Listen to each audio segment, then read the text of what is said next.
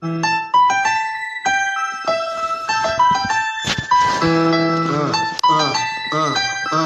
Democrats don't speak for me. Speak for me. Speak for me. Republicans can't speak for me. Speak for me. Speak for me. A bitch ass nigga can't speak for me. Speak for me. Speak for me. You coon ass niggas can't speak for me. Speak for me. Speak for me. Listen here, this is a fact of life. I be rapping like Nat Turner came back to life. Grab Donald Trump by the pussy, he ain't acting right. I never run from a conflict, I be glad to fight. It's a very cold world that we live in. Somebody please tell Elizabeth you're not an Indian. You just trying to con them people to get the benefit. Just another immigrant, stealing from the Indians. That's some punk ass shit and that's too lame. Now we finna step over to Andrew Yang. And you a sucker, you can never speak for black folks. Fake ass pandering, trying to get the black vote. The Democrats don't speak for me. Speak for me. Speak for me. Republicans can't speak for me. Speak for me. Speak for me. A bitch ass nigga can't speak for me. Speak for me. Speak for me. You coon ass niggas can't speak for me. Speak for me. Speak for me. You know your boy be high off sativa. Kamala wasn't popping, so we said bye, Felicia. She ain't had a right policy. We ain't trying to meet her. Y'all can take Biden too. Bye. We don't need her. We don't need Roland Martin or that coon Al Sharpton. Didn't need Cory Booker from the start, man. I don't fuck with police and no snitch. You know I'm coming with the heat when I spit it. The Democrats don't speak for me. Speak for me. Speak for me. Republicans can't speak for me. Speak for me. Speak for me. A bitch ass nigga can't speak for me. Speak for me. Speak for me. You coon ass niggas can't speak for me. Speak for me. Speak for me. If you ever go to court and this is your luck, try not to get fucked by Benjamin Crump. I know it's hard. You and all go is hard. But who the fuck is Amy Cloak? Put her picture up on the bullseye and start throwing darts. People cut our organs out our bodies, that's a stolen heart. They can't save us from the flood like Noah's Ark. Black lives always matter, we finna go for ours. So then we savages, we don't need to pot the piss. Mike Bloomberg can suck dick with that stop and frisk, bitch. You ain't speaking for us, we don't know you. Bernie Sanders, they get your funky ass on too. The Democrats don't speak for me. Speak for me. Speak for me. Republicans can't speak for me. Speak for me. Speak for me. A bitch ass nigga can't speak for me. Speak for me. Speak for me. You coon ass niggas can't speak for me. Speak for me. Speak for me.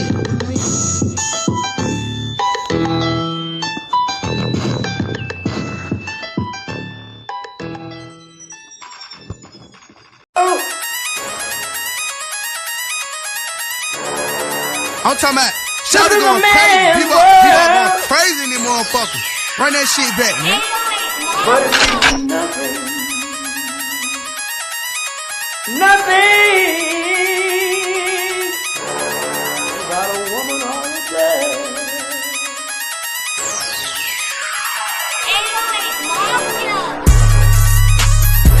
Man made the car.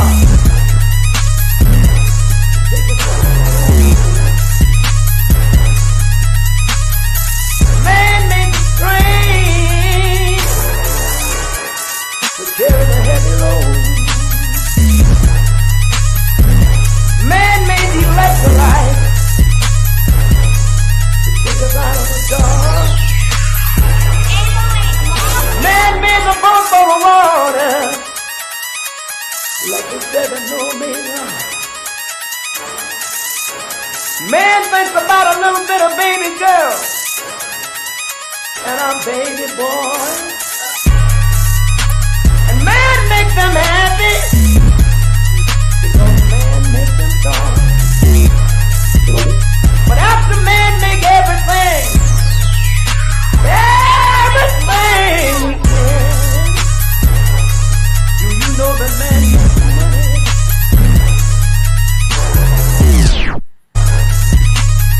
To buy from other men.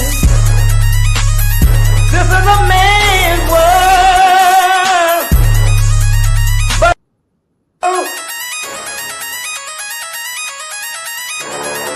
I'm talking about shout it going crazy. People going crazy in these motherfuckers.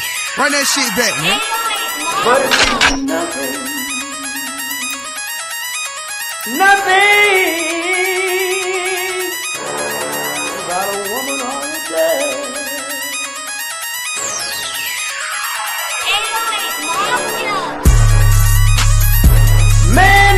car.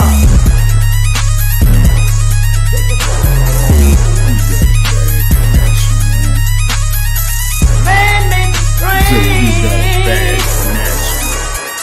to carry the heavy load. Man made the electrolyte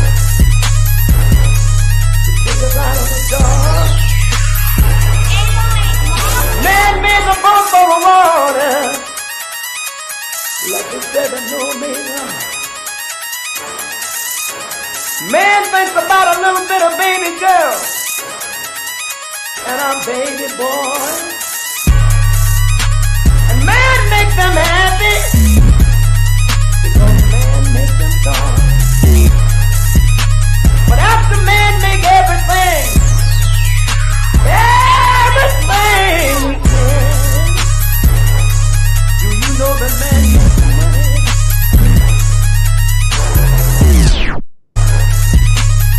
To buy from other men. This is a man's world. But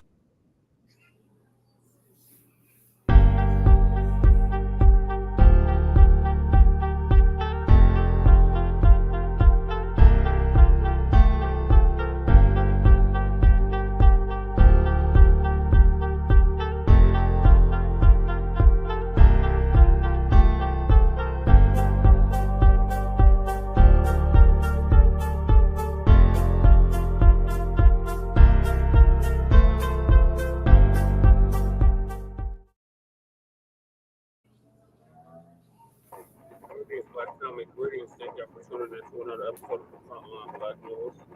I'm your host, Brotha, and this is season 4, episode 40, part 2 or part news of the Frontline Black News. And we will be discussing several things tonight. Like you said, it's Steve or other hosts, so we will be joined with our West Coast correspondent, Shabaka Santori. Shabaka's about to spin some hands. Greetings, Shabaka, from the Mile in a legal migrant flooded city. Yeah, welcome from Sin City out here in the middle of the desert. You know what I'm saying? Oh, so the topics are, Shabaka, message. Yeah. The Motherland, Shabaka, meaning our people. African brother calls out those who leave Africa but wave their flags in whatever land they are currently occupying outside of their homeland. And then has Pan-Africanism completely failed? I think it has. Then we got media tries to redefine meaning of Daniel Penny effect. Fuck Daniel Penny. You get no argument from me about that, Shabaka, at all. Biden breaks record in massive clemency move. Sparks eight. We briefly covered that last night, but there was so much stuff going on. I don't know if we was really able to encapsulate what it was that we were going over. And then we got Joe Biden commutes 37 inmate sentences. So on his way out, he wants to appear to do some good with his old sleepy dementia. Should have long passed his time self. But leave Dylann Roof's sentence unchanged. Then we got Vivek passed this pissed us off white America. The lazy culture holding us back. And who does this fucking lady think she is? Teamsters president goes off, exposing the Kamala Harris campaign. Okay, I'm just taking some notes right here. So those are the topics tonight. Make sure y'all like and subscribe to Frontline Black News. We had a drastic boost in the amount of subscribers, Shabaka, so that's good news. No, that's great news. Great news.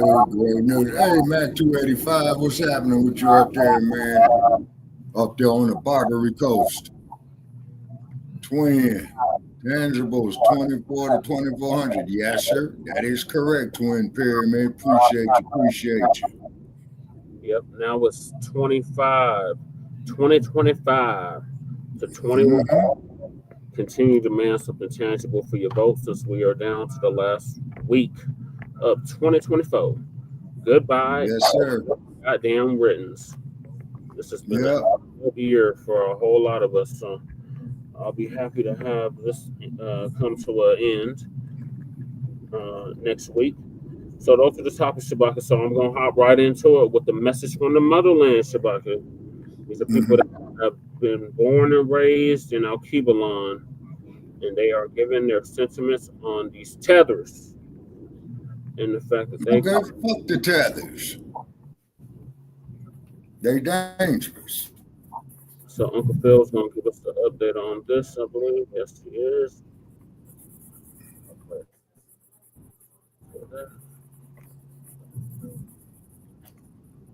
Running a little late today than normal. I was actually at the brake shop. I was getting my brake pads changed and oil changed. And could you freeze it took a little longer than I expected, Chet, right? Because but that's okay. Looking that's okay. at something here. I'll tell you a lot about ChatGPT. ChatGPT. Okay. First place, fuck ChatGPT.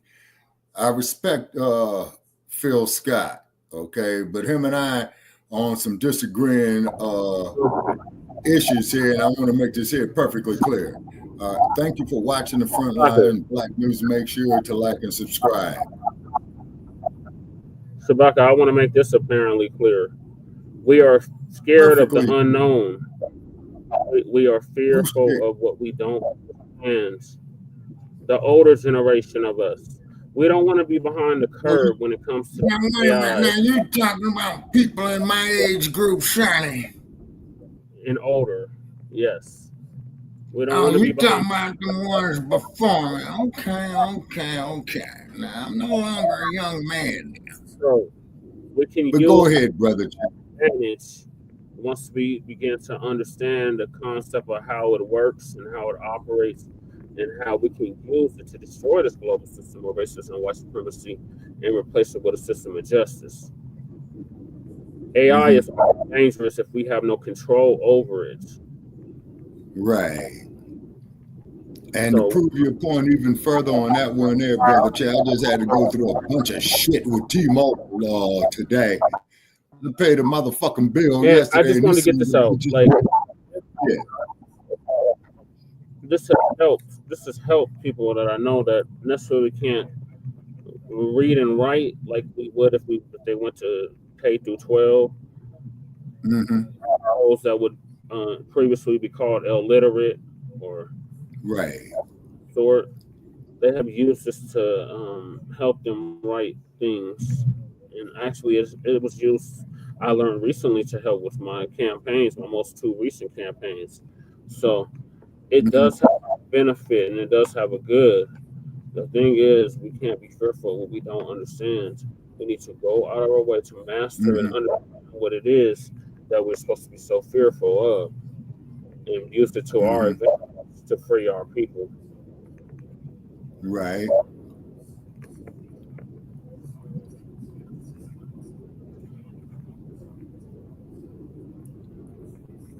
So it has a benefit, Shabaka. I just wanted to get that out. It's not all bad. What happened to your avatar? What happened? It's gone? I still have my... Yeah. I don't know what's going on. Oh, well, I'll go on screen. What's up, y'all? Okay, yeah, there you are.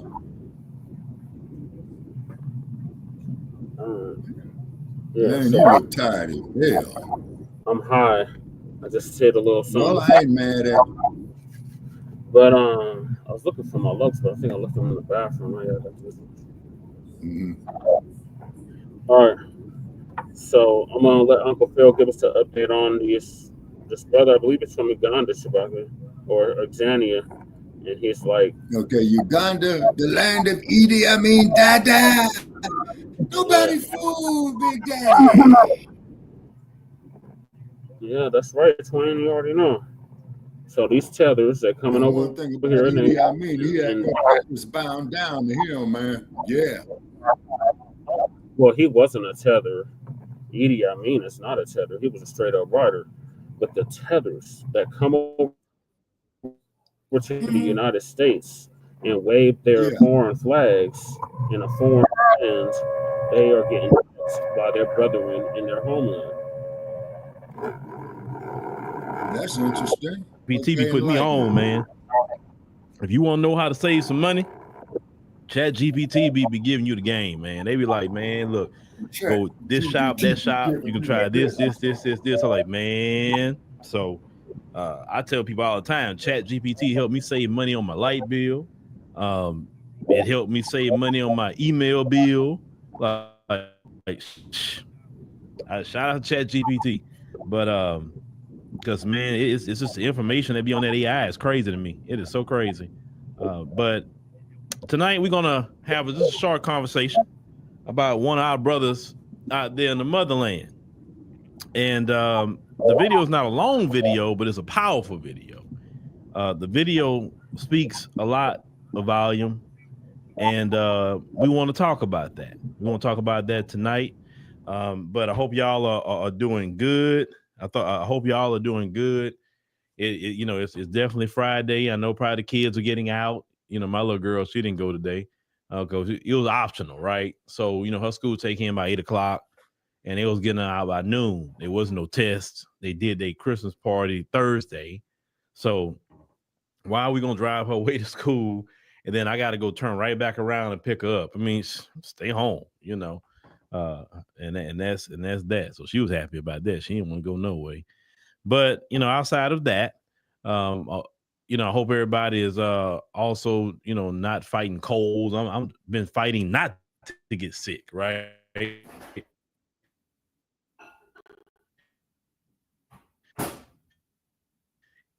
And my throat been sore and all of that. But, the way my mama raised me, she said, the moment you feel a little tickle in your throat, and because no hospital bill.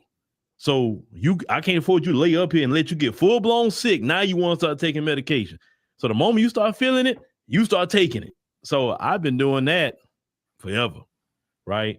So if you do full blown get it, it's not as bad versus if you just didn't take nothing at all and it just kind of come on you, right? So shout out to mama for that. Shout out to mama. Shout out to her.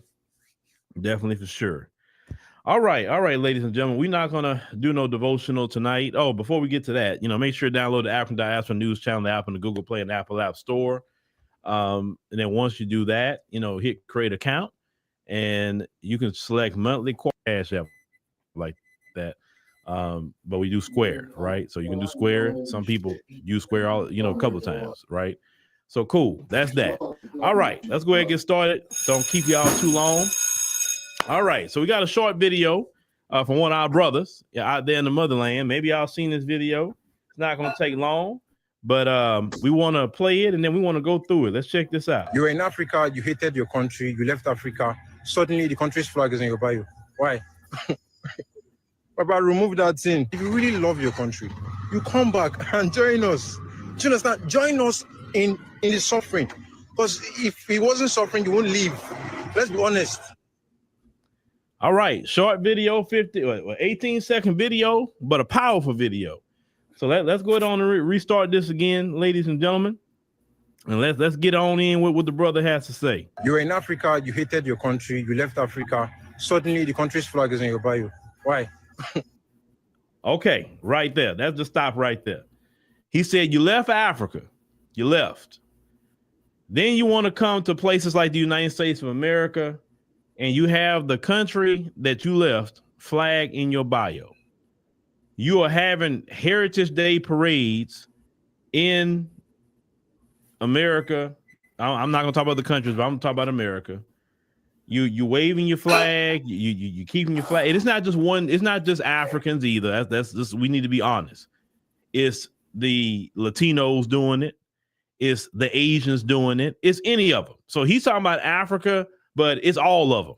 So we got to be just honest on that.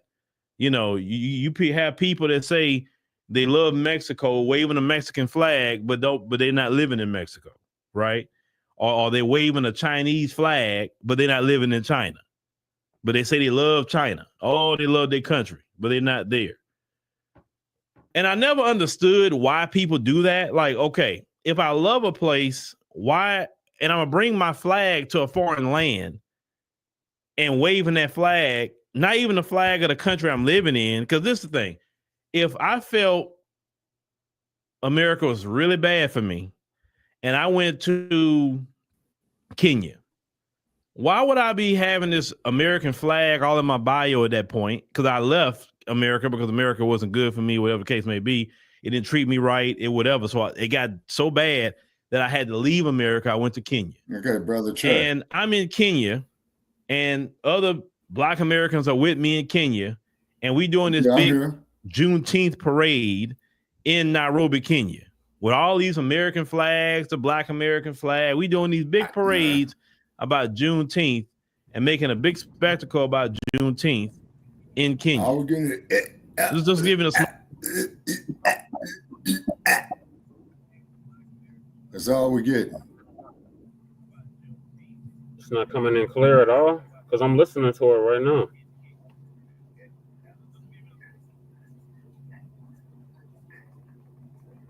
You saying the video's not? That's weird. They kicked you out too, Shabaka.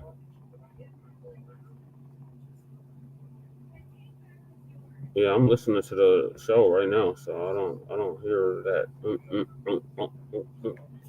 I don't hear none of that, Shabaka, so I don't know what it is. It might be on your end.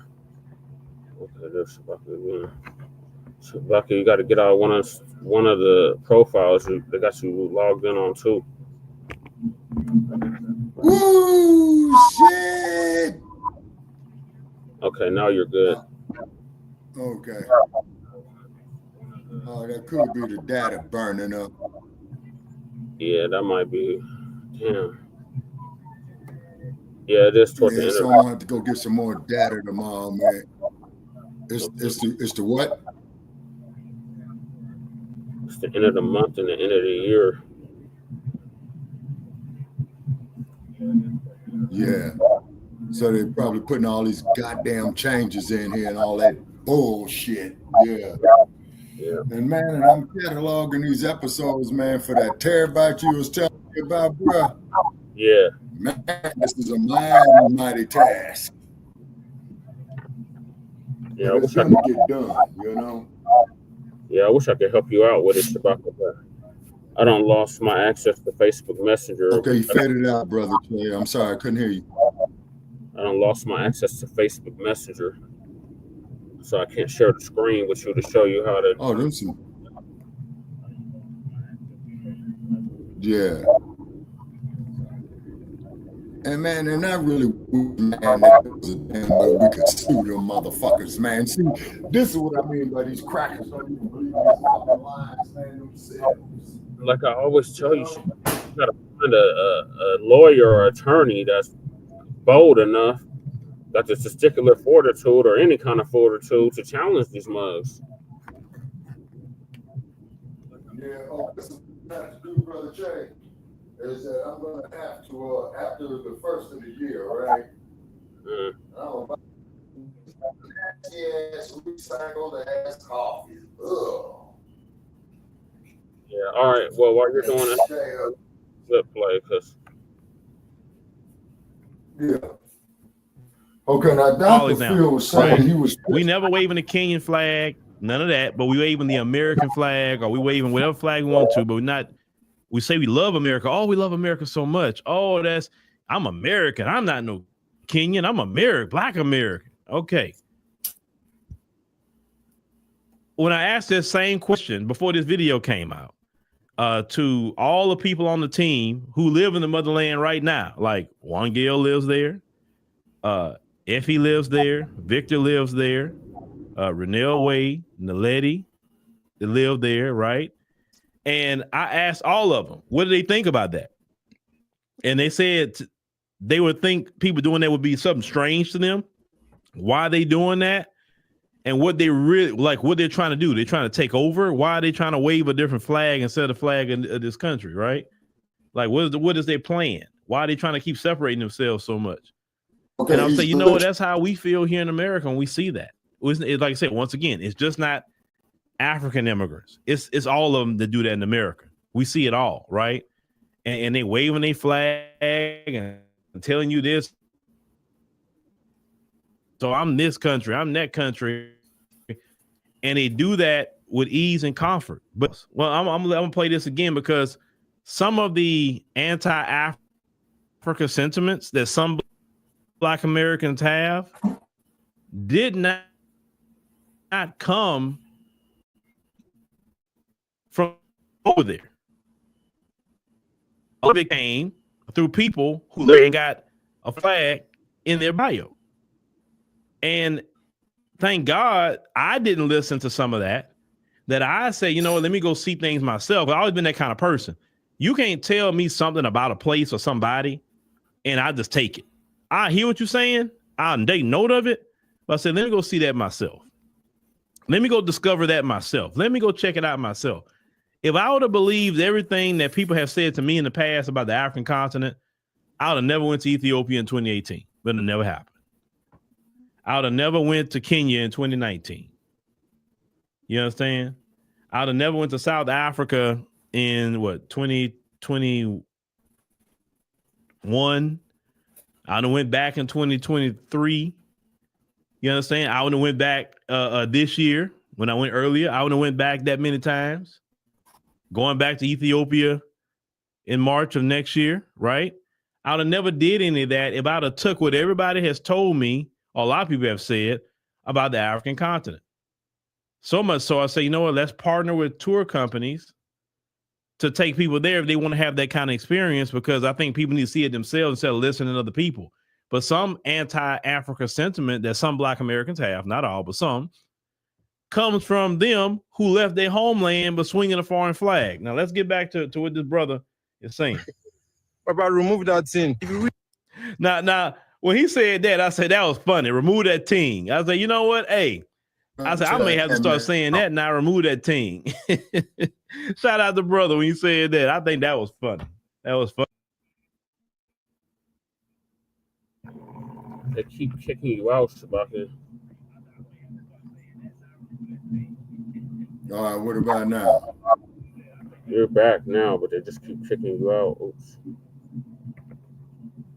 I wonder why. They don't want this message to get out. It's obvious, Shabaka. They shadow banned Tariq earlier. That's exactly why they're doing this shit. This shit is, this shit is pre-programmed, but there was a couple of things Shabaka, that I want to comment on. We're not alone in the shadow ban. We're not alone with it. Like they literally shadow banned Tariq tonight. They didn't get none of his notifications out. I didn't get one notification from him. And I found that kind of odd. Or Professor Blacc too. Well, we next. Oh, Shabaka, we've been on the list. That's why we're not really concerned about our numbers growing like that. Like if we really were, we would have had 1,000, 2,000 people subscribe. No, we're not for everybody. We for those that's on codified and of the lineage. Mm-hmm. We'll see by the check. Okay. All right. During my generation, man, okay, they didn't dig the idea of Black militancy and Pan-Africanism. So what they did was that they systemically, and it took them a matter of time to do it. And I think that they was waiting for the generations after my generations, okay, to dummy down the generations. We all one big nigga. We all in the struggle together. We got strength in numbers. We're going to beat this beast with all the numbers that we have. And then generations later, we found out that's not working because everybody they allowing over here is not on that same mind state. It's sabotage.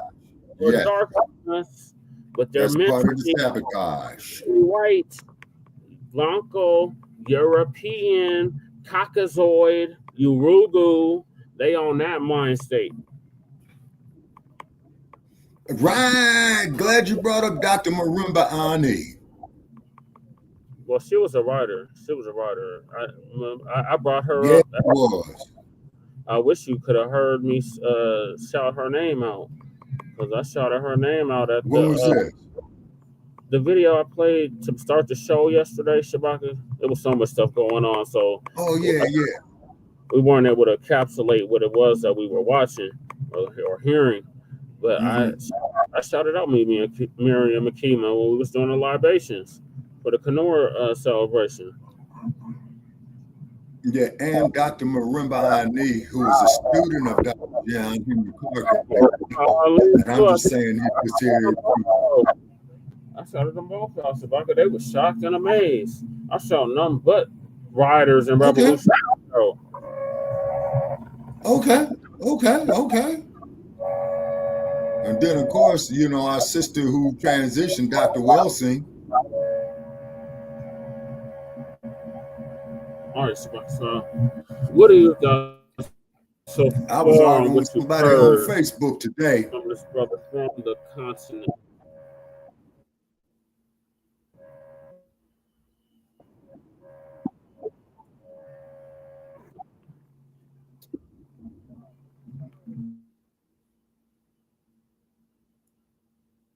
On Facebook.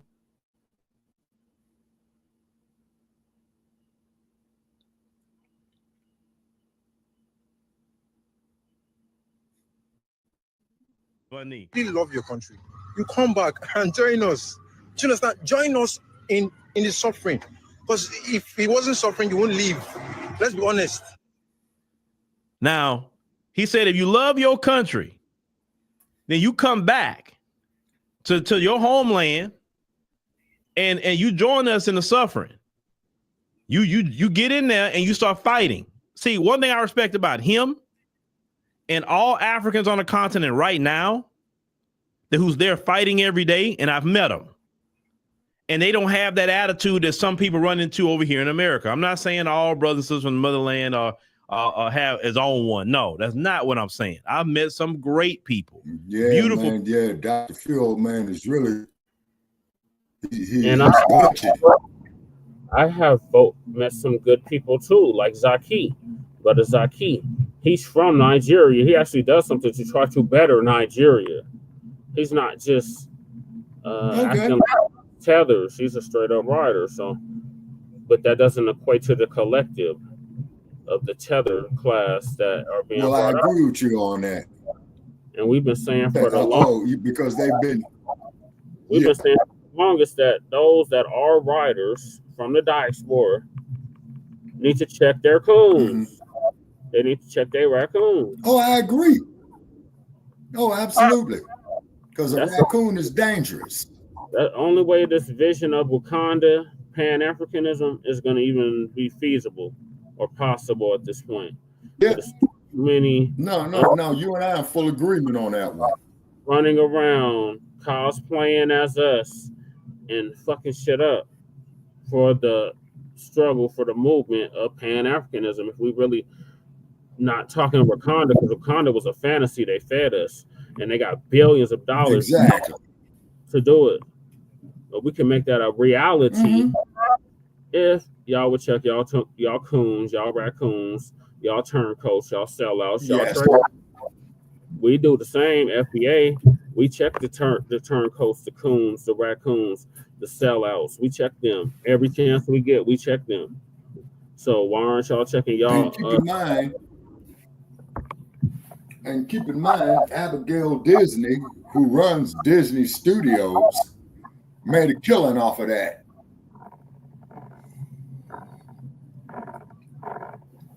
We didn't, but she did. And I appreciated the movie Black Panther. Yeah, but when it rolls down. Of course, you know, shout out to the memory of Chadwick Boseman for playing King T'Challa. Yeah, R.I.P. to him. But for all intents and purposes, it's a fantasy, Shabaka. It's not reality. It's not currently. It can be. You're right. And then to prove your point even further, as you know, Ryan Coogler, who directed Black Panther, man, was from Oakland. So quite naturally, of course, all over Oakland, you said this is Wakanda. So they changed Wakanda in Oakland to Okanda, home of the real Black Panther. Correct, Shabaka, but Oakland is in a disarray. Oakland ain't the same Oakland of the 60s and 70s. It's not like that. It's open season on us. Yeah, Oakland is blighted. And then that crooked ass mayor that had Shang Tao, you know, they booked her ass. They recalled the district attorney of Alameda County. Mm-hmm. Yeah, it's definitely blighted. Man, this is some nasty ass coffee. Damn. Got to get you a Keurig, Shabaka. Yeah. They lowered the price on them. No, I got a blender. I just ran out of water because I put like purified water in it because I don't put tap water in it. No. Yeah, I do my best to limit my tap water exposure as well. I got Brotha fishes. And by the way, when y'all gonna give us some more fresh water for the Colorado River, man, so we can keep stealing your water? We about to cut y'all off. Y'all about to be cut off.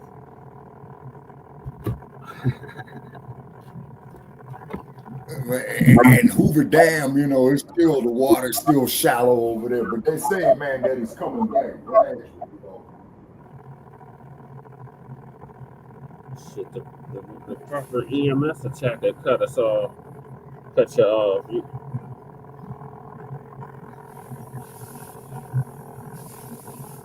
There's only 3 power grids in this country. Yeah, Elon Musk is trying to get control of all of them. Yep, he will succeed in it because there don't seem to be nobody. Yeah, twin. Yeah, Oakland is gentrified as hell. I know. I've seen it.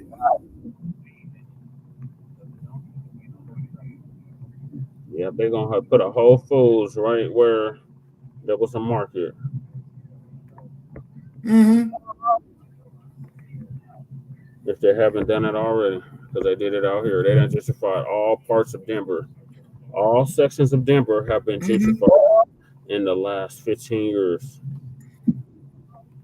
Yeah, that's about right. Mm-hmm. Because they plan for the future. They don't plan for tomorrow. Yeah.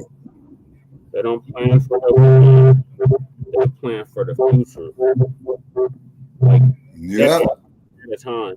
Oh, that old phenol bastard just bucket, Shabaka.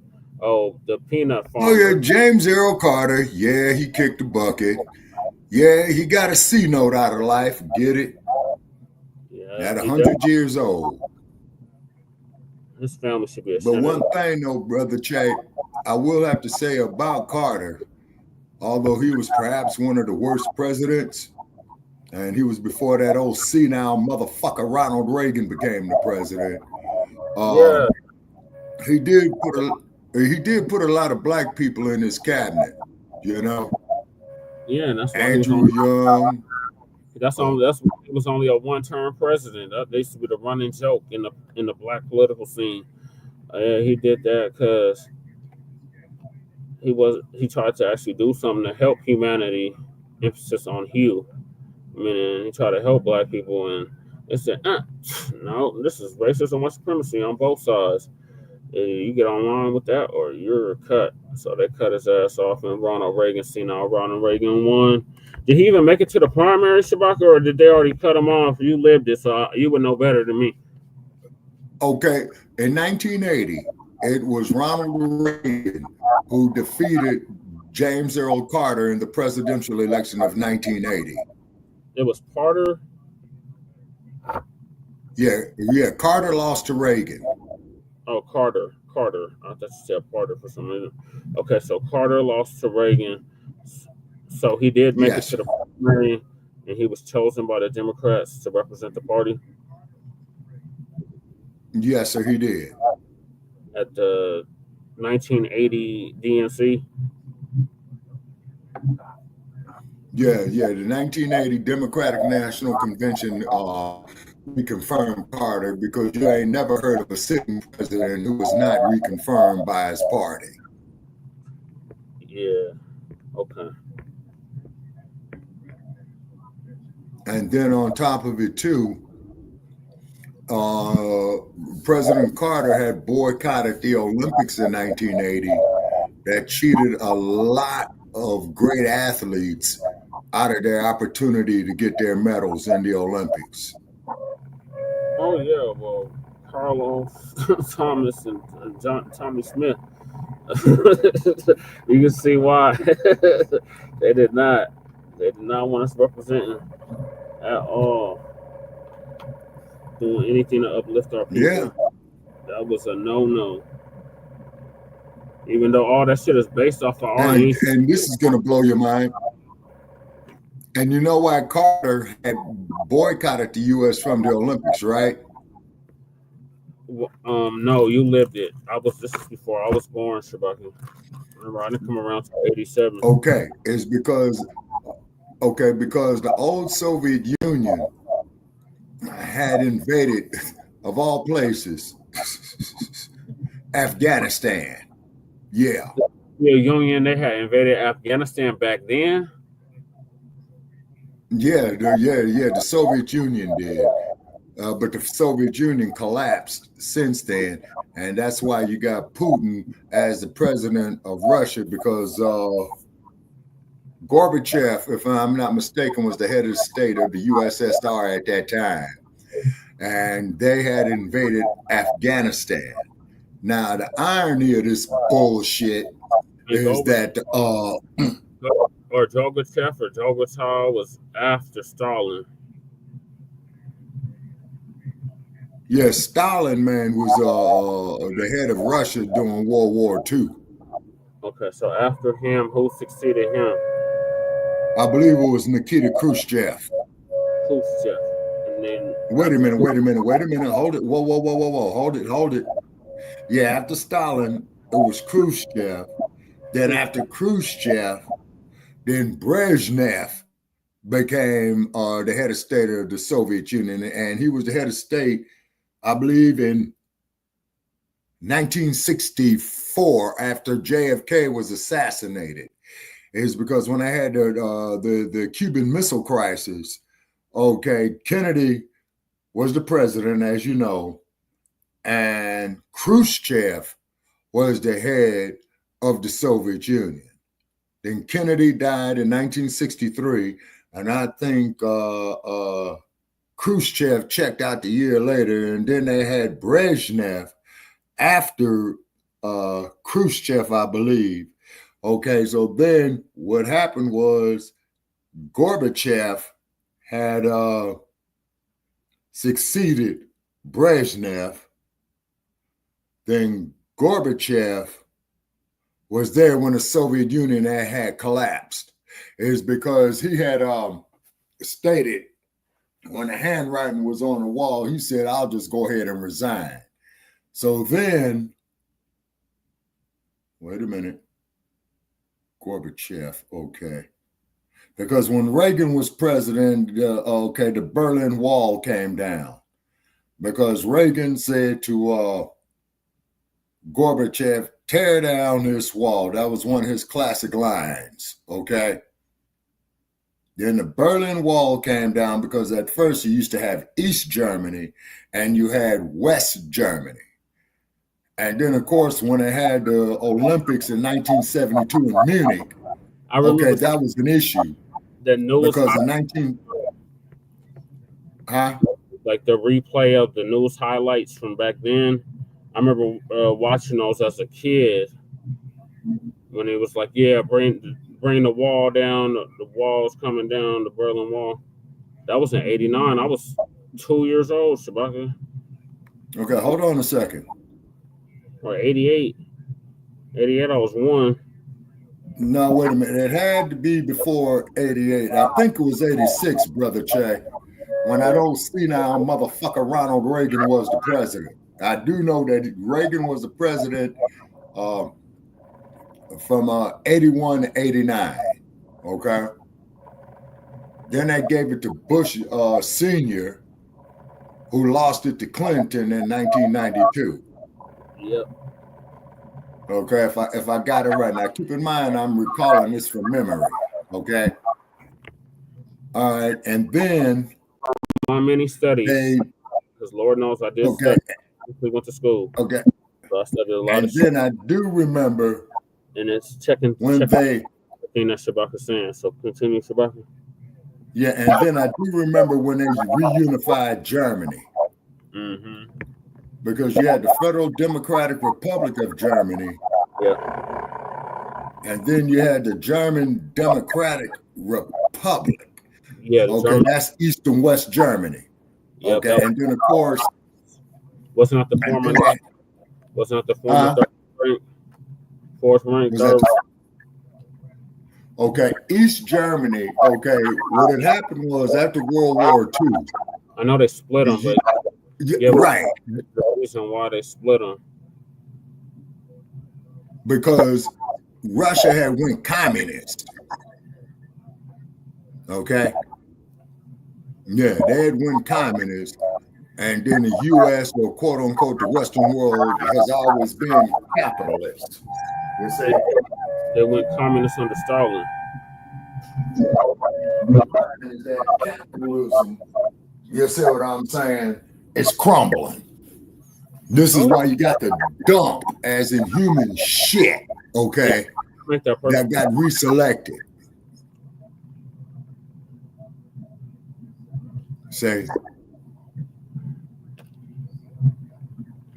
and now, in my opinion, this is the perfect opportunity, okay, for us to have a major influx of Black business and self-sufficiency for ourselves, because you could best believe is that they're gonna get all these goddamn house niggas to sit up there and say, well, as an American boss, I don't want nothing for myself, bow, you bow, bow, I gotta be with you, bow.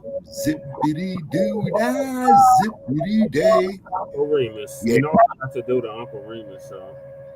Yeah. We got modern day Uncle Remuses that have to be accordingly. But, yeah. Was that your final thoughts on what the brother was saying on here, or should I let the clip continue? Yeah, let the clip continue because I'm trying to understand where Uncle Phil is coming from on this, because I missed a few things of what he was saying. Okay, did you hear all what the brother was saying, or do you need to rewind it? Okay, rewind it so I can get a clear understanding, so I'll know what I'm talking about. Okay, so I think you heard the first part of what he said. Did you hear the first part of what he said? Yeah, because the only thing I got is that he was saying something about waving American flags, and that's all I got of African flags. No, he was saying, initially Uncle Phil was saying, you come into a foreign land, but you waving your homeland flag in a foreign land. And he was using the United States for example. But you ain't doing nothing. Well, the United States waves this goddamn flags in foreign lands, so why can't, Africans wave their flags here? Because they ain't doing nothing to build their homeland currently. That's what this brother's saying. Well, okay, but what is happening is, as you and I both know, you see all that there's neo-colonialism. No, Shabaka, that's just mugs thinking that they better than us coming to the country that we built. Like it or not, Shabaka, we built this country, and we have yet to be compensated for it. Coming over to our country, their country is third world. They live in hand to mouth, literally. But waving us. Okay, Brother Che. With the homeless population in the United States of America, you don't think that's some third world shit? Shabaka. I mean, come on, man. We both been there. Shabaka, but you never been there. But you had never been to Africa, though. Huh? It's a whole. No, I had relatives who went there, but this was in the mid-70s, though. Who physically have not set foot on the Alkebulan continent. No, I've had relatives that done it, but me personally, I have not. But I've had relatives that done it. What I'm saying, Shabaka, you had relatives, but you physically haven't been there, so you have no idea what the poverty looks like in those countries in comparison to. Well, okay, well, based on that reasoning right there, Brother Che, I would have to say that you're correct because I have not seen it for myself yet. You see? And I haven't set foot there either. I know people that have, but I physically haven't set foot there. So, yeah, like our brother Moray. From what Moray and others have told me over the years that have gone over there and actually seen it for themselves, they said out of their own mouth in so many words, it's FBA versus everyone. It's freedmen versus everyone. Because you get to come over from the Motherland and act like they're better than us. And waving that's my offer. Flaunting their flags in front of us, talking about how much they love their homeland, but they ain't even doing nothing to help their homeland. It's one thing if you have a homeland and you're going back to rebuild your homeland. It's a whole nother thing that you're coming over to a whole nother country just to eat off the people that built the country and telling you how much better than them you are. Well, like I said, you brought back a memory, and I've said this here before. Up there at the Berkeley BART station that you're familiar with, okay, off of Telegraph and Shattuck, okay, and I told you this here, and I'm just saying this here for the sake of our first-time listeners, is that I see a brother there with copper bracelets, okay, and he's bending the copper bracelets. And I've done research, man, is that copper can pull away inflammation from swollen joints, arthritis, okay? So a white boy opens up his fucking mouth and butts in our conversation, and I simply told the white boy, I says, man, this is a conversation between one African and another one. I really don't see how this here concerns you. And the white boy, you could see his face turn red, and he got mad, not so much of what I said, but of the concept of what I was talking about, I think was the basis of his anger. Now, if he would have said, well, sir, you're an American like me, then I would say, motherfucker, come out with my goddamn reparations money if we so much of Americans. Well, man, I don't owe you nothing. Now get the fuck up out my face. See, now that's just my viewpoint. Well, that's just me. That's also my viewpoint. We have nothing to discuss, Caucasoid. Cut the goddamn check. When are we going to the bank? Right. And then when I was on the UCLA campus, I was speaking, because I think I was doing voter registration or some shit like that, Brother Che. So anyway, with these white folks, and there's this sister from Nigeria. And I asked her, is she from Nigeria? She said, yeah, how did you know? And I says, are you Igbo or are you, wait a minute, Yoruba? She stated to me as that she was Yoruba. There's like 5 different tribes, and we got to address the tribalism, Shabaka. That's why there is no Pan-Africanism on the continent itself. They're not even united. Oh, I agree with you on that. Okay, hold on, Brother Che. I agree with you on that, but the element that keeps the division amongst them is, in fact, neo-colonialism. There's no unity.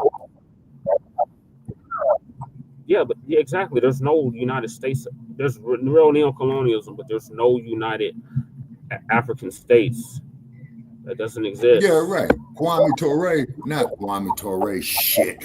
I mean, Kwame and Nkrumah wanted to set up the United States of Africa, but they sabotaged him.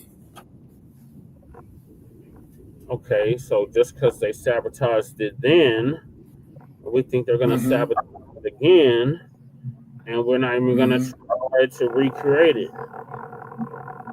Well, the only thing I could say on that there, Brother Che, as that's the work of your generation, because I'm on my way out just off the law of biophysics. But to get the actual liberation, like what President Mugabe did down there in Zimbabwe, it took him like 25, 30 years. Well, for them to gentrify the hood, it took them about 20, 35 years. Mm-hmm. See, I always remember, Brother Chaz, you already know. See, the Caucasoid does all that shit, long-range planning. Like this shit you got with this internet and stuff like this, and the dump regime coming in with their agenda. See, they wrote this agenda, man, 25, 30 years ago. See, and we had discussed that when Tricky was still the president, and then Henry Kissinger was up there with him, his Secretary of State. Wait a minute. Kissinger was the Secretary of State in one cabinet of Nixon, but he switched to be the National Security Advisor in the other one. And I'm trying to remember which is which. I think he was the National Security Advisor in the first Tricky regime. Then he became the Secretary of State in the second Tricky regime. And then, of course, it all collapsed in 1974 when he says, ladies and gentlemen, as of 12 o'clock tomorrow, I will no longer be your president. You no longer have Richard Nixon to kick around anymore. Yeah, that bullshit. Yeah, old Tricky. Yep. Old Tricky. Yep. And then Gerald Ford is the only president who is not elected vice president or president. Understand? So I'm going to have to research the tail end of 1973. That was the height of the gas crisis, you know. It's goodbye, Uncle Tom, then, Shabaka. We're going to research the height of 1973, because I believe that movie came out in 73. This is 71, okay. 72, or 73. Okay. The most accurate depiction to date of what our ancestors had to endure in the hells of this country and building of this country. Mm-hmm. So it's heavy. So Shabaka, you got to finish it. So I'm gonna sir. So you can hear what the brother said. That's currently on the Motherland. Okay. All right. When he said that, I said that was funny. Remove that ting. I said, you know what? Hey, I said I may have to start saying that and I remove that ting. Shout out to brother when he said that. I think that was funny. That was funny. You love your country. You come back and join us. Do you understand? Join us in the suffering. Because if he wasn't suffering, you won't leave. Let's be honest.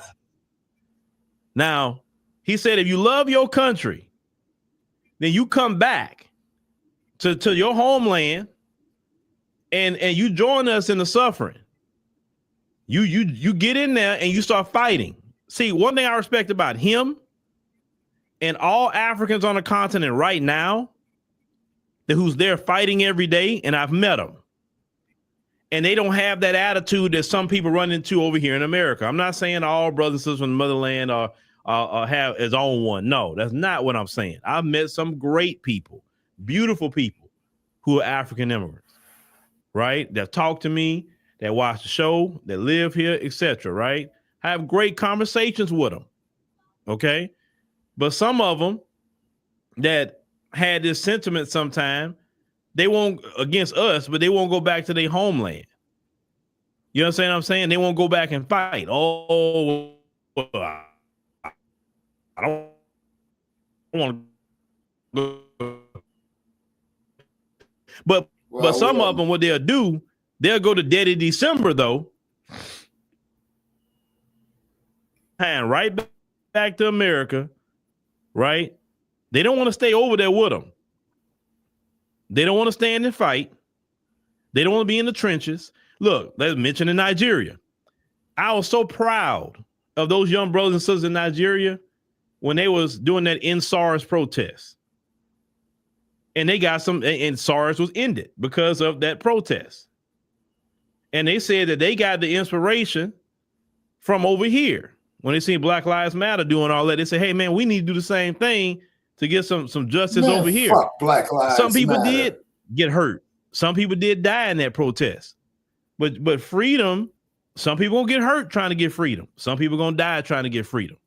We know that as Black Americans. If anybody should have left anywhere, it should have been us. They've given us 10 million reasons why we should have left this place and went somewhere. But we stood and fought right here in America. We fought through everything these people threw at us. They threw literally the kitchen sink at Black Americans.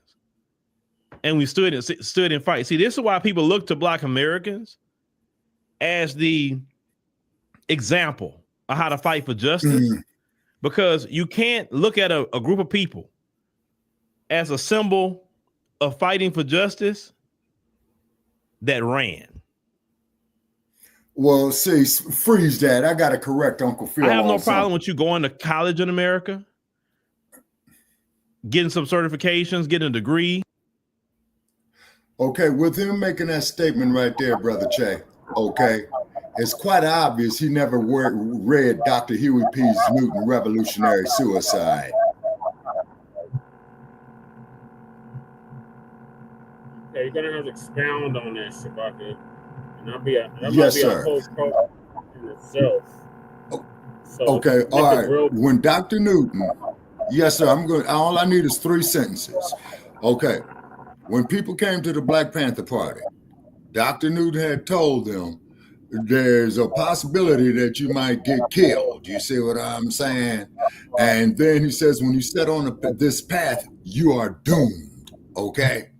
So there's a revolutionary suicide. And as you know, a lot of the Black Panthers did die. Yeah. See, they did die. That's all I wanted to say. But did that spirit die? Yes and no. Okay. With your generation, the spirit kept on. But what had happened was when these guys were in there, like Matulu Shakur, the Queen Mother, Newton himself, Seal, then I'm trying to remember the other brothers.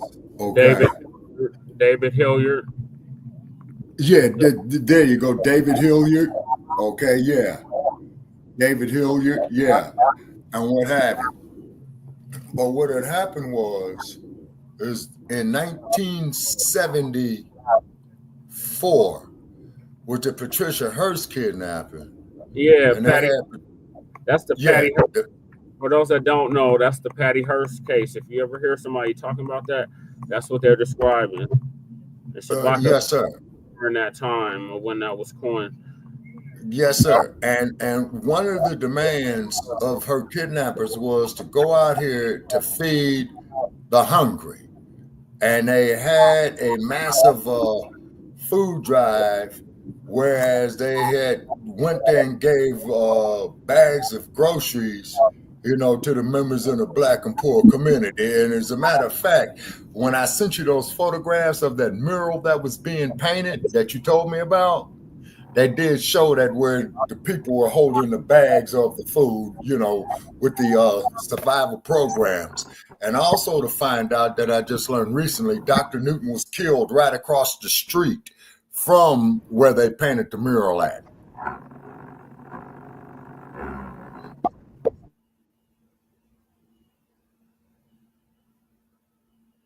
Yeah, so much respect to his family, and of course, our hearts go out to them. You see, but Newton did say in the 1960s that once you start on this path, there ain't no turning back, and you must realize that you are doomed. You see, okay. But any of us, a lot of our people stepped.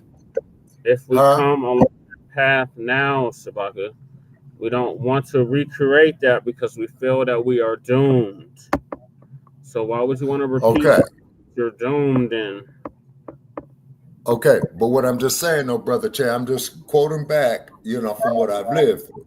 Now, me personally, my personal opinion is that we need to build up our own goddamn businesses, okay, number one. to hire our own first. And then when these integrationists want to come up here, the OTBs, oh man, we want to people like Dr. John Henry Clark said, when they come in, their purpose is not to help it, it is to tear it down from within. And Dr. Clark was right about that. I mean, look at this shit that you're seeing today. Look at a classic example of it is the rap industry. White boys want to get up here and rap. They don't know nothing about art of rhythm and poetry. White boy goes up there and tells a brother on a video that I saw, well, you all said, so I'm going to say the word nigga to bam! Right cross Medi. And the brother didn't say nothing. He just stood there while the other brother was talking to him. And as soon as said that NGR term, man, that brother put together a right cross quicker than Muhammad Ali. That was in the early 2000s. A lot has changed since then. A lot of pastors have been given. This one, Brother Che. This one, Brother Che, was like about within the last couple of years, sir. Oh, the one that I'm thinking of, Sabaka, where that happened, it was in the early 2000s. Like that, we did not play that shit in the 90s, 80s, 90s. Sabaka saying the 70s, the 60s, we did not play that mess. No, sir, we didn't. We didn't. But what had happened was, though, too, is that all these, the buck winching, as they call it, was happening in the late 60s. A lot of sisters was getting upset with brothers behind that. Now, what you have now is the exact opposite, the Candace Owens bed winch syndrome. And I was arguing with a person on Facebook today who I'm getting ready to unfriend, where she puts this photo up of this sister, of this bed winch with this white man, talking about, what did they say? Is that they married and they got a great future together. And if he was broke, they'd have great poverty together. Okay, so this is nothing more than prostitution. I'm not a trick, and I want to make that perfectly clear. Or at least I try not to be. You know what I'm saying?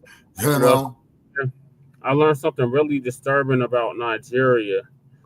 Are you viewers aware that the age of consent in Nigeria is only 11 or 12 years old? Okay, now how old is the man that they married? I've seen upwards of 10 plus years older. That's borderline. Yeah, twin. Yeah. But from what I understand and on my research that I've done, a lot of the nations in Africa without imaginary borderlines, it was that nation's custom, because see, I don't look at us as tribes on the motherland. The tribe is the European. He comes from a fucking tribe. The nasty motherfucker didn't know how to wash his nasty, funky, stinking ass. He thought that washing his ass was a sin. That is a tribe. But some of them knew how. The church outlawed it. They made it illegal. Funky ass. Okay, but Brother Che, you're right. Now, keep in mind, what's the first thing that they did it in the North and South America? They did it on the continent of Cuba line.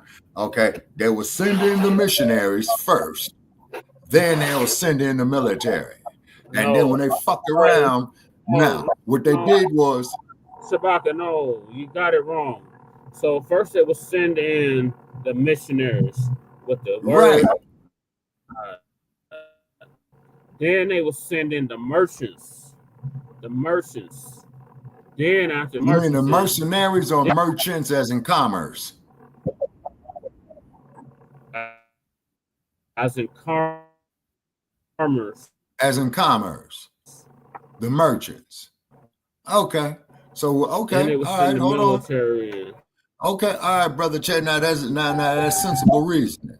Okay, it's because they will send in the merchants to flip the economy for their benefit.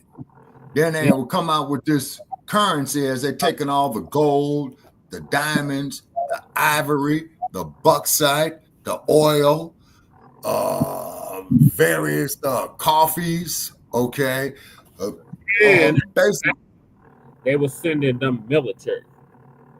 right. They'll send in the military. Okay, so when you had crews like the Mau Mau and Kenya come up, that's when they put her in the military. Just like down there in Angola, when Her Majesty had told that motherfucker from Portugal, motherfucker, you want to care to repeat that I'm a colony of who? And for 50 years, to the rest of her life, the Queen and Nzinga defended her land for her people. It was a shame, though. She was such a small minority of those that actually did fight back. Okay, but she gave a lot of inspiration. Now, let me see what else. Then, of course, you do know about the Zulu Empire. Okay, well, the last king of the Zulu Empire was Setwau, who was Shaka's great nephew. Okay, so you saw both videos, Shabaka. I think I rewinded and let me rewind to hear it again. Okay. Yeah, that part right there is where we left off at. Oh, but a powerful video. So let's go ahead on and restart this again, ladies and gentlemen. And let's get on in with what the brother has to say. You were in Africa, you hated your country, you left Africa. Suddenly the country's flag is in your bio. Why? Okay, right there. That's the stop right there. He said you left Africa. You left. Then you want to come to places like the United States of America, and you have the country that you left flag in your bio. You are having Heritage Day parades in America. I'm not going to talk about the countries, but I'm going to talk about America. You waving your flag, you keeping your flag. It's not just one. It's not just Africans either. That's just, we need to be honest. It's the Latinos doing it. It's the Asians doing it. It's any of them. So he's talking about Africa, but it's all of them. So we got to be just honest on that. You know, you have people that say they love Mexico, waving a Mexican flag, but they're not living in Mexico, right? Or they waving a Chinese flag, but they're not living in China. But they say they love China. Oh, they love their country, but they're not there. And I never understood why people do that. Like, okay, if I love a place, why? And I'm gonna bring my flag to a foreign land and waving that flag, not even the flag of the country I'm living in. Because this is the thing: if I felt America was really bad for me, and I went to Kenya, why would I be having this American flag all in my bio at that point? Because I left America because America wasn't good for me, whatever the case may be. It didn't treat me right, whatever. So it got so bad that I had to leave America. I went to Kenya. And I'm in Kenya, and other Black Americans are with me in Kenya, and we doing this big Juneteenth parade in Nairobi, Kenya, with all these American flags, the Black American flag. We doing these big parades about Juneteenth and making a big spectacle about Juneteenth in Kenya. Just giving a small example, right? We never waving the Kenyan flag, none of that, but we waving the American flag, or we waving whatever flag we want to, but we say we love America. Oh, we love America so much. Oh, I'm American. I'm not no Kenyan. I'm American, Black American. Okay. When I asked this same question before this video came out, to all the people on the team who live in the motherland right now, like Juan Gale lives there, Effie lives there, Victor lives there, Renelle Way, Naledi, they live there, right? And I asked all of them, what do they think about that? And they said they would think people doing that would be something strange to them. Why are they doing that? And what they really like, what they're trying to do. They're trying to take over. Why are they trying to wave a different flag instead of the flag of this country, right? Like, what is their plan? Why are they trying to keep separating themselves? I use the flag of this country, Uncle Phil. And I'll say, you know what? That's how we feel here in America when we see that. That's like what I use that flag for.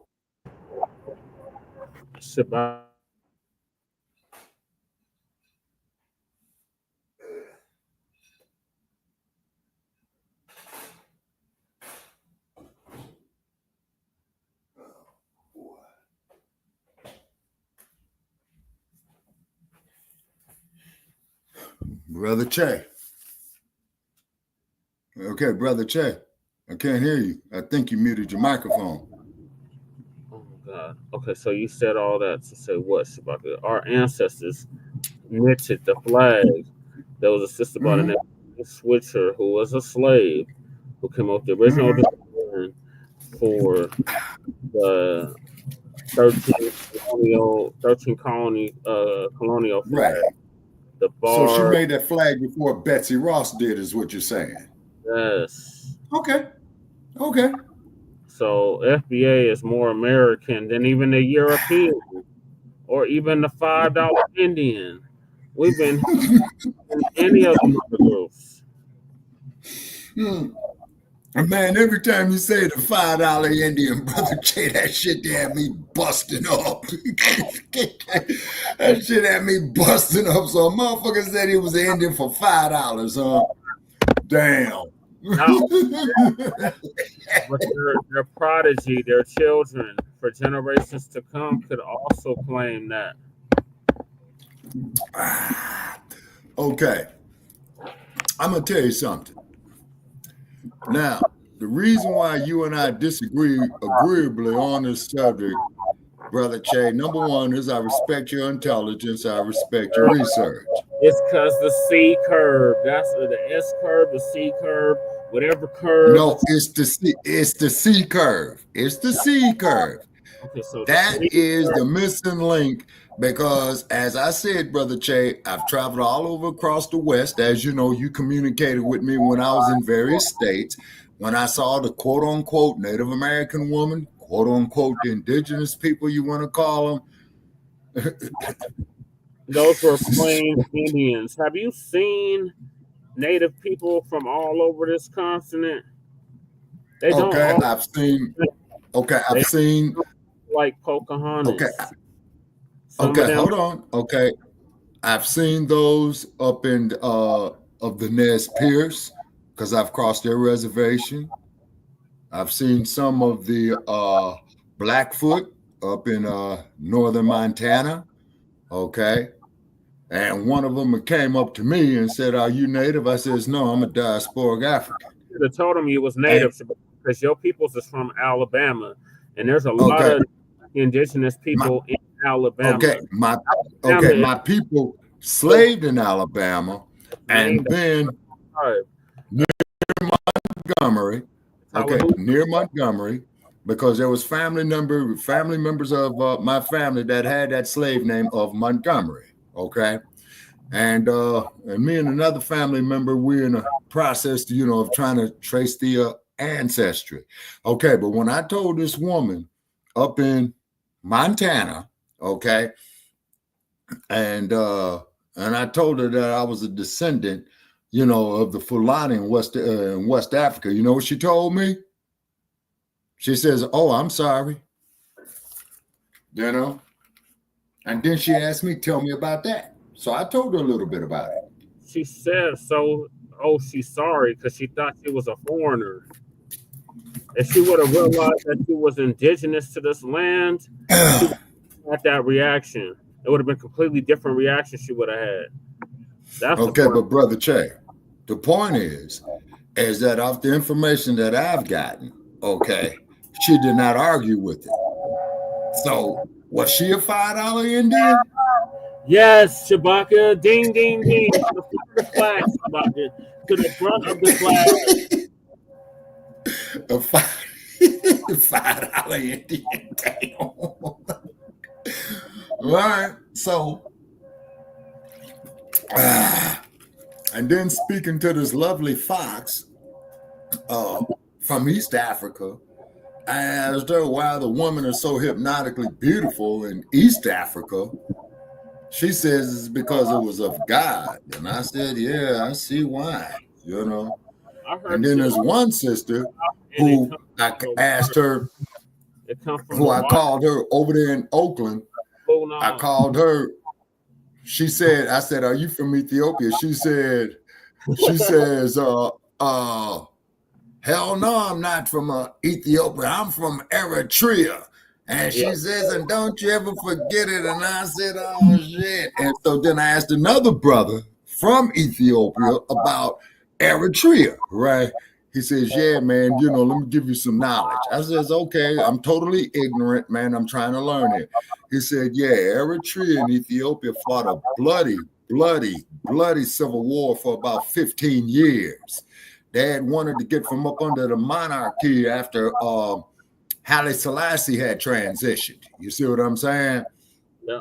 I said, oh. And I said, oh, okay. So the thing that goes through my mind is I just wonder how much George W. Bush had his hand off in that. I'm sorry, George H.W. Bush, who had his hand off in that, because under the tricky regime, George H.W. Bush was the head of the CIA. Yeah. So he had his hand in it. You already answered your own questions about it. You just don't know the amount of help he had in on it.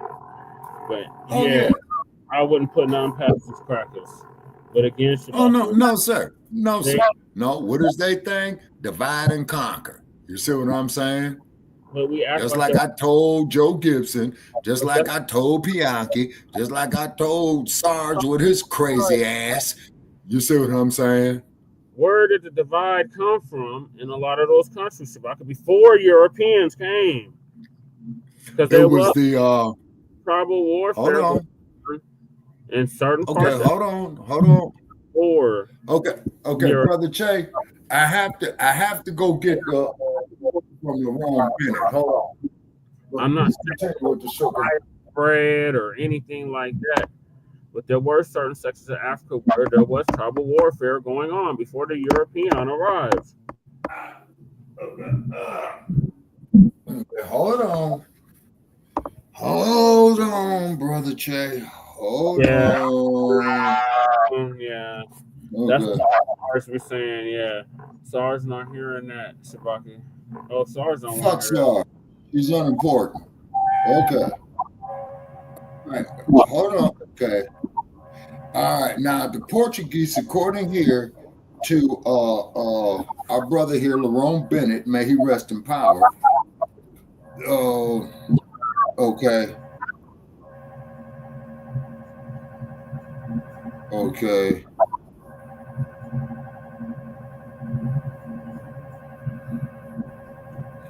Okay. Once again, okay, now this here proves your point. Once again, Brother Che, you had these goddamn tethers. The fucking tethers. Yep. They're the tethers who aided the Swedes, Danes, Prussians, Dutch, and French.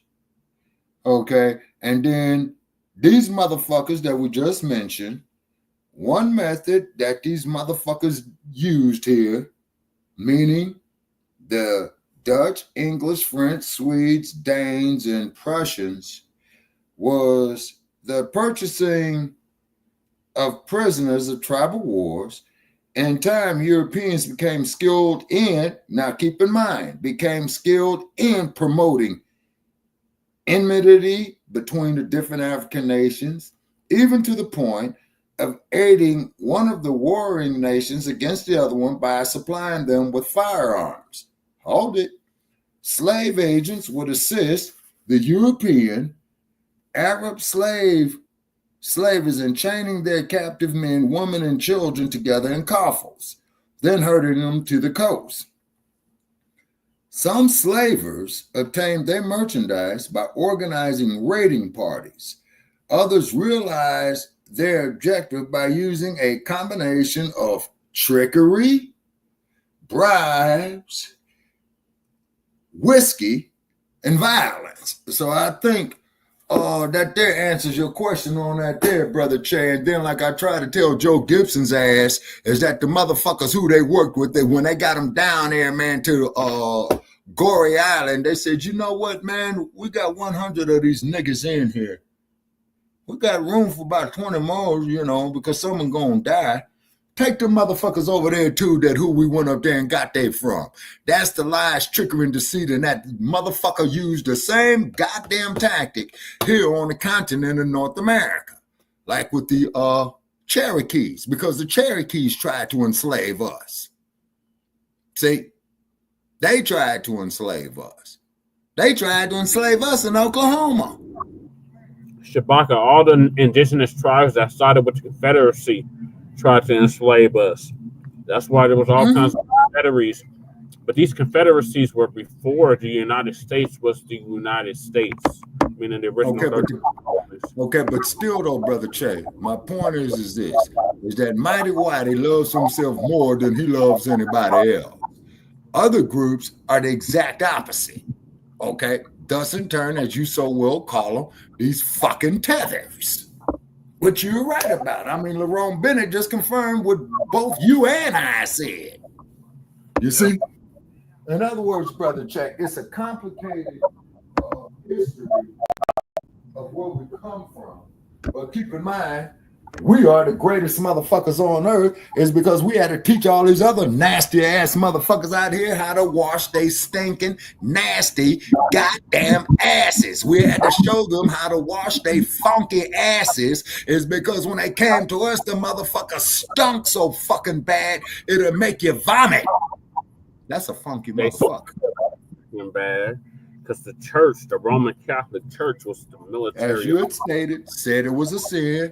Okay, so they doctrine that it was a sin to wash your funky, stinking, nasty, funky, disease-infested ass. Yeah, black women they have given the concept of feminine hygiene. Them coming over here to explore us. Our ancestors that were already here.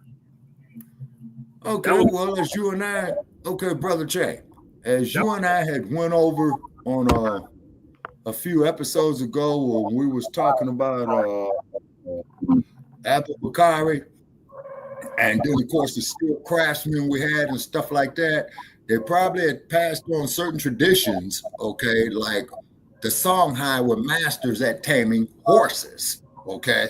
So you had some of the Songhai that was brought here that would tame the horses because the slave master in Texas had some Songhai slaves and he would always go to his slaves for them to tame the horse. And how I learned this was in a movie called Skin Game with James Garner and Luke Gossett, made 1971. And James Garner and Luke Gossett was running this con game. And then it caught up with him because they took Lou Gossett's black ass and put him in real slavery because he was out there running that bullshit with him. But the white boy, he wasn't pounded. He wasn't hit with a whip and what have you. So therefore, Lou Gossett in his role as a slave, you know, the master's telling him, go feed these other niggas in a barn. And then Lou Gossett came across him and they had ceremonial scarification. And so Lou Gossett had asked one of the house niggas there who was there. And the slave that Lou Gossett was telling him after the slave master started whooping his black ass, right? He had said, they are of the Songhai. And the master bought them because they know how to tame the wild horses. And they showed a scene where they were taming the wild horses out of the Songhai Empire. And this is what I tried to tell that stupid motherfucker Sarge, but he didn't want to listen. You know Sarge, man. Sarge, fuck you. And I muted his ass out. You know how we do it. You know what I mean? But here's the thing about it. Horses. What percentage of the amount of people that were displaced from Africa during the transatlantic slave trade actually belonged to that Songhai Empire and landed in what is now the United States of America? I would have to say quite a few, Brother Chase, because if you got a map of Africa with you, go to, no, shit. Hold on, Brother Chase. Let me see if they got the map. In Lerone Bennett. And I recommend any and everybody, when you get a chance, read Lerone Bennett. Okay. Damn, they ain't got the map, Brother Che. Oh, fuck. Okay, well, anyway, the Empire, man. Remember, I studied map. I got the map in my head. I study maps. I used to make maps. Okay, all right. So I know what. Okay, go there. Okay, go up there to Egypt. Okay, go up there to Kemet. All right. Okay, go up to Kemet.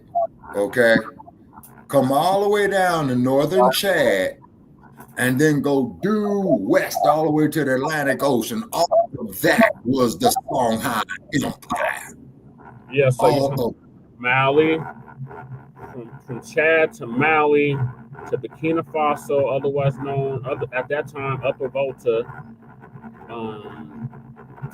Mauritania, yep, West Saharan, yeah, the Western Sahara, West Saharan. Okay, wait a minute. Algeria, and then what is now Algeria. What is now Algeria, right? Morocco, right? And I'm missing one. I want to say the Central African Republic. No, that's Central Africa. No, the Central African Republic is right next to Burkina Faso. Okay, then I would be in that region too. So Burkina Faso, Central African Republic. It was something else then, Shabaka. I want to say it was Lower Volta or something European. Yeah, see, I would need so what I'm going to do, Brother Che, when I come across a map of Africa, man, I'm going to draw it out for you and send it to you on the screenshot. No, I have it in my head, Shabaka. I'm describing what Mali Empire would look like currently. Mm-hmm. And then keep in mind, Libya's and then with these self-hatred Negroes like Sarge and Bianchi, okay, they will sit up there, man. I know the history too. You're not the only one that's schooled in African thought and African history. The mount under the Songhai was the Asante. Okay, wait a minute. And the Dahomey. Okay, there's something about Dahomey. That's where the Mali, you always say it correctly, Shabaka. The army T'Challa had in Black Panther. The Medjala or something. What is it called? The Dura Mujale? The Dura Mujale, yeah.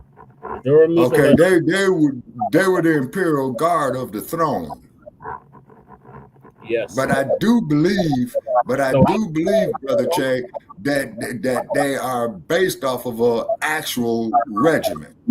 The Dahomey Empire was run by women warriors. Mm-hmm. Mm-hmm. That's right. what that's until them based and off. Then them stinking ass Portuguese came there. You see what I mean? See, the problem with Hollywood, Brother Che, is this. We give the white America too much credit with the Hollywood filmmaking industry of making movies about Africa. I mean, they want to show you shit like Tarzan. In fact, they had a TV series in the late 1960s called Tarzan, right? They sure did. And they had on there some of the well-known actors and actresses that were known today when they were coming up. James Earl Jones was one of them.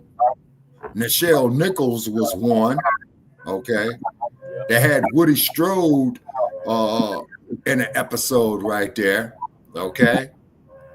Then they had Rite of Passage.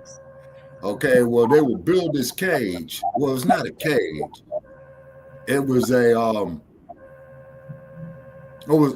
don't want to use the word gauntlet either, but let's say it's similar to a gauntlet.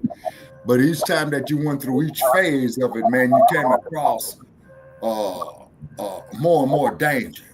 And then the last test was, man, that you had to get past this damn snake.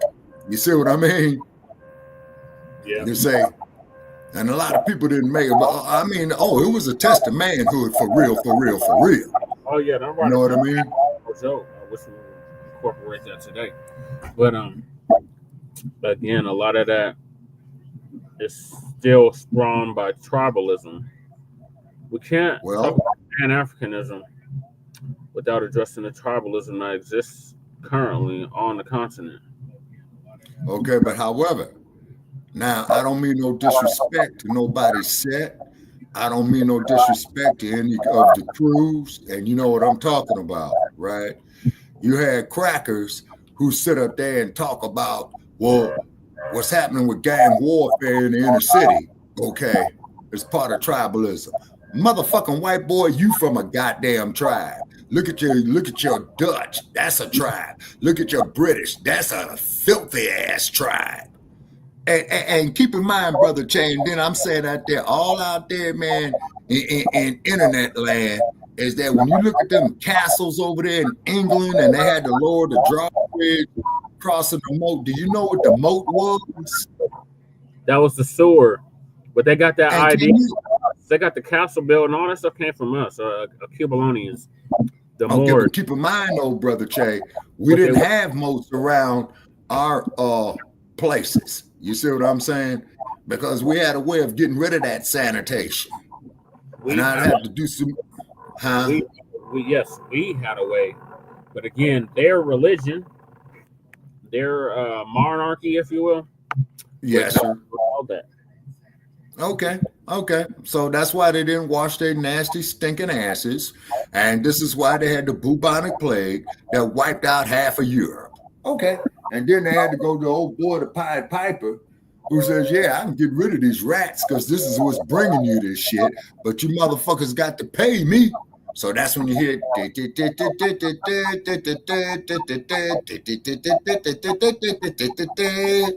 Shabaka. Morris trivia real quick. What is the significance of 1492? Okay, from what I understand about 1492, Columbus sailed the ocean blue. And Columbus was a filthy, nasty, unbathed motherfucker, and Columbus was a drunk. Outside of that, Shabaka, what was the significance? Enlighten me. The significance of 1492, Black family, is the Europeans, because there was kingdoms. Spain was full of kingdoms. There were several Irish kingdoms that fell. And the last Granada fell in 1492. And that phrase that we get, whose streets are streets, was them. Shout, that was their war cry for us getting out of Spain, meaning the Moors. Okay, the Crusades. It took them 3 crusades to get rid of the Moors. Correct. So that was the significance of 1492. Okay. Yeah, because the Moors did rule Southern Europe for 700 years. Yes. Yes, from 711, which is why we have Old Thank Heaven for 711. Because in 1711, the Moors went to what is now Southern Europe, Spain, Portugal, France, Italy, Austria, Hungary, Croatia, Slovakia, Slovakia, Romania, all the way up to Germany, all the way up to Netherlands, all the way up. Oh, excuse me. They got past that. But the Dutch. Remember, Hannibal took the elephants over the Alps, so they got than that. But they controlled Southern Europe for 800 years, Black family. Okay, and then when Hannibal, had went up there and told his generals and said, yeah, man, we're going through Switzerland to cross the Alps to go crush these stinking, nasty-ass motherfuckers in Rome. And they said, and one of his colonels said to the general, that's impossible. But you know what General Hannibal said? General Hannibal said, motherfucker, get the goddamn elephants, watch. And he didn't shut down Julius Caesar. He shut down Octavius Caesar. Yep. See? And then that movie they called Gladiator 2, I'm not spending that 5 goddamn cents on it. Right. They deleted that scene though, Shabaka, but still, I feel you. Fuck Hollywood. They deleted that scene of Denzel kissing the man, supposedly giving him the kiss of death. Sir, Brother Chad, you know, and I know, okay. Oh, and now shit not tolerated on our ancestral land. So that's that Hollywood bullshit. Now he wants to be an ordained minister. Yeah. He became an ordained minister. And then, of course, you know, Denzel's daughter is no disrespect to you, Mr. Washington, but your daughter likes woman and claims some 6 feet white woman, quote unquote, as her wife. Man, Hollywood really fucked this up as a people. I'm so damn glad I'm coming away from Los Angeles with that bullshit. I don't know what to do. And you have the talent to do it, Shabaka. Yeah. The talent to do what? Do Hollywood. Like, you make really good impersonations. You can actually sing. Like, you have talent, Shabaka. Well, only thing I know about that is this. When I was 18 years old, I'm walking down HB, Hollywood Boulevard, right? Down the same street where I did the video. Do you still have that video? I sent it to you. Access it right. No, but just as long as you have it, man, because I had to switch phones, man, and that video is not in the new phone. Okay, but once again, it's just not. Okay, but once again, I'm walking down H Street. Dude said, "Hey man, you want to be an extra? How much you pay me?" Well, we're not paying you nothing. We'll give you exposure, man. Fuck you. So you know what these dirty motherfuckers have done now? Yes. Is that when they do an exterior scene, right? They put up a great big ass sign, damn near the size of a billboard that says that if you pass this point right here, we're filming and you giving them permission for us to take your photograph. Meaning, they ain't got to pay you shit.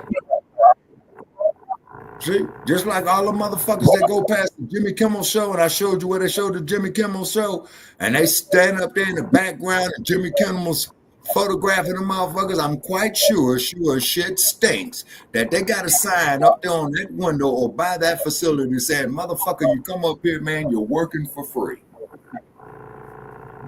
Mm-hmm. Yeah, I seen a whole homeless camp just right next to him. Mm-hmm.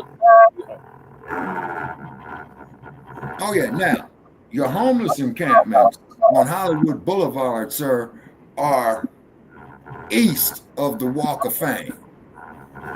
See, because LAPD ain't gonna let the motherfucker sit up there, man, up there in Hollywood. That's one of their landmarks.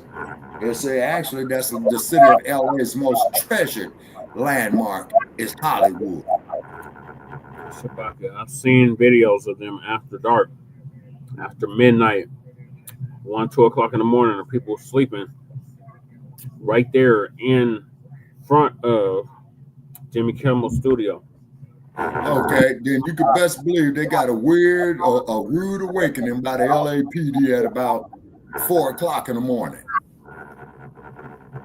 Yeah. Yeah.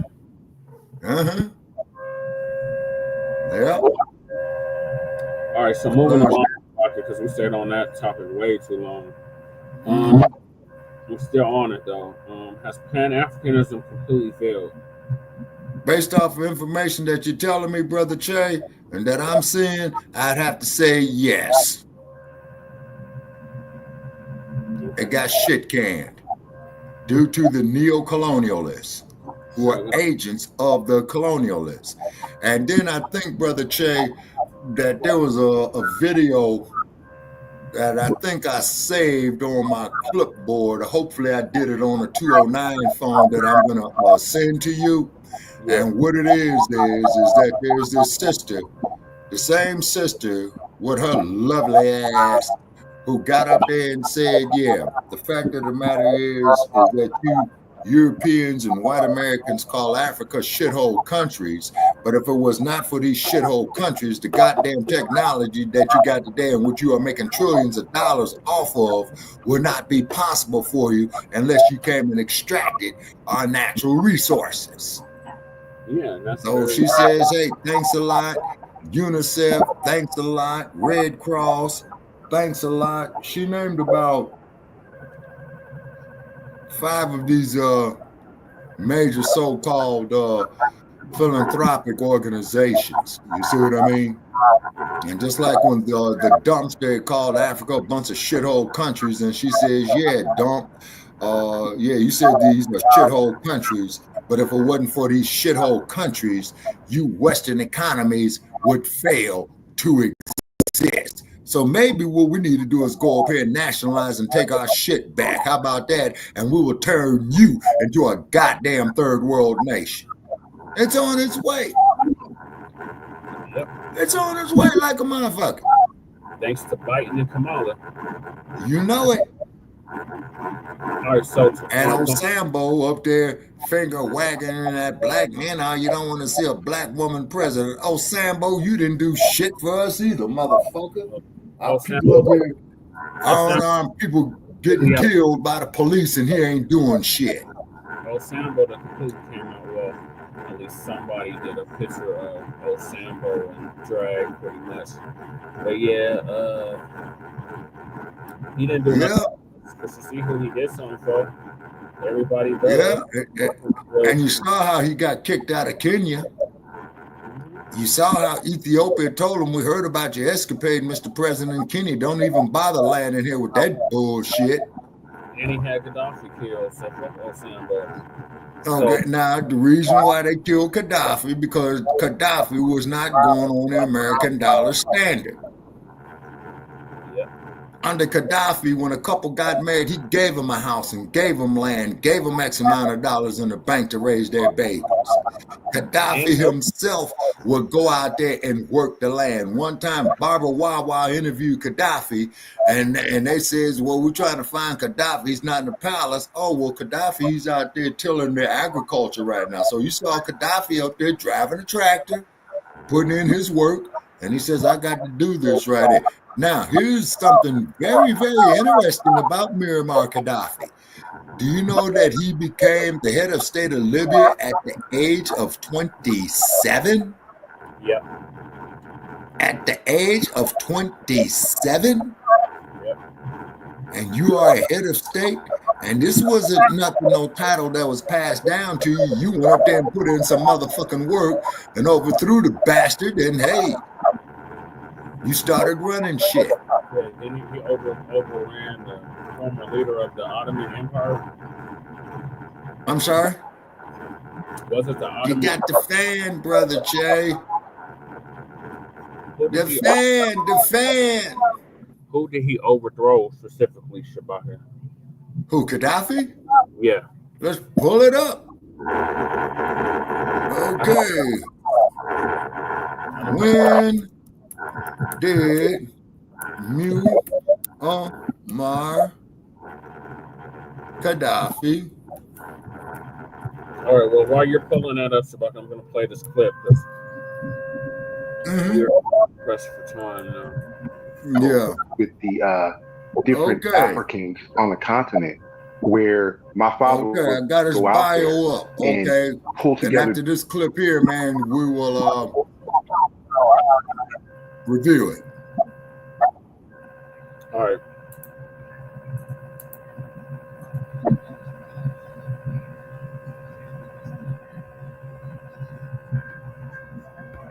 Different resources to facilitate our own diamond situations, gold, other commodity things.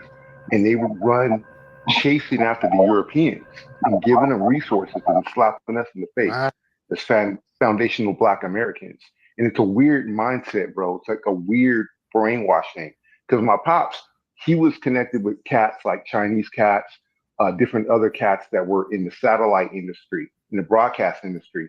That's the point that you're bringing up earlier. Because, you know, my father, as I mentioned last time, who was producer of Rap Mania. He produced an album on Nina Simone, and I've done work with him in the studio and connected with Motown and different things growing up and hip hop and the whole shot. Nina very Simone. similar to a lot of your different walks. Mississippi, like a balance between what's happening in the community, along with being more aware.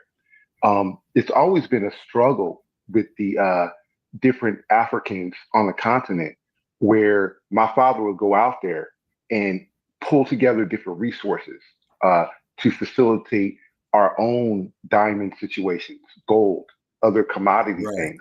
And they would run chasing after the Europeans and giving them resources and slapping us in the face as foundational Black Americans. And it's a weird mindset, bro. It's like a weird brainwashing. Because my pops, he was connected with cats like Chinese cats, different other cats that were in the satellite industry, in the broadcast industry. That's how he was able to facilitate Rap Mania being broadcasted via satellite from the East and West Coast. Never done before, back in the early 90s. However, when he tried to... I'm a foundational Black American, descendant of American child slavery freedmen. My ancestors built this country. We have yet to be compensated. I have not set foot in Africa. I have had intentions on setting foot in Africa. I've been wanting to go to Africa since I was 5 years old. But for all intents and purposes, I'm a foundational Black American, descendant of American child slavery freedmen.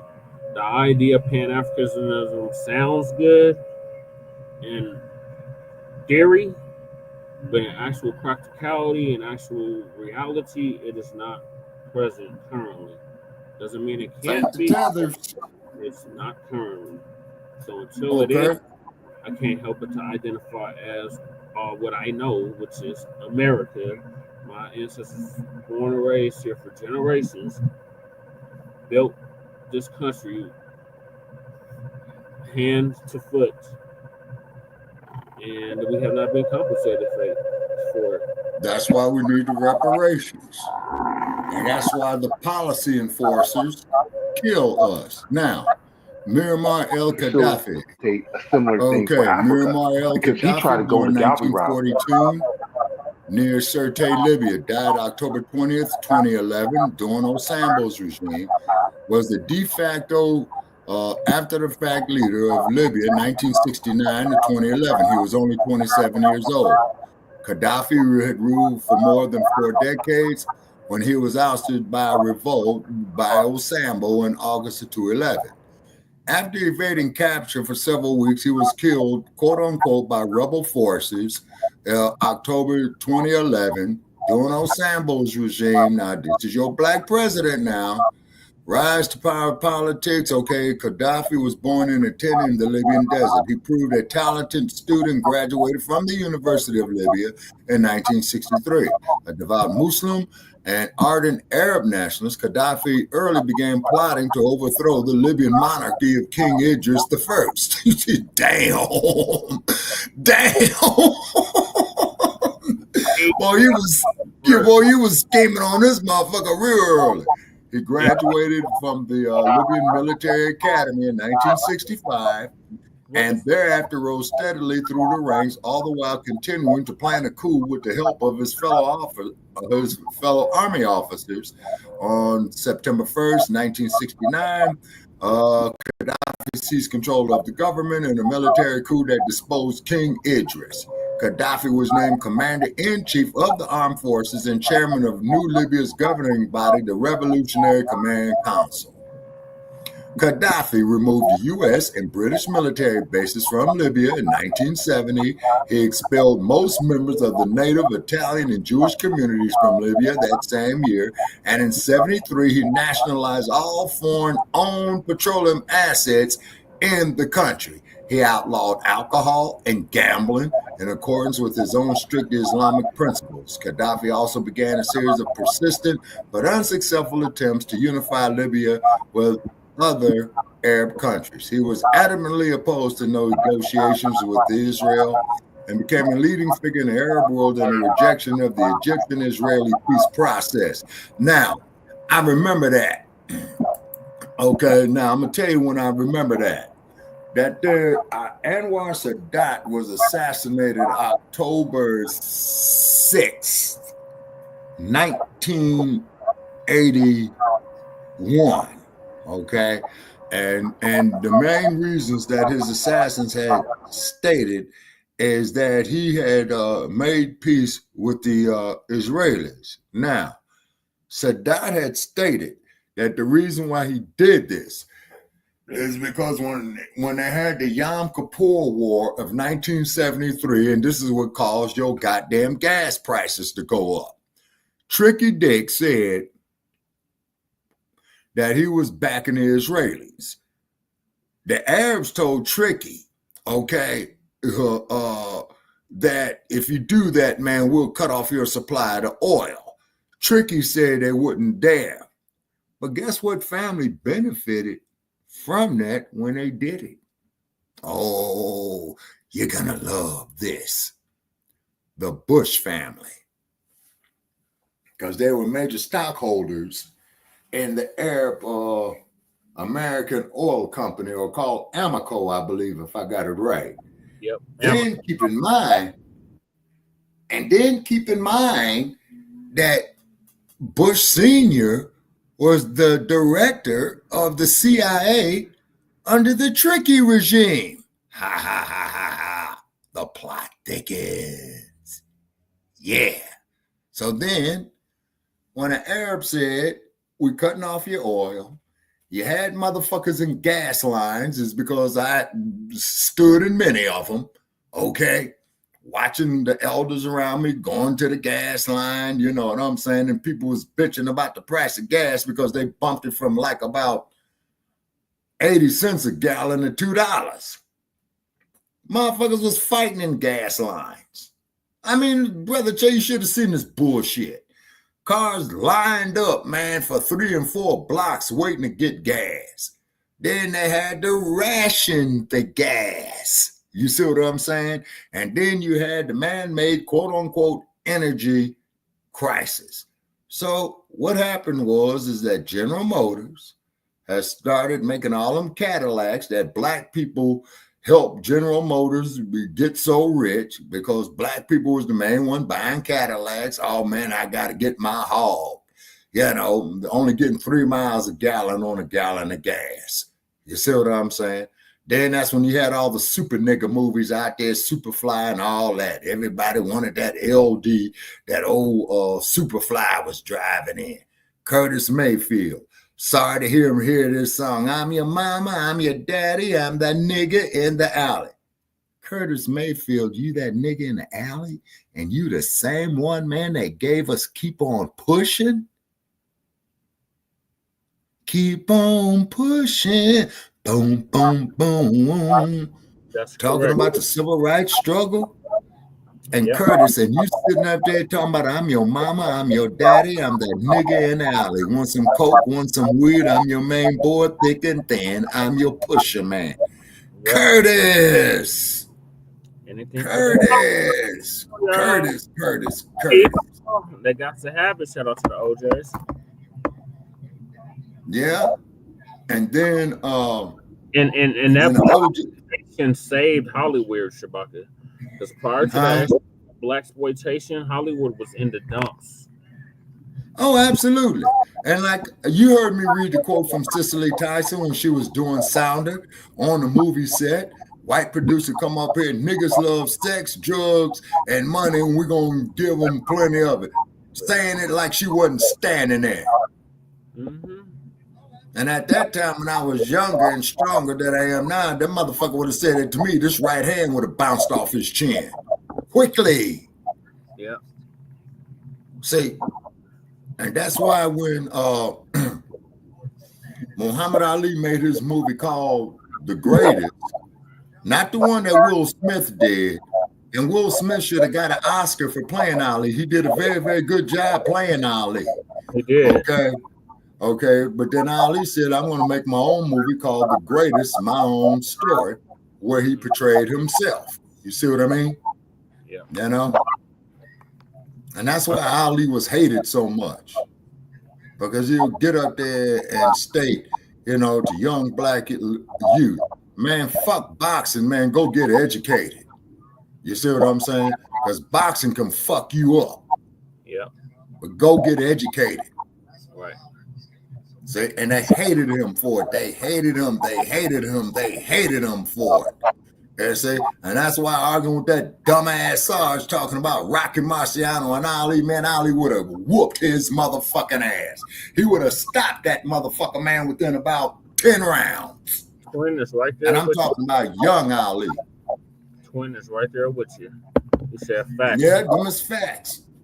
Yes, sir. With fire emojis and a laughing sign. So he's concurring with everything you're saying.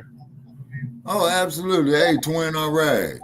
Okay, and Twin, don't send me no Google cars, man.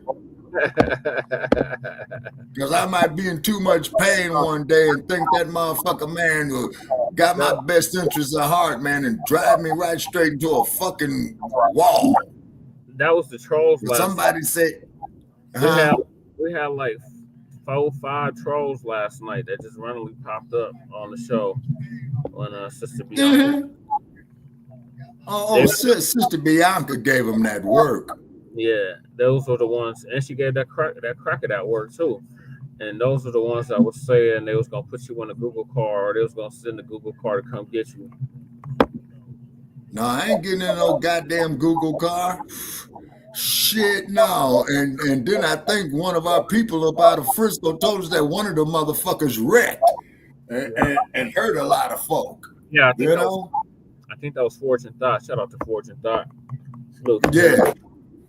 But these were some new trolls, Shabaka. They had just randomly popped up just out the blue. And they was talking about the trolls. Yeah, they said then that means one thing, Brother Che. That means that we are getting somewhere. The Google car.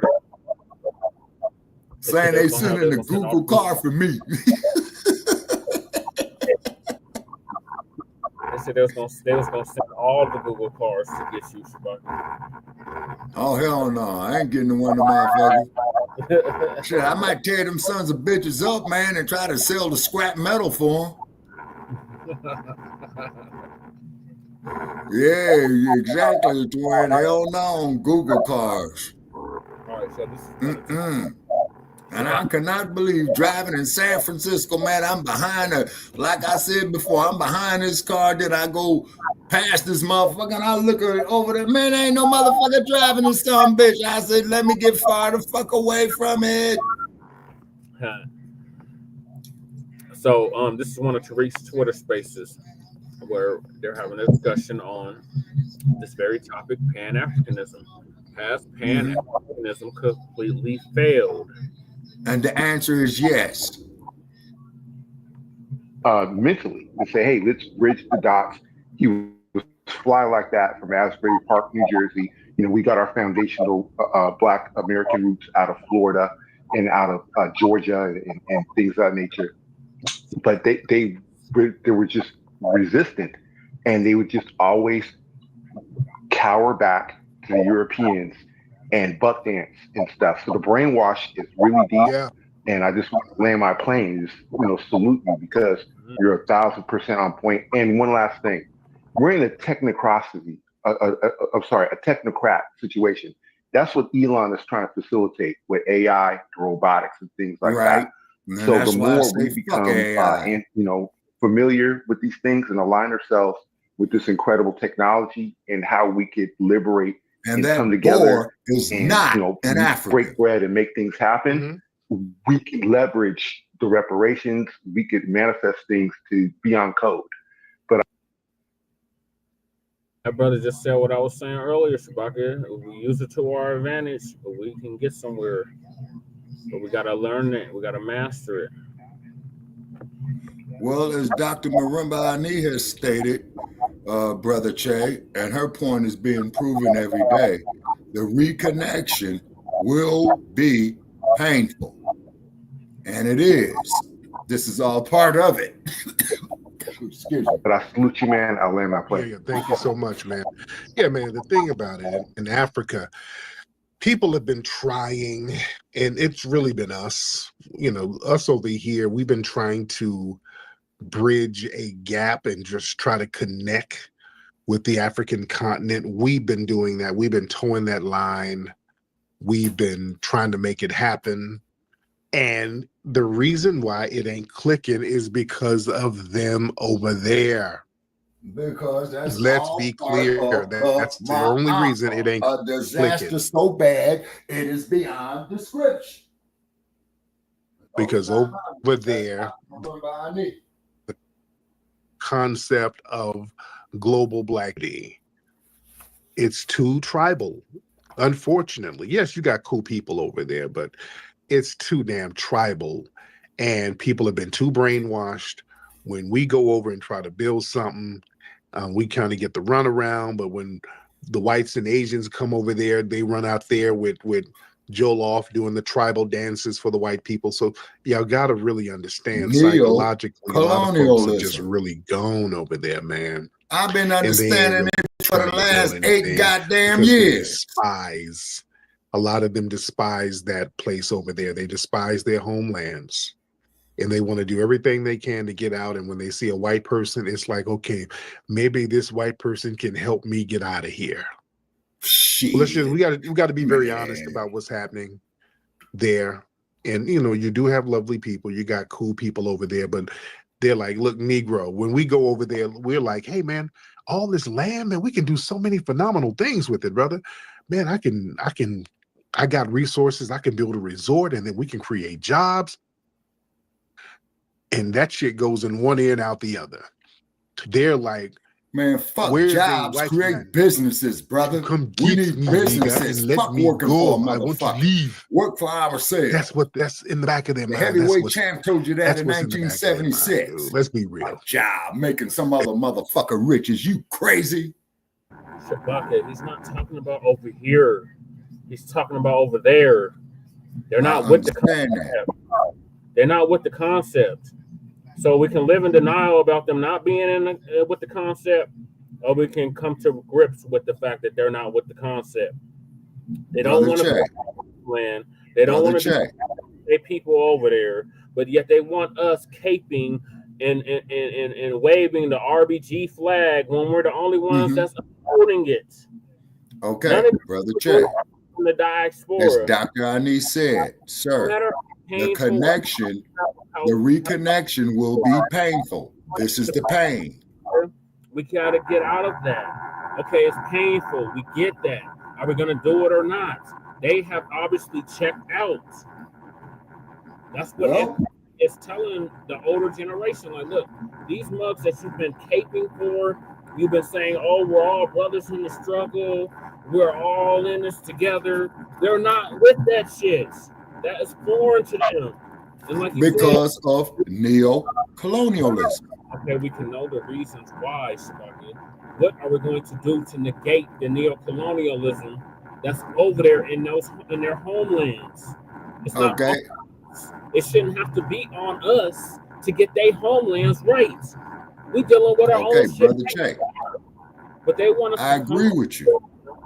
And this is why they're going through, but then they come over here and literally shit in our faces and tell us we have no culture, we don't know who we are, we don't know where we come from, any of that shit.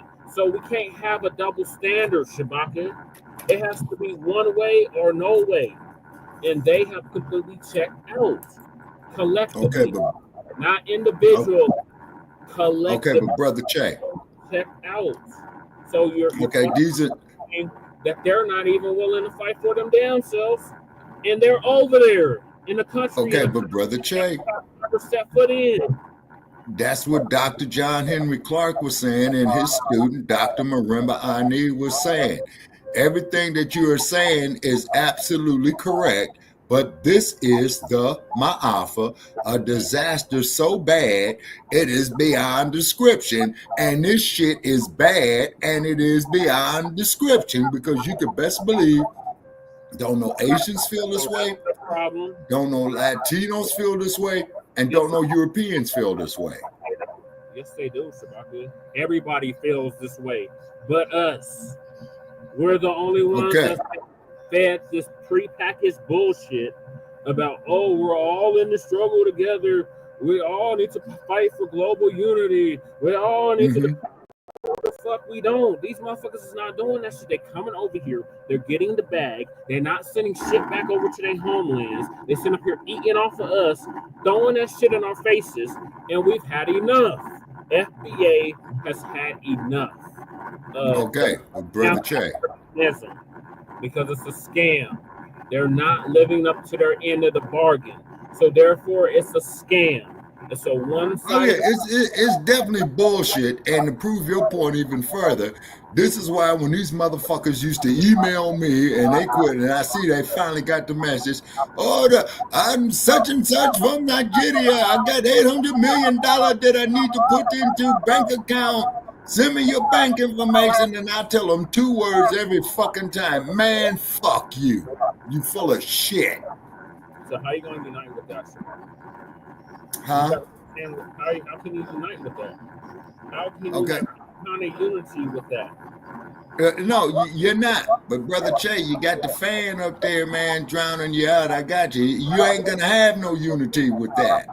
And that's why that sister who went up there in Paris, France, and told them goddamn crackers, yeah, you came over here with your Peace Corps, you came over here with your this organization, that organization, and all it is a damn scam. It's a fraud for you motherfuckers to get all of our resources out here to keep Elon Musk, dumpster motherfuckers, Jeff Bezos and them like that in power.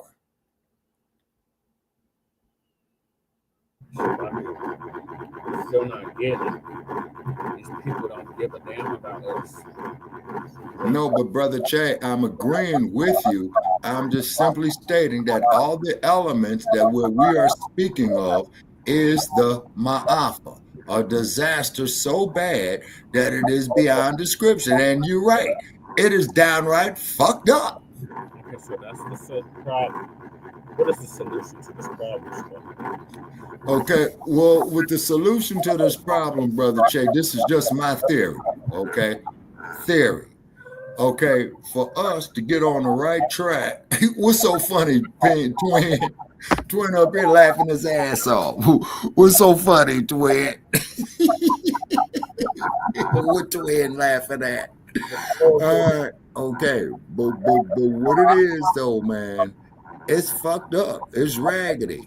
It's bad. But I tell you one damn thing, hey, I'm proud to be a black man anywhere on this planet.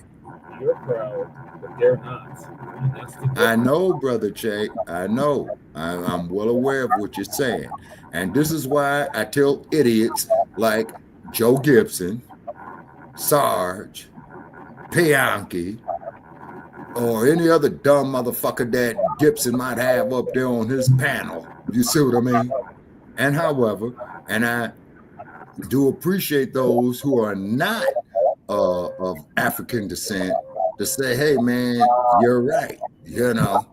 But then what happens is they come up and says, well, that there was so long ago. Okay, now you got to look at short-term damage and you got to look at long-term damage.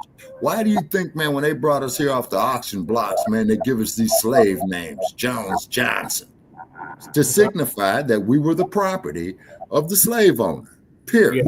FBA. Excuse me. FBA were the property of the slave owner, correct, Shabbat? Okay, and then when you had Joseph, wait a minute. No, not Joseph. Sin-Q, the Amistad case, okay?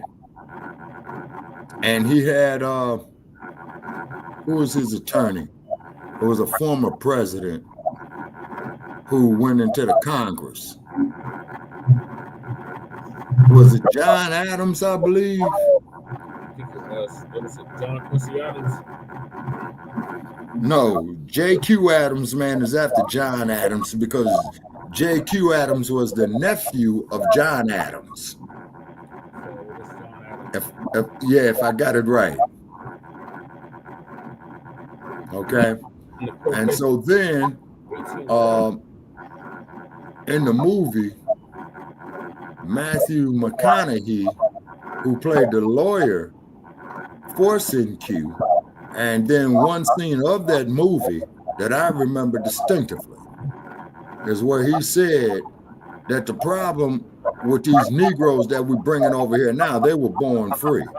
But these ass-scratching, brain-dead Negroes that we have demoralized and pulverized for at least 2 generations, they will always be our niggas. But this man knows his heritage, and he knows where he comes from, and this dude is strong. So the Supreme Court ruled that, yeah, the Mende, they could return. And then, which was a really fucked up thing, as you and I have discussed, and also too, Brother Che, we could do it here, or we could do it on one of our last few episodes of Shabaka's Black Experience Enhanced Liberia, where James Monroe said, yeah, you niggas want to go back to Liberia, fuck it, we're sending your ass over there. And then, of course, just to show you more tetherism, you named your capital city Monrovia, and you named it after James Monroe, who was a goddamn slave trader himself. Niggas, is you stupid? And niggas were stupid, and they went over there, and they found out they got a. And those are your tethers. Is it really? How are they tethered? Like, what are they tethering onto? Yeah. See. So, in other words, Brother Che, your position is coming from the left side. Mine is coming to the right side, but we are still shifting our weight, cracking the chin of white supremacy. This is why they hate you and I. Yeah. You see? We speak against this is why they hate you and I. But what you just said, it doesn't make any sense to me, because what you just said is the opposite of tetherism. Because if you went over there to Africa, you're supposed to be getting in touch with your heritage, right? You're supposed to be getting in tune with you're supposed to be making a connection there. But those people that were over there got fucked off. They got fucked over. And it was not what they thought was going to be green pastures. Was not. It was really a nightmare. They had jumped out of the frying pan into an even bigger fire. The Ma'afa, as per Dr. Marimba Ani, a disaster so bad that it is beyond description. With the Back to Africa movement. And then look what they did to Marcus Garvey over 100 years ago. And who was the main motherfuckers against Marcus Garvey? Du Bois. Yeah, that's it. William B. Du Bois was against Garvey. Yeah, tethering. So the tethering is this, Shabaka. You're going over to somebody else's homeland and you're eating off of them. And you're stealing their culture, you're stealing everything that makes them. You're basically cosplaying as them. That's the tethering. You're trying to undermine anything they got going on. That's the tethering. Now, you know who else that you just described with your reasoning right there, with your brilliant reasoning right there, Brother Che? Was 4 guys from England by the name of Ringo Starr, John Lennon, Paul McCartney, and George Harrison. Because when they came to America in 1964, right? You know what they said? They said, man, fuck Elvis Presley. We want to go see Little Richard. We want to go see Smokey Robinson. We want to go see Diana Ross and the Supremes. We want to go see the Temptations, Marvin Gaye. So what did Smokey do and what did Berry Gordy do? They said, okay, we're going to take the Motown Review and we're going to take it over there to London, England, which they did. And actually, they were quite successful. Yeah. See, every motherfucker on this planet, man, wants our soul, wants our woman. But one goddamn thing they do not want is our struggle. None of them do. And those from the Motherland, they don't want our struggle either. And that's the whole point of Africanism and why the Pan-Africanism is dead. Okay, the Ma'afa, Dr. Marimba Ani, the student of Dr. John Henry Clark, in which you are right. That's the reason why it's there, Shabaki. But that doesn't get us to a solution.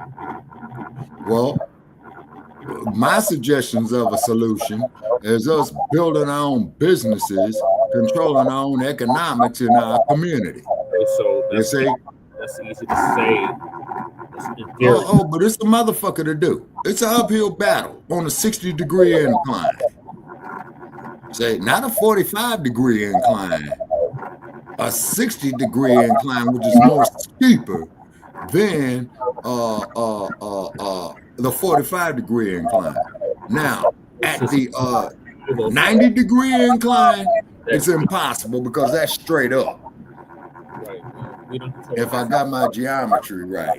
We don't currently control those institutions that issue out the business loans. So it's easy to say, hey, use this to start a business. Not all of our people can just start a business like that. I understand.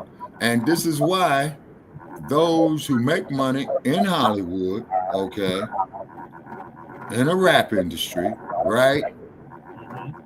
Like P. Diddy, that's why that they wound up doing the shit that they do, because they thought that they were untouchable. But guess what? Surprise, surprise, surprise. I would agree with you, Shabaki, that I seen in the last interview that Diddy did what he did the interview with. Oh, Earn Your Leisure. He did an interview with Earn Your Leisure. Mm-hmm. I was talking about Black supremacy and this Black capitalism and global Black capitalism. Okay, Brother Che, you're fading a little bit, sir, because of the fan. You were saying, okay, I got Black capitalism. Okay, now say that again. He had this global venture he was working on, which is going to benefit Black people. And charges came up. So it goes again, Shabaki. Every time you try to do something for Black people, they try to fucking shut you down, all the way down. Oh, hell yeah. Look what the fuck they do to us. But Shabaki, you just brought up P. Diddy. And I was telling you, the only reason why they're bringing him down now is because he do something for Black people. Yeah, exactly. But at the same token, though, Brother Che, is that when they have them Hollywood, how should I say, freak-offs, you see what I'm saying? You're allowing all these crackers to come up in there, too. Just like the brother, man, I'm not going to say his name. Just like the brother who came up as an actor. You've seen him in many films. I'm not going to say his name out of respect for him, okay? Well, he's at a Hollywood function, and this white boy is going to come up there and grab him by the Johnson. Yeah, you talking about Cruz about that. I already know this. Yeah, and he was about to unleash a right cross on him, and they told him, no, don't hit him. And he's like, man, what the fuck you mean don't hit him? Look how this motherfucker just disrespected me. See, once again, that goes to show, like that universal principle in the game of dominoes, that all money ain't good money. Well, Shabaka, to these people that come from these destitute homelands, just gotta be, they're destitute homelands. They are, for all intents and purposes, shithole countries, because they're people that have the resources and the ability to fix the shit up, have fled their homeland and come here and gone to other European controlled areas. Right, and that's neo-colonialism. Look at the president of that billionaire man who had the bank in Nigeria, right? They invited him out here to the Super Bowl, Brother Che, last year. Okay, something don't add up. To quote old boy in O.J. Simpson case, something not right. Now, the dude is getting on a plane, him and his wife and his two children, his sons. They leave Lagos. They land at JFK Airport. They got to hop a flight from JFK to LAX. Now, right, after this, driving up and down past this airport, I'm seeing all kind of planes coming here. How come the man didn't take a plane straight from New York to Las Vegas? They sent him their legs.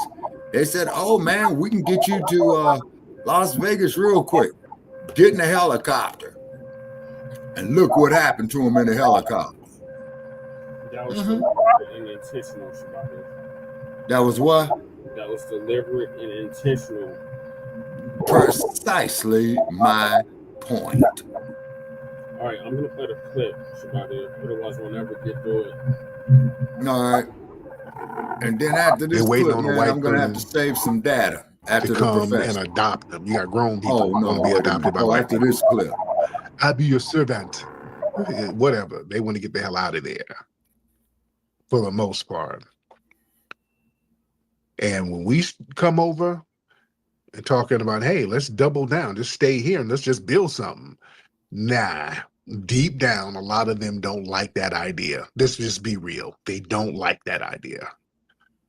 That's why we don't get no traction. And that's why there has not been any real successful Pan-African movement in all these years. So we just got to be honest about certain things, man. I believe in honesty. There's a reason why we got when the tether class, they be over here talking that shit. When they talk shit, it's from here. You understand? They're right safe in Cleveland somewhere talking shit. Oli, what's up, Oli?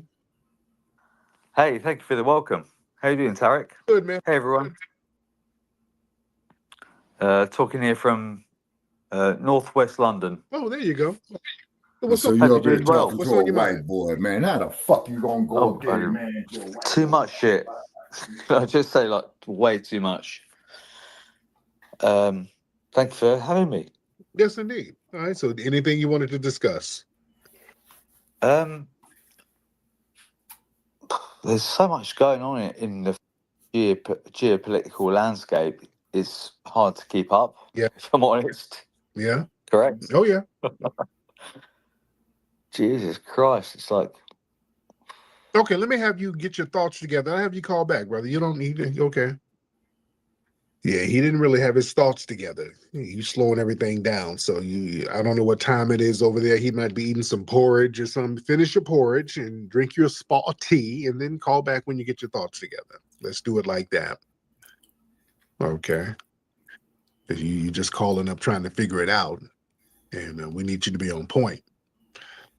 Let me see. Let's get Trey Day in the building. Trey Day. Yo. What's up, Trey?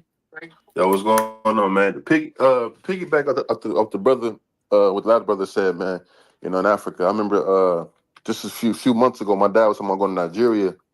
You know, I'm not trying to denigrate the brothers in Nigeria. You know what I mean? Not for all of them, but you know, my dad had a conversation with a brother over there, and he was like, he was like, yeah, you guys are African. He was like, okay, like, yeah, sure. You know what I mean? And funny, my dad, he sounded like he was African. He was like, man, you guys are lucky. He was like, why? He's like, because you guys went to slavery in America. Man, my dad must have cussed that nigga out something crazy. Like, what the hell? Like, what you talking about, bro? Like, what do you mean? We went to slavery. Like, we that's lucky. He was like, you guys are lucky. You know, you get to get the books and you gotta get the information. I'm like, bro, my dad must have hung up on him so quick, man. Like, this dude, I rabbit ass mine, man. Wow. And and the second thing is, man, I wanted to say, why do people always say that we say that we can't get ahead or like we can't progress, we can't get ahead as a people because of white man. I don't know where that comes from. Yeah, great question. Let me handle both. When we say get ahead, I don't like the way that narrative is framed when people say that. Even if we quote unquote get ahead of what? What do you mean get ahead? We're under global white supremacy. That's my narrative. That's my observation. We're under global white supremacy. Even when we do get ahead, the white supremacists, they can come in and play the I'm white and I say so card and just kind of knock our house of cards down. This is what we see with Diddy. This is what they're trying to do with Jay-Z. This is what they're trying to do with Bill Cosby. So you can get ahead all day. You're still under the system of white supremacy. And they have to kind of flex their muscle to say, hey, look, we are in charge and we don't care how much money you have. Once again, we can still break Ma'afa. you on down, just like Michael Jackson, Prince, everybody. The So we have to Ma'afa. be very cognizant of that system.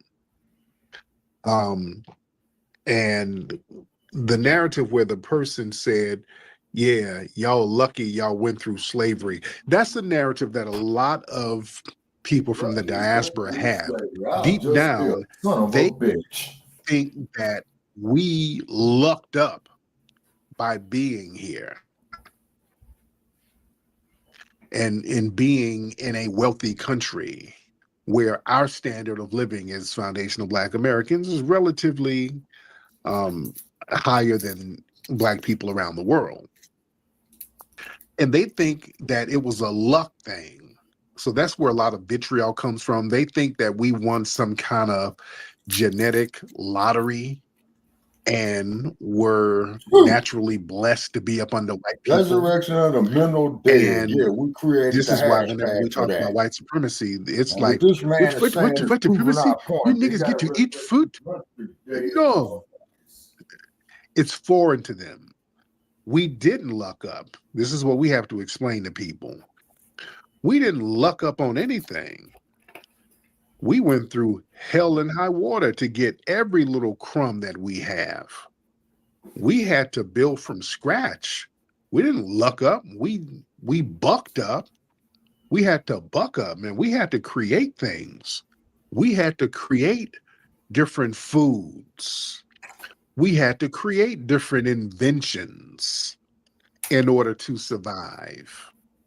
We had to create different music genres. We had to create our schools. We had to create different languages. We had to create different hustles in order to survive when we were not accepted into the mainstream lexicon. We had to create things like the numbers. That was created by foundational Black Americans, numbers runners, where we had an informal economy that they later copied. That's what the lottery was. They said, okay, we're going to make it illegal. Well, it was already illegal for us to run them numbers, but they took that concept and came up with the state lottery because we had to come up with these formal economies in order to survive. We had to be very creative. That wasn't luck. We were just extremely creative. We had that ethnogenesis, and we had to just build things and create new elements of our culture. When we do the college stepping and the step shows, that comes from foundational Black American culture. It was called Patent Juba. Y'all have heard me talk about that before. When you see the guys from the fraternities stepping and stomping the yard and all that, that comes from something that was done on the East Coast called Patent Juba, when they took the drums away Jigaboo. and people needed to send messages to each other, they would use their bodies as drums. That's what that is for. So they would Greek send messages, and usually these were people who were like in the North Carolina area. When they would stomp and pat their bodies, they would send messages to the Black folks in the swamp to hear that, and they would send messages like, okay, look, we got somebody coming, get ready to turn up. We would send little messages to each other. This is the ingenuity that we had. Yeah? That was the ingenuity that we had. We're very, very creative people. It wasn't no luck. It wasn't luck at all. We would use quilts to send messages to each other, family. We would put patterns in quilts and hang the quilts outside to let folks know where to go on the Underground Railroad, head that way. Don't go to that house, head to the swamp. We would send little messages to each other in very subtle and very creative ways. You understand? This wasn't luck. We just had to be very innovative, dealing with a beast directly. See, over there in those African countries, they had to deal indirectly with the white supremacists. They dealt with them directly too, because they were colonized, but then they started to just put their corrupt leadership up on the people. You see? Neo-colonialism. So it wasn't no luck. Wasn't luck at all. Let me get some more calls in here. Let's get, let me see. Who we got? A lot of people in here. Let's get who's mitigated. Let's get mitigated gall. Mitigated gall. What's up, mitigated? Mitigated gall, unmute your microphone, sir. All right, Tariq, can you hear me? I can hear you. What's up, brother? What's happening, man? I'm calling in from Dayton, Ohio, man, and I just wanted to touch on a few points, man, that you've been talking about. For one, when you talk about our elders with the numbers running and stuff. Yeah. My grandma from Tennessee, man, Fayette County. Yes.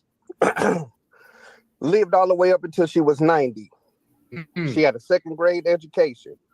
She used to kick back. She was telling me stories, man, when she was 5. She could remember being on the plantation. My grandma was a hustler. My grandma, look, I'm going to put it out there.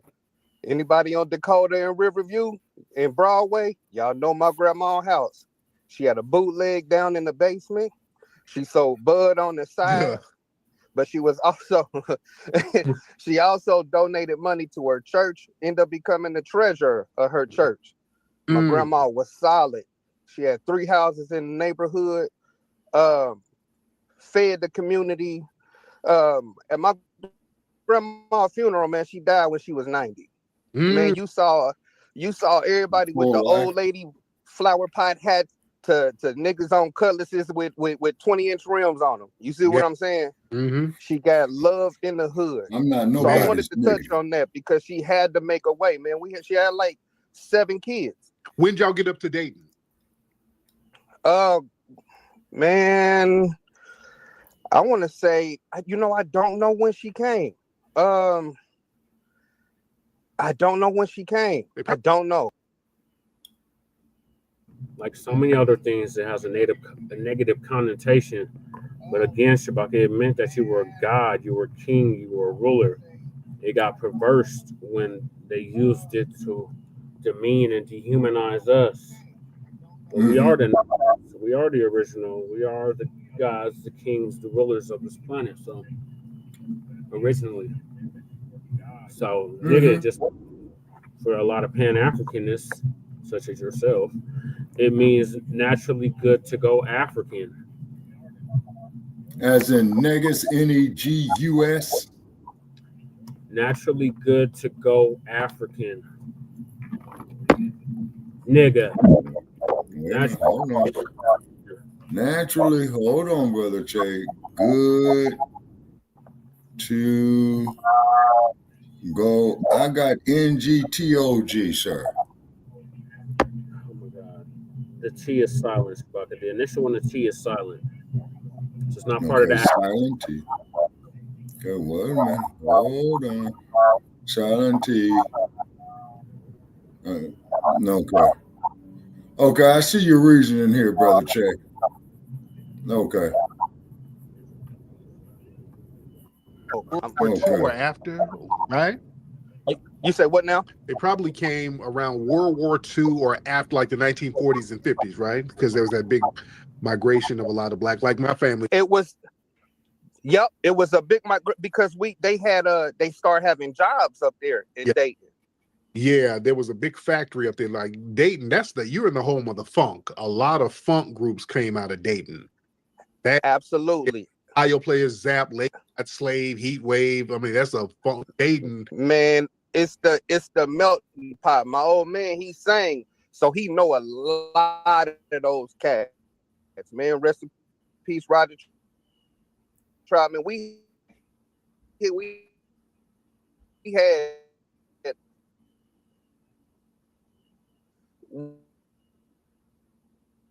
got a lot of cats. Even with this telling him the 9 areas of white supremacy, right? Yeah.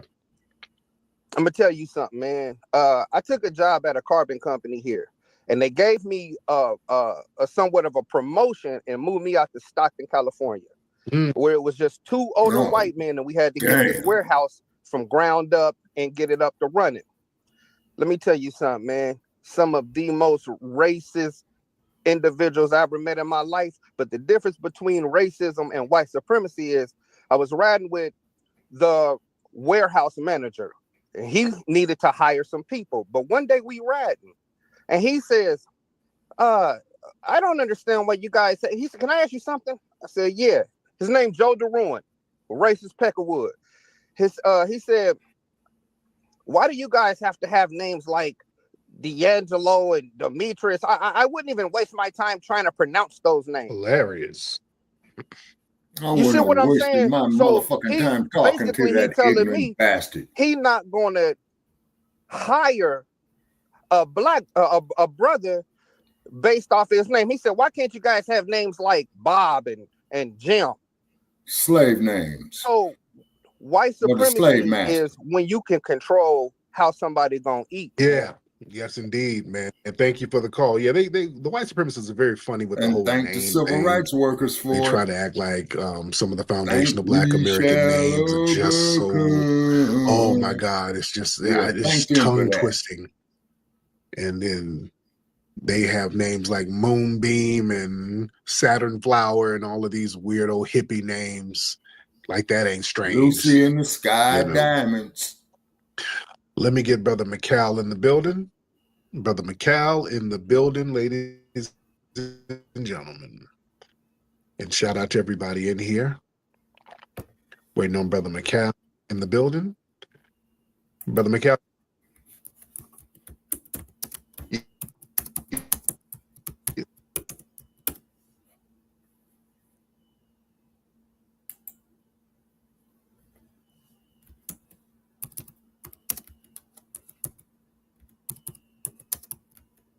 Good, brother. How are you, sir? Excellent, excellent. Just living it.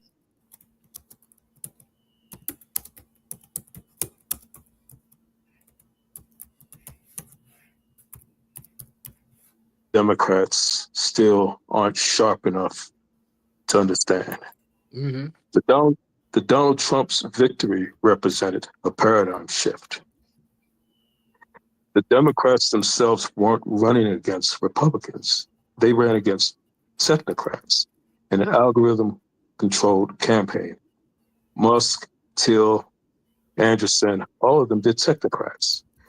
And these technocrats, they operated a top-down force multiplier in a decentralized consensus-building machine on X. And that machine combined elements of libertarianism, techno-libertarianism, techno-determinism, techno-capitalism at the upper level. But at the grassroots level, which was the most important, it included groups like Generation C, the Connected Class, MAGA, the Black Grassroots Movement, which consisted of the freedmen, the Negro, and the FBA, right? And so this delineation movement that we established, as well as the reparations movement and the cultural gatekeeper movement, was really the X factor that made it all work. So this is the paradigm shift that includes this AI generated governance, that they're still too slow to understand. Most of them are too old, and many of them are just in denial. So I just wanted to put that out there. Yes, sir. Good. Appreciate that, brother. Thank you so much. Good information. Now, who is this person? Prophet Nasheed. Oh, what's up, man? Oh, there you are, brother. Che, you back. Brother Nasheed, how's it going, brother? I'm good. All right, so you. Yeah, I want to get my closing on the way parody side of me. Okay. What's on your... Yes. Well, I just had a little question to ask about how you felt about the white supremacists upset at a couple of the FBA brothers running some soul polling those Polish girls. No, those ain't FBA brothers doing that. Those are your fellow tethers. Oh, okay. Yeah. Brothers doing that. FBA brothers ain't got to go to no damn Poland. Right. They ain't got to go to Poland. They can just go to a club. The white woman be chasing them. But yeah, a lot of the fellow tethers are going over there to Poland to get with them Beckies over there. Are you risking your life to go over there to get you a Becky, sir? Would never do that, Brother Nasheed, ever. Now, you from East Africa? Because I hear a little East African accent. What part of Africa are you from? Brother, I'm FBA. Look at my page. No, you're cosplaying as me, but you got an accent. Where you from? I'm from the U.S. Oh, sir, you're clearly not from the U.S., sir. Brother, look at my page. Look at my page. I'm not in East Africa. Sir, there's a meerkat squeaking for help in a pot in your house right now. All right? You about to make some meerkat war. I swear to God, I'm FBA. I swear to God on my life. No, Lord. No, Lord, you know we hear your accent. Brother, I'm FBA, 100%. Sir, you're not. From the Tidewater area in Virginia. Okay. All right. You're from the Tidewater area of Kenya. All right. So be careful. Don't get ran over by a rock. All right. Lord. Speaking of Africa, can y'all find where's Myron? I saw something. There was a post, and Brother McCall sent me this. I saw this. Man, they got a hashtag on X on Twitter called Hands Off Sudan. The sister made a post like Sudan is bleeding. There's little to no mainstream media covering the deadly ethnic cleansing genocide going on over there. The thousands of people have been slaughtered, whole family and villages. They've been murdered and tortured daily. Millions of people have been displaced. They're in need of medical attention. Millions of people have no access to medical care, water, food. And she said Sudan is a large landmass with fertile soil, among other resources. Down bad. They are slicing and dicing each other over there right now. And that's unfortunate. I'm not trying to make light. Let's be clear. I don't condone any suffering, especially with melanated people. That's not cool what's going on over there. That is not cool. I hope it gets together over there. Not making light of the suffering of those brothers and sisters over there. But God damn it, where the hell are the Myron Gaines and all of these other Sudanese people who stay up in our damn mix? Where are you? Myron Gaines, he's one of the most famous Sudanese who's always complaining about foundational Black Americans, how we don't have it together, how we ain't this, we ain't that, and your homeland is down bad, dude. Why aren't you fixing your homeland, you coward? You understand? That's cowardly to sit up here and try to project that filth onto us instead of fixing the issue in your damn homeland. It's horrible over there. It's a damn war zone. And y'all here talking about some damn old block in Chicago and Compton. Yeah, don't get silent about what's happening in your homeland. Stand on business.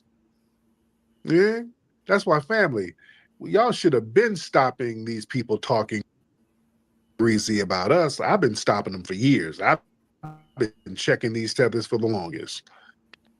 The ones who come over here, Dinesh D'Souza, I've been on his bumper for so long because he just made a whole career out of talking about Black folks in Chicago ain't shit. Black folks are this, Black Americans are that, Black Americans are this. And I'm like, wait a minute.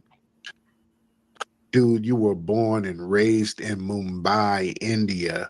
That's a damn toilet bowl over there, dude. That's why I would be like, I'm not about to get no criticism from this dude.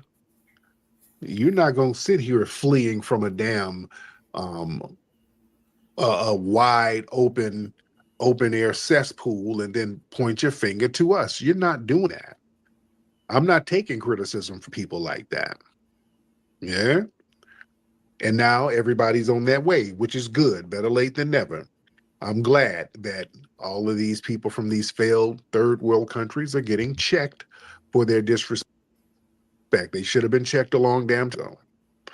And now they want to cry foul. When we start checking them, they want to start yelling xenophobic. Oh, you niggas hit us. You're xenophobic. No, we're checking you. and your xenophobia and your anti-FBA hatred. We're just not playing that game. Scott, let's get Scott here. Scott, hop in here. What's up, Scott? Hey, yo, Tariq, who you think you is? Okay, you could have. You didn't think of a better voice to use, brother. You could have.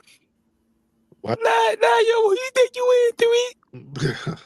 How come you using a high pitch bitch nigga voice? You couldn't lower your voice for your character? Nah, like I'm saying, like, why you don't like African people, man?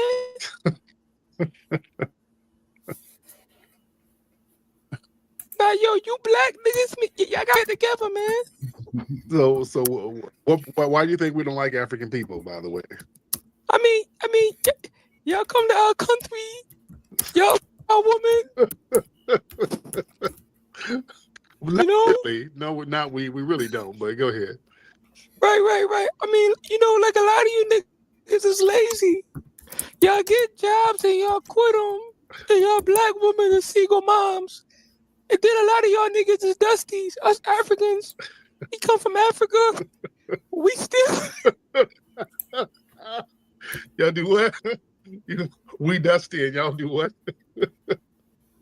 Y'all dusty and we come and take y'all women. Oh. We come and take y'all jobs and we take y'all shit. The white man love us more than y'all niggas. Okay. So y'all be taking our women like Burna Boy coming over here taking our women? Yeah, but because black women love the dusty pole. They love the dusty pole. Oh Lord. I mean, come on, man. Like this woman in my picture, she an FBA giving me a BJ. Oh, she's giving you an FBA, giving a BJ. Okay, there it is. All right. There it is. Oh goodness. Okay, let's go. Rodrigo. Didn't I have you before, Rodrigo? Your name looks familiar, Rodrigo. Rodrigo, hop on. Can you hear me? Yeah, what's up, right? This is the Puerto Rican Dominican dude. I go through this every time I'm on the phone with you. I'm not Puerto Rican. I'm from New York. Okay. But by way of the Dominican Republic, though, right? Nobody in my family is from Dominican Republic. I keep on telling you this. Not with that accent, brother. My accent is from the New York. This is a New York accent. When you hear me speak, this is how most New York cats talk. Brother, it sounds like you got a big jar of Goya sitting right in front of you right now, brother. Like you about to season some damn pollo. This is the hatred that you West Coast guys have for New York cats. I always noticed that ever since the Biggie and Tupac. And why is your name Rodrigo? Because my mother, she traveled the world prior to, settling in New York. I was a military brat too, as well. No, you're not gonna be in the military and name your kid no damn Rodrigo because you were military. She was very inspired by other cultures, and around the world and stuff like that. No, she was inspired by that empanada that she grew up eating, and that's what she named you. She named you a Spanish name because she grew up in that culture. But thank you so much. I'm not this dude trying to cosplay as FBA. Come on now. We don't be naming people no damn Rodrigo. Ain't no FBA is gonna name that. Nobody no damn Rodrigo. The closest thing we do, we'll name a nigga Carlos. Yeah, the closest thing to some Spanish names. Carlos. That's it. That's the deepest Spanish thing we'll go to. There's a couple of niggas named Carlos. That's it. Don't really get into the Rodrigo and all of that. No. We don't get into all of that. Yeah. Let me get some more folks in here. Let's get Nyla. Let's get Nyla Adisa. Miss Nyla Adisa. Hop on, Miss Nyla. What's up, Tariq? Hello, Nyla. How are you? I'm good. How are you? I'm good, man. And what city you in? I'm in Hampton, Virginia. Okay. And where you from originally? Yorktown, Virginia. Okay, there you go. The name Nyla Adisa, where's that from? That is my pen name. I'm an author. Okay, got it. There you go. My So real what's on name your? is Tanisha. Oh, So I wanted to touch on the Myron Gaines thing. yes, go ahead. So a lot of people are always talking about like how I think he's just an agent playing a game. I don't think that he really has, nobody crashes out like this dude does, coming from the background that he does. Because he is a former agent from the Homeland Security, and every time a person is Ahmad, hold on, man. Hold on. Go ahead. every time somebody goes to his show that is under, suspicion of being arrested, like those two brothers from. Sorry. Can you hear me, Tariq? Yeah. This dude Ahmad got like a little orphanage going on over there. Go ahead, Nyla. People go over to his show, like those brothers from the UK. I can't think of their names now, but whatever their names are. As soon as they left their podcast, they got arrested. They had a couple of other people, because my husband is, an attorney out here, and he was saying how you got to watch those guys because, Myron Gaines is an actual agent. And when you look up his actual government name, he has a lot of cases for trafficking. And it's not a coincidence that these people are getting arrested for trafficking and stuff like that when they deal with him, because that's his cover. He's trying to expose that kind of stuff. And he crashes out on FBAs because it's a way to get those, I don't want to say too much, but it's a way for him to, so he doesn't blow his cover, because Right. he's trying, this guy is not he's not a real person. He's a clown. And he's not even anybody that really pays attention or know anything about the system. You can tell this guy's a clear agent. And so giving him, like people try to keep calling into you, trying to give him some kind of clout and all this kind of stuff. I'm glad that you, are on game and on code. And that's all I wanted to say. I'll leave my There you plane. go. Thank you so much, dear. Thank you so much. Yeah, the Ahmad dude, I don't know what he had. He had a whole bunch of stuff going on in the background. Like, good Lord, man. So I had to keep muting his microphone. Man. All right, let's get Travis McGuire. Let's get Travis in the building. Travis, hop on. Tariq, you hear me? Yes, sir. What's up, Trav? Hey, man, I've been listening to you, man, from the time where you had to get on Google to find you. Remember that? Shit, I don't know. So I'm just saying, every time you speak, man, it's like you never let me down. Everything be true. It always fall in place. Yes, sir. So I just want to give you your up, man. Continue to do your thing, man. I'm gonna listen to you until the wheel fall off. Man, I appreciate that, brother. Yes, indeed. Did y'all see where white supremacist suspect Nick Fuentes, man, they're on that dude's bumper, man. A couple of weeks ago, a lady showed up to his crib that he pepper sprayed her, and then he got arrested for that. So some white dude showed up to his crib with a gun and a crossbow, allegedly, and was like, "Hey, come on outside." And then, from what I understand, I think the police had to kill this dude, the suspect, because the suspect was a murder suspect already. Allegedly, and this is just a lot of stuff coming in, but this suspect allegedly murdered some people. Then he went to Nick Fuentes' crib and then left and got into it with the police, and they ended up allegedly killing the guy.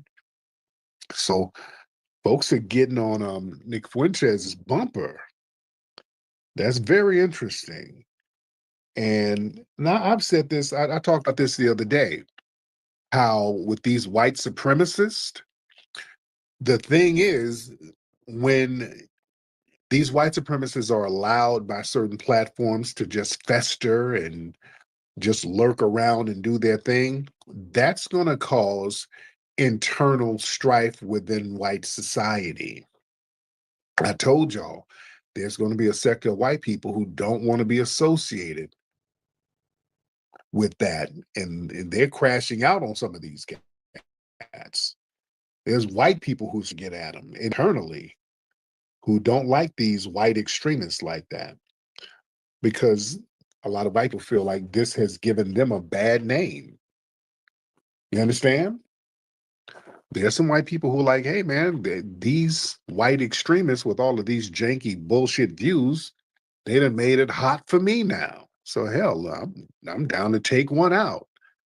It's heavy. It's getting heavy out here, man. It is getting heavy. But yeah, I knew there was going to be some internal strife with these dudes. Yeah. Remember, it was a white dude who tried to get at Zimmerman. A white dude actually went to jail for, remember, a white dude went to jail for getting at George Zimmerman. Not a black one. It was a white dude who I think he drew down on Zimmerman. So just understand what's going on out here. All right, let me get some more folks in the building. Let's see. We got, let me see. Let's get handsomely educated. Let's try that. Handsomely educated. Hop on in, sir. Or ma'am, because it could be a stud. So handsomely educated. Hello, Tariq. I'm actually Nigerian and I've been listening to your spaces. I like what you are doing. Mm-hmm. I like. Can you hear me? I can hear you. I can hear you. Go ahead. I'm Nigerian. This is a burner account. I like what you are doing. I like the representation you are pushing for your people. And I don't agree with everything you say, but most of what you say is very factual. We have 40 to 45 Black African countries, and maybe just 3 or 4 are working well. So ideally, we should be the ones receiving you guys and offering a safe space for you guys, not the other way around. So I like the way you guys are becoming anti-immigration. It's very good. Every other group across the world push for their identity. It's only you guys and maybe a few others that people are saying, oh, no, there's nothing, you shouldn't have your identity. Just open the doors and let everybody rush in. No, that's wrong. You guys deserve your identity, especially when many of the people coming in are assholes like Myron Gaines and some other racist fools. So please, many of us support you. We love what you are doing. We love the representation, identity, and strength you are giving to your people. And please never slow down. Keep pushing, and be more anti-immigration. I spent. Sir, we definitely will. We're gonna keep pushing. Absolutely. Shout out to the Nigerian cats, who the riders. Shout out to them. Ahmad, you ready? Yes, ready. So what's going on, Ahmad? You got a lot of kids over there. What's going on? You with your family? No. Single man. Okay, where are them kids doing over there? Whose kids are those? Pakistan. Is what? Pakistan. Okay, are you running a sweatshop? I mean, shit, what's happening over there? What's going on? No happen. I like this voice. Okay.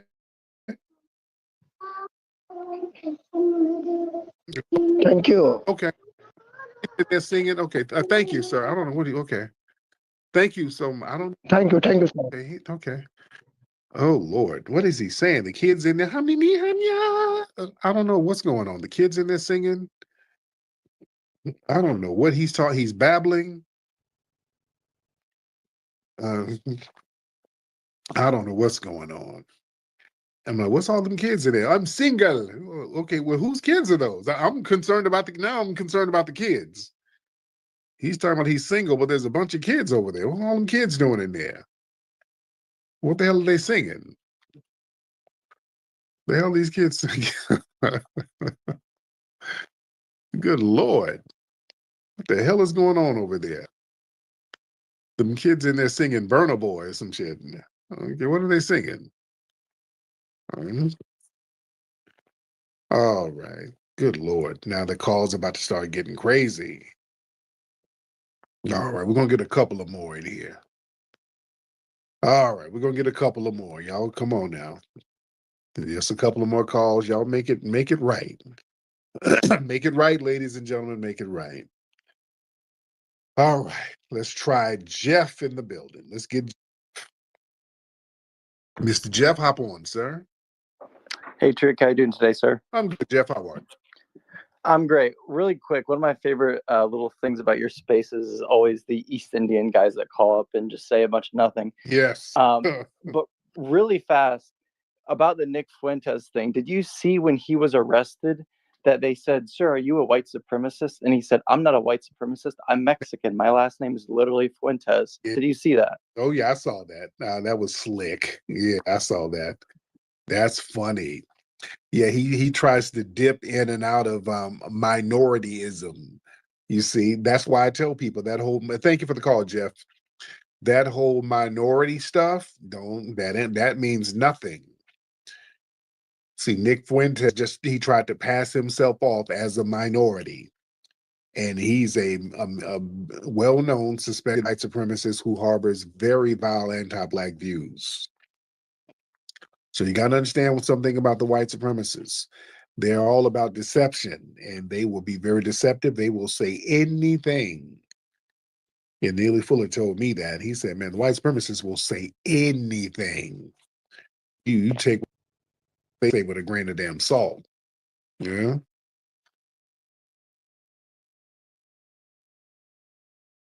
But that's what it is. Let me get one more good call in here, ladies and gentlemen. Let me get one more good call in here. I see some malt in the building.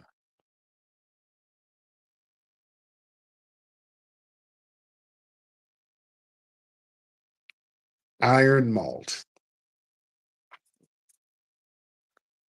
Waiting on Iron Malt to unmute that mic. And then we'll get Oops. Let's get Oops in here since we're waiting on Iron Malt. What's up, Oops? Okay, Oops ain't saying nothing. Okay. Let's try some of these other people. I wanted to get some new faces in here. Let me get Mr. AI in. Iron Malt, yeah, you had to take your own down. Mr. AI, what's up, brother? Hey, what's going on, Flex? How you doing, brother? I'm good. What's on your mind? Yeah, brother. Speaking of Nick Fuentes, I noticed a lot of these white supremacists are crashing out. A couple of days ago, he was tripping over the fact that this one guy was talking about Polish women. Yeah. And how all these black men are going up there finding a Polish woman and everything else, and he was crashing out over it and everything. It was funny and everything else, but watch 2025. You're gonna see a lot of these white supremacists start attacking each other left and right. So I'll land my plane there. Yes, indeed. Thank you for the call. Yeah, they about to start crashing out. It's about to be very interesting. There's going to be a civil war. Because a lot of people in the dominant society, they're tired of these white supremacists because the white supremacists making them look bad. So it's crash out time. Look, folks are running up on these white CEOs, just like in New York, the dude squeezed off that CEO, and they're portraying him as a hero. So, hey, man, it's a different vibe out here. It's about to be very interesting for the new year. But anyway, man, let me get up out of here, man. All right, so yeah, from that Twitter space, you can definitely start to come to grips with the fact that this Pan-Africanism has failed. It has to continue to be a failure, but others in the diaspora, they got to start pulling their own weight. So moving along, we got the narrative, the media the white-owned media is trying to change the narrative and redefine the meaning of the Daniel Penny effect. So media tries to redefine meaning of Daniel Penny effect, and we bid a good night to Shabaka. He was trying to conserve data, so he had to log off. But the show must go on. So the next topic is media tries to redefine the meaning of the Daniel Penny effect. To hell with Daniel Penny, that damn coward. To hell with him. He gonna get his soon enough. So Professor Black Truth is gonna give us an update on that. Family and fellow soldiers, I'm the Professor, and this is the Moment of Truth. His name is Sebastian Zepeda. This guy is from Guatemala, and he's not a U.S. citizen, he's an illegal alien. He snuck into the U.S. 6 years ago. U.S. Border Patrol captured him in Sonoita, Arizona on June 1st, 2018, and issued him an expedited removal order, a rare thing. He was sent back to Guatemala 6 days later, but he later re-entered the country illegally again. Authorities don't know where or when. So what this means is this guy was part of one of those little caravans, that whole everyone claiming, oh, I'm coming here to seek asylum. Yeah, that's probably how this guy got in. It's the whole asylum thing. That's why it needs to be stopped. Now, for the geographically impaired, Guatemala is part of Central America. For many years now, there have been these so-called migrant caravans. We're talking about millions of people who march from Central America to the U.S. to take advantage of the fact that there's no meaningful border restrictions or enforcement when it comes to the United States. The vast majority of these caravans and the people who have been entering the U.S. in recent years have been from Central America, places like Guatemala, Costa Rica, El Salvador, Honduras, and other failed states. Venezuela is not part of Central America, though it's had a huge surge of its citizens who have also come to the U.S., and these gangs from Latin America are particularly fond of joining in with these caravans and then coming to the U.S. and saying, oh, we're just here to seek asylum. And they claim that the government is persecuting us. No, what they mean is they're a bunch of criminals. The government's trying to put them in prison, but hadn't built the prisons yet or hadn't been able to capture them. So as far as they're concerned, they're going to run north to a place where they know that their criminal record isn't on file, and they're going to claim, oh, the government's persecuting us. No, the government's trying to enforce the laws down there. And that's the reason why the U.S. has had all of this violence being perpetrated by certain asylum seekers, such as the peace-loving MS-13 from El Salvador and that new philanthropic organization from Venezuela called Trinaragua. These guys, they show up here and they don't cause any problems. They just make baskets and arts and crafts and such, and they talk about the good old days and how do you make a tortilla, that kind of thing. At least that's what you would think if you listen to what the U.S. government, both Democrat and Republican, have been saying. Not to mention particularly the left corner of the white media. Now, this putrid crime that was committed by this Zepeda individual is basically a gift to the anti-immigration crowd. Whether they're going to try to capitalize on it fully has yet to be seen, but this is one of those too disgusting to be ignored examples that they can point to as a single crime that encompasses all of their talking points, and in the heart of New York City, no less. Now, Zepeda has been charged with 2 counts of murder, accusing him of intentionally killing the woman and killing her while committing arson. He's also been charged with 1 count of arson. The top charge carries a maximum sentence of life in prison without parole. And that brings us to the reason for this morning's briefing. A few days ago, we talked about Luigi Mangione, and I asked you the question of what if the alleged perpetrator of that crime had been Black? Well, in this case, we're going to go ahead and look at the flip side of this coin. What if the victim in this case is Black? Now, nobody knows what her identity is. She hasn't been identified, and they're giving no information about her. Her identity has not yet been uncovered. But we know that Black people are disproportionately targeted for impoverishment in this country and denied housing more than anyone else. So mathematically, the odds are that his victim was a Black woman. Looking at how the New York Thug Patrol just stood right there, watching her burning to death, as usual, doing nothing. They only seem able to act if they find a Black person who's unarmed, then they're going to do something. That's a strong indicator that this is probably a Black woman there. But admittedly, I can't say for sure because her identity hasn't been established, and I can't find any images of her online prior to her murder or anyone who has said what race she's appeared to be. But that's definitely something that needs to be kept in mind. Now, I expect that this incident will be tucked away by the white right and the rest of the reactionary white supremacists, but will be liberally, pun intended, used when it's time to push defending their immigration policies. when they start talking about mass migration and the threat to the country and national security, et cetera, they're going to be pointing to this one because people are going to look at it and say this is a particularly heinous example of everything that they're talking about. And how do Black people figure into all this? We don't get involved in third-party disputes. Though that's not to say that we should stand in the way of any beneficial policy changes that might come about. Obviously, I'm not saying that we should be openly supporting the Orange Man at all or anyone in his administration, because that would mean supporting full-on mouth-frothing, knuckle-dragging anti-Black racists like Stephen Miller, and I'm not about to do that. What I will say is that there's going to be a whole lot of folks who are going to be trying to find a way to get Black people to get out in front and say, oh, we can't. They're waving the flag for everybody except for Black Americans. To say nothing of advocacy for the Sebastian Zepetas that's going to come from people, congressional Black talkers.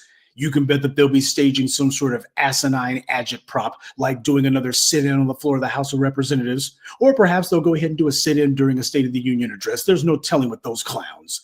But there's going to be some Negroes who the white media will be only too glad to put a camera in front of, and they'll be claiming, we're speaking for Black people. This has to do with the civil rights movement. Why these caravans? This is the new Freedom Riders. We've already seen those talking points used by people who are coming from countries that practice open, blatant, violent, anti-Black racism and who try to cloak themselves in our virtuous struggle and our virtuous history. So they can protect people whose very first act upon getting here was to break America's laws so that they could bring the anti-Black racism of Latin America up here. And you're going to be having individuals who will actually be saying this is the best thing that can happen to Black people. Why? This is actually part and parcel with the struggle of Black Americans. Yeah, we need to bring more racists to the United States because that's what the civil rights movement was about. So when it comes to where we should stand on this issue, no, we're not going to be taking the orange man's side. What Black America should do is to support the illegal aliens the exact same way that they've always supported us. That's what we should do. Support the illegal aliens the same way they've always supported us. So we're going to have some people who are going to be getting out here telling us that we need to wave the flag for everybody else. No. We're going to do what we've always done. Everyone needs to just keep on sticking to waving their own individual flags, okay? People keep talking about how proud they are of their home country that they fled from and how it's so exceptional, even though most of them haven't been there in forever and would never go back. Fine. Then keep that same energy. And since you also decide that Black people are no good in whatever home country that you came from, don't go looking for Black support now. You got this. And besides, a lot of these folk here, as far as they're concerned, if they just go ahead and attack Black people long enough, they think to themselves that Hispanics will be reclassified as honorary whites all over again. That's what they think the end game is going to be. And that's why it's foolish for Black people to decide that they're going to be waving the flag for anybody in this case. There's no good guys, at least there's nobody who's pro-Black that we can actually get behind here. And that being the case, we can stand for a policy without standing with the orange man. And for the slow people who don't listen so well, I didn't say that Trump has Black people's best interests at heart. He doesn't. But he's got a whole lot of folks that he wants to go ahead and point his stubby little orange fingers at and wag his finger at them. And that being the case, as long as he's not doing it against Black people, well, as far as I'm concerned, we don't jump into other people's fights. And there's also the other part of why I decided to make this today's morning briefing. A few days ago, right after this crime broke in New York, I was among the first to ask if this was the Daniel Penny effect. It was important that somebody actually broached that subject.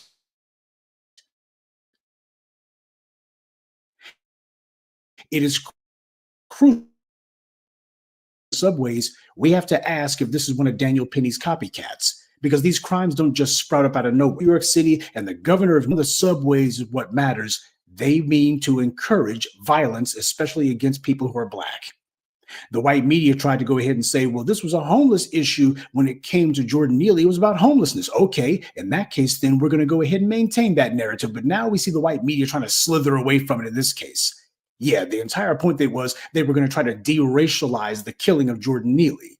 And what they did was they fashioned a rhetorical rod for their own backs. The white right saw what it was that this is a Peta character did, and they also saw how people drew a direct, immediate connection to Daniel Penny. And now the white right media is desperately trying to ignore this. At least they tried, but it hasn't worked.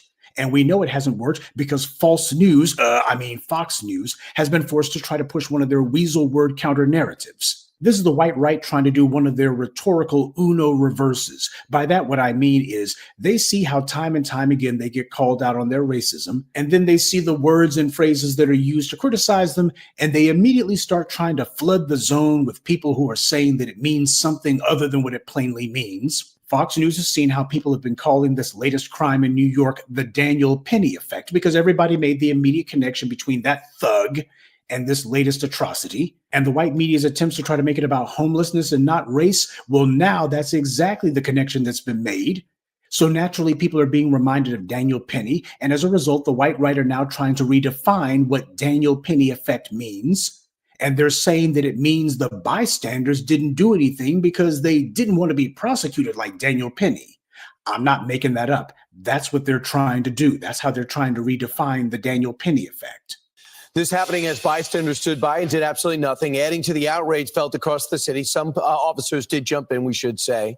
Guardian Angels founder Curtis Sliwa, who's a mayoral candidate, Republican nominee last cycle, lost to Eric Adams, says there's no doubt that people don't want to get involved. It's the Danny Penny factor. It's frozen people. They're saying to themselves, I don't want to get jammed up like Penny. People should have been running over to the woman on fire. They did nothing. They said nothing. In fact, some just taped it. I mean, the other thing is with cops, qualified immunity, it's a different conversation, but they don't want to get involved too much because they don't want to get sued and lose everything. Right.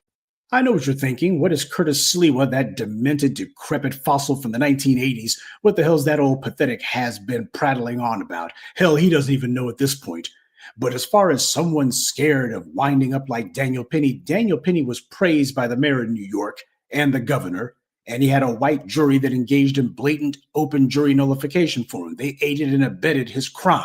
Daniel Penny was let go by the NYPD as soon as he committed his crime. They let him go home, and the white media covered up his identity, protected it, concealed it. They all got on code to protect this criminal.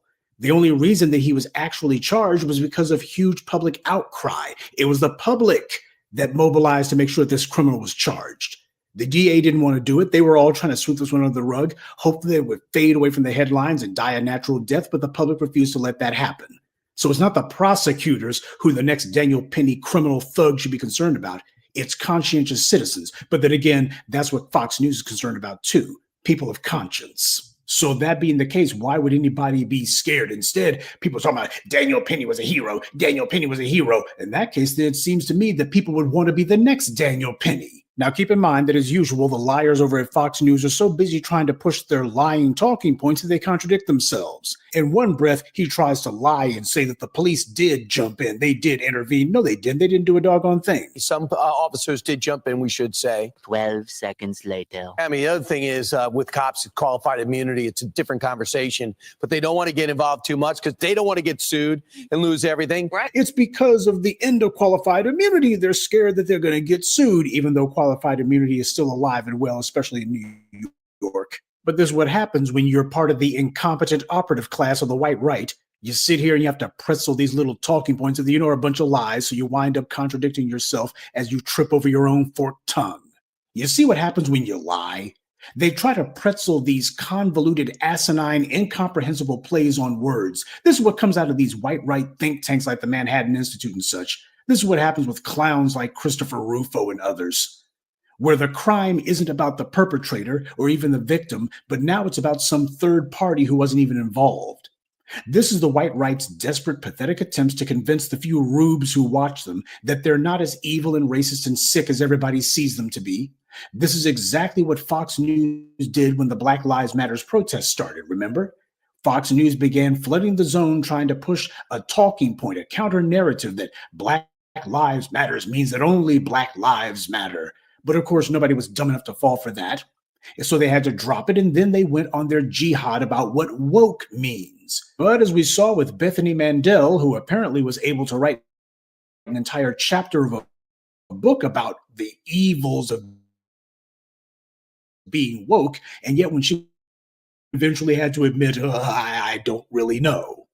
See, they can't even give a definition, at least not one that fits their narrative. So we see them trying the same mess over and over again because that's what they do. The same thing, only more of it. Though they also spared a few lies to stick up for the thugs in blue who didn't do anything to help this woman, cowards of the NYPD, who the same white right media is always telling us they're so brave, these guys are so courageous, these guys are running into danger while everyone else is running away. Well, what you saw was these guys were standing there peeing their pants and go, I'm not going to do anything. Yeah, just like the police did in Uvalde. Every time we look at the police, all we see is nothing but a nonstop litany of cowardice and lies. So the NYPD, they're very brave when it comes time to gun down an unarmed black person. They can do that one immediately. They're not scared at all. They're very brave under those circumstances. They don't fear being prosecuted when they see a chance to kill a black person. They're not scared of that at all. All of a sudden, they ain't scared of the DA. But when they see a person literally burning to death right in front of them, suddenly they're terrified of what? These are the lies of the white rights telling, and the main reason why is they understand that their viewers are looking and going, man, this looks just like what Daniel Penny did, burning that homeless woman to death. You know, man, reminds us of Daniel Penny. Well, the Daniel Penny effect means the bystanders, they didn't do anything because, you know, everybody knows that Daniel Penny was a hero and they didn't want to be persecuted like their pure white hero was. Well, what about the police? They look like a bunch of cowards. Well, no. See, the cops, they're scared with no qualified immunity. How do they save this woman from burning to death when there's no qualified immunity? Anything to maintain their lies. And the people who listen to them, they know that what's being said are a bunch of lies. It's comfort food for racists. But what they also know is they need to have these lies refortified every single day. This is what the morons at Fox News are putting on the air. Fox News is a bubble. And the bigots who watch Fox News, they know that what they're seeing is nothing but lies, and they know that half of these lies don't even make any sense. But what they tune in for is to get a steady diet of blame everybody except for themselves, even though they're the ones in charge. Fox News is nothing more than comfort food for racists. Their propaganda doesn't have a slant. At this point, it ought to be called a curve. The police didn't just stand back and watch this woman burn to death because they were scared of prosecutors. They stood back and didn't do anything because they never do anything in any sort of circumstance unless it's someone that they can gun down. If they have their guns drawn on an unarmed person, then they're brave. Any other circumstance, they're hiding behind their cars, they're running for cover. We see it over and over and over again. The police are cowards, full stop. They make the best argument possible for defunding them, because if they're not going to do their jobs, why the hell should the public be forced to have to pay these clowns anything? Why should the public be forced to have to make sure to pay these guys bills and pay their pension? Both should be eliminated. The white right has no problem saying that underperforming schools should be defunded. We should be able to take over entire cities if they're black, if they're majority black cities, if we feel that these towns are too much in debt. Okay, the NYPD is not doing their job. Police departments in America never do their jobs. There's not a single one of them that could survive a cursory, much less comprehensive examination if you decide to bring in the DOJ to look at these guys' standards and practices and ask whether or not these guys need to be taken over. There's no police department, sheriff's department, or state troopers barracks anywhere in America that could survive any sort of examination. That's the reason why the police didn't do anything, just like in Uvalde. Are we supposed to believe that Fox News is going to have to tell us, well, the police in Uvalde, they didn't do anything about that gunman killing those kids in that classroom because, well, they were scared that they would be prosecuted. I mean, the end of qualified immunity, yeah, they only drag out the lies when it suits them, and the people who watch them know it. Well, this is Fox News we're talking about here. Nobody expects those clowns to say anything intelligent. But you better be aware of what's going on here. Keep an eye on how this one develops. Let's find out when the identity of this victim who was burned to death happens to be established. And let's also make sure that the white right doesn't try to slither in there and give Daniel Penny a pass. When it comes to the black grassroots, we stand for justice, not spin. So that being the case, everyone who's a criminal needs to be held accountable, whether they came from south of the border or they were some homegrown trash right here in the U.S. Everyone has to be held accountable.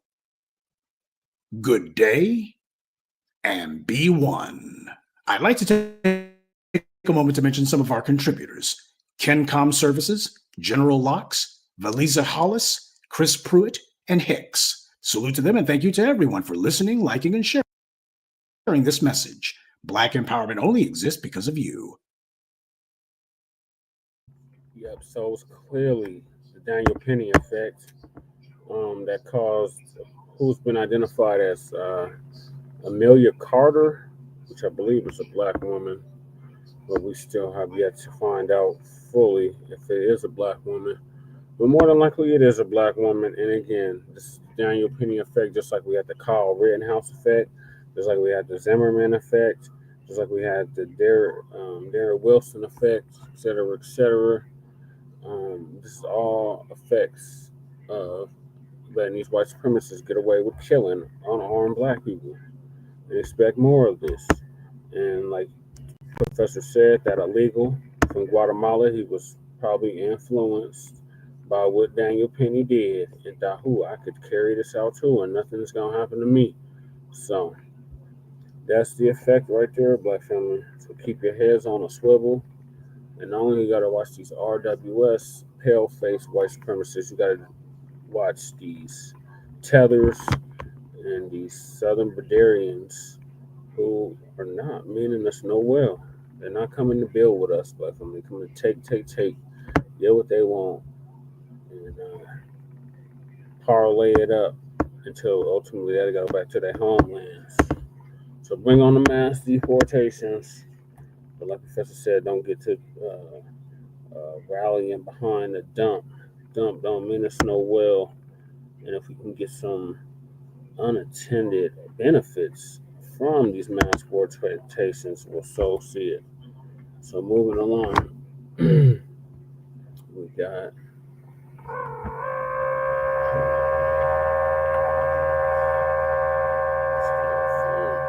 Biden on Sleepy Jim Crow Biden.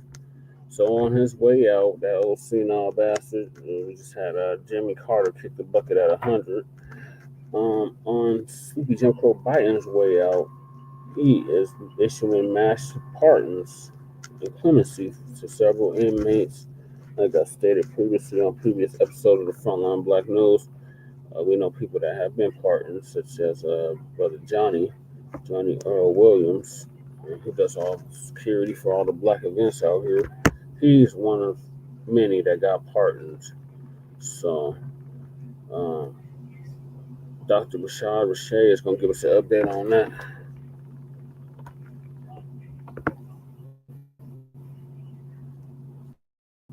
Biden commutes 1,500 sentences, pardons 30. Sherry, it's part of his network. All right, so Sherry's going to give us an update. 9 people. I still think it's not enough, but that's just me. You get a pardon. Anyway, Biden commutes roughly 1,500 sentences, pardons 39 people in the biggest single-day act of clemency.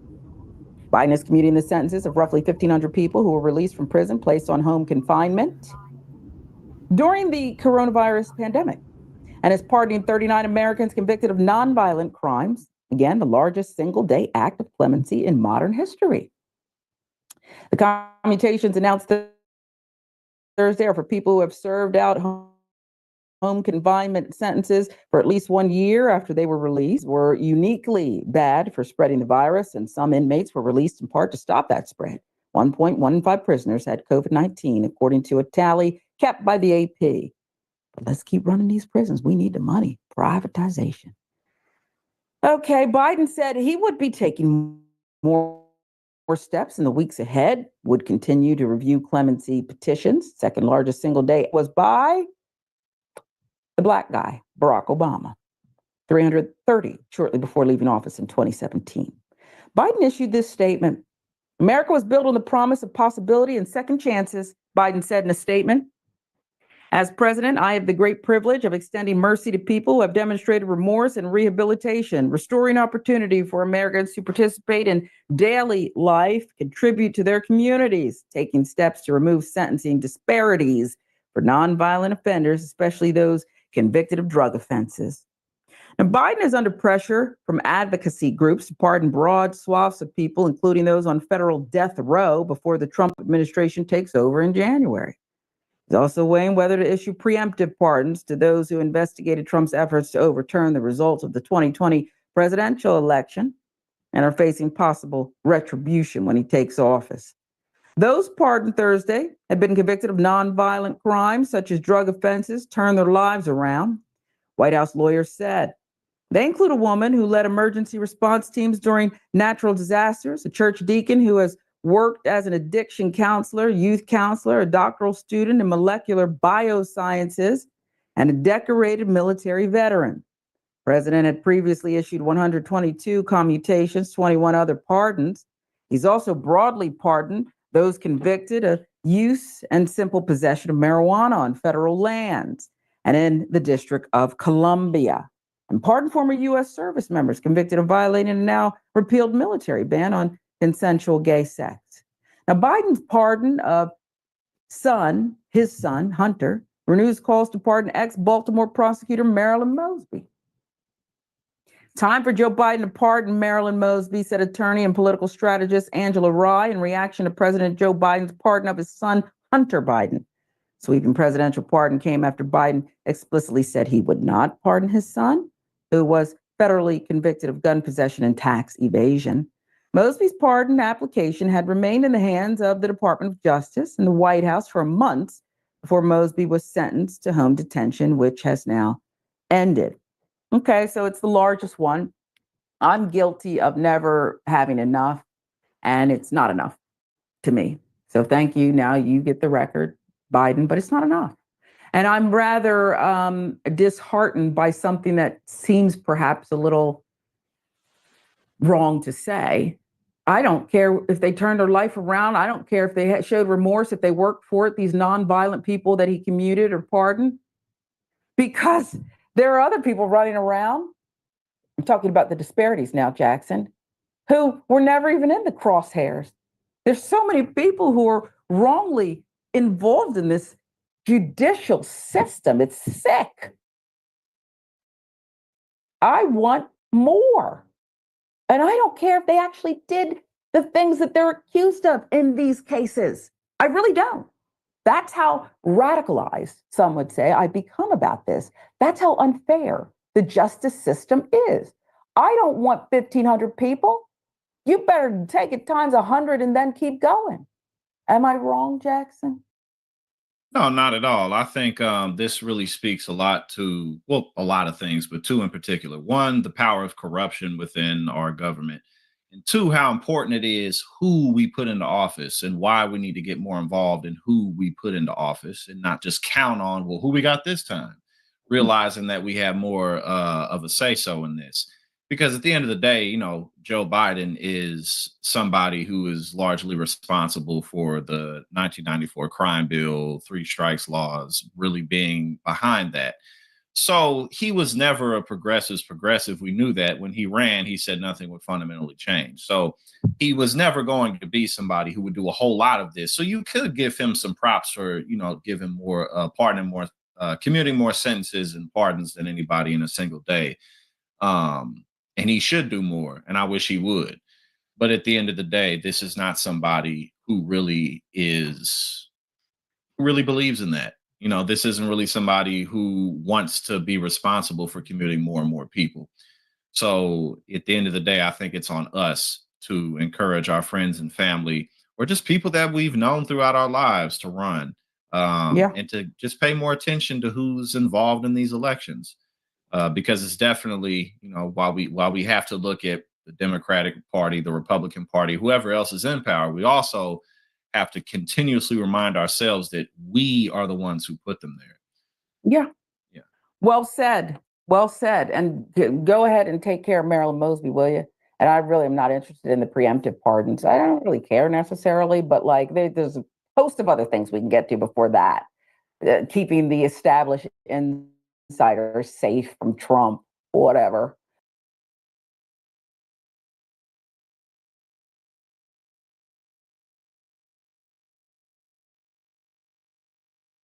They did, you know.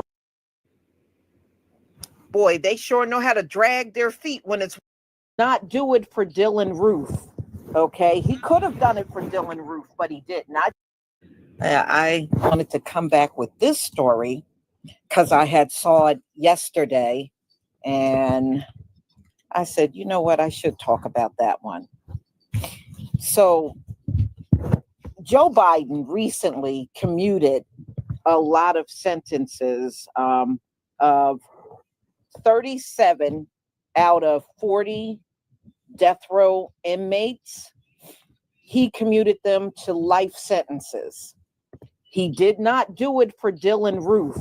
Okay, he could have done it for Dylann Roof, but he didn't. I think he realized what, people would have turned up on Joe Biden if he would have done that. So, Dylann Roof, his sentence stands. It will not be changed, and it shouldn't be changed. This dude killed 9 people, and I want to know, why is this dude still alive? Why didn't they fry him and send him to the boneyard already? All right, he's been on death row since 2017, and we're going into 2025, and that piece of garbage is still living. Boy, they sure know how to drag their feet when it's one of their own, don't they? If Dylann was a black dude, they would have been fried his butt and sent him to the boneyard.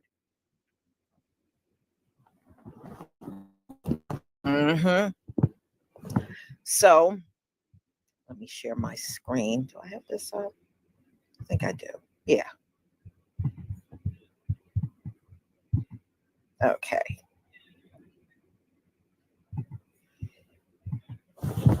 So Joe Biden did this about maybe about a week ago.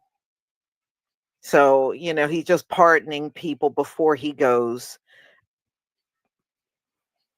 And out of 37, it was Dylann Roof and 3 others that he refused to commute their sentences. And Dylann doesn't deserve it anyway. He doesn't deserve it at all. So his sentence stays in place. Little demon shouldn't even be here as far as I'm concerned. I'm pissed that he's still here. So President Joe Biden spares the lives of everyone except for 3 people. He converted nearly every federal death row sentence to life in prison.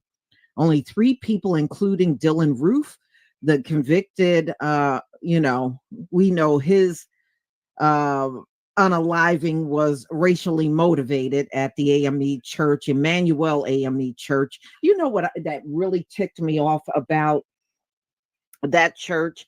Back when that happened, y'all, if y'all remember, they had this ginormous white Jesus up in that church. And I will never forget, that thing was humongous. And I was like, what the hell? I was like, who put that jumbo size white Jesus up? I mean, that thing was, if you go back and look at the inside of that church when all of this happened, and they had a huge white Jesus. And I was like, oh my goodness. Wow. I still can see that in my mind. I can still see it. So now the inmates will serve life sentences behind bars. And, it just goes over some of the inmates and what they did, and look, the Donald Trump, he has been outspoken about capital punishment, but my thing is with Donald Trump, you got to kind of watch him. He's very selective in these kind of things. He does not agree all the way across the board. He's very selective. So when Biden came into office, the administration imposed a moratorium on federal executions, and his actions today will prevent the next administration from carrying out the execution sentences that would not be handed down under current policy and practice. Now, this is according to the White House. This is a statement they put out on December 23rd. Jim Clyburn, oh boy, a South Carolina Democrat, applauded the president's move, saying that many death sentences reflect, inadequate defense counsel and unjust outcomes. Okay, well, if that is the case, then why are y'all continuing to put people on death row if you know they had pretty bad defense? And, and we already know the courts in this country are just not, they're not fair. And they're not concerned about being fair either. So, they're just talking about how historic this is, a move that Joe Biden made. But yeah, he's on his way out. No matter what he does at this point, he's on his way out. So, of course, you got some that agree with what Joe Biden did. And of course, you got some that disagree. And I also remember about, what Dylann Roof did, how quick they were to come out, I think like the next day, to say, I forgive you. Man, I will never forget that. My stomach turned when those folks did that. And I said, boy, we got to get out of this habit of all of this I forgive you stuff. That is a disgrace.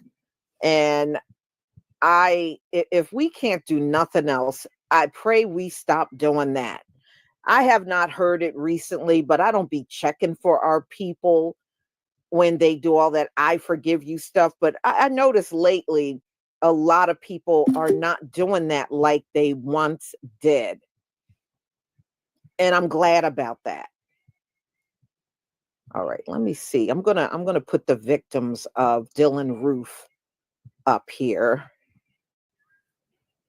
And some of you may remember the vast majority of them were elders. They were elderly people. And I was like, wow, I bet you Dylann Roof probably think he really did something. Taking out a bunch of old people. Do I have that? All right, hold on. I might have it. Yeah, I do. Let me stop sharing.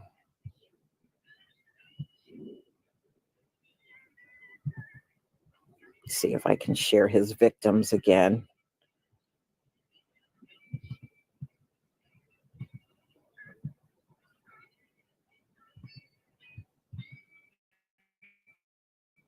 Yeah, here they are.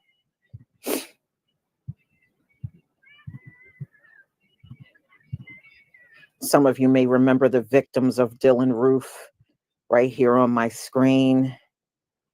I know I will never forget. I will never forget the day this happened. And it just, I think, we know these folks do all kinds of violent things, but it still takes you by surprise when these things happen. And as you can see, a lot of elderly people, the vast majority of them were senior citizens. And that's what he took out. He took out people that allowed him to stay at the prayer meeting they were having. And he seized the opportunity to take these people out. And if you remember, he left a few alive so that they could tell the story of what he did. And then, he got caught and the police proceeded to take him to Burger King, took him to Burger. Well, even if he was hungry, he could have ate at the prison. Couldn't he have had a meal at the prison? They do serve food, may not be the best food.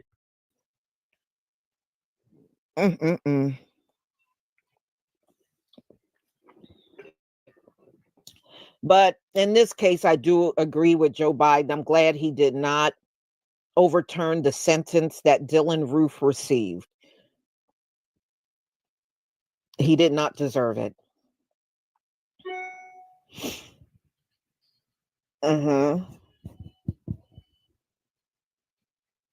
Well, yeah, the thing is, Dylann Roof, I don't know. I don't understand why somebody is sitting on death row that did what Dylann Roof did. And it's going on what? 8 years?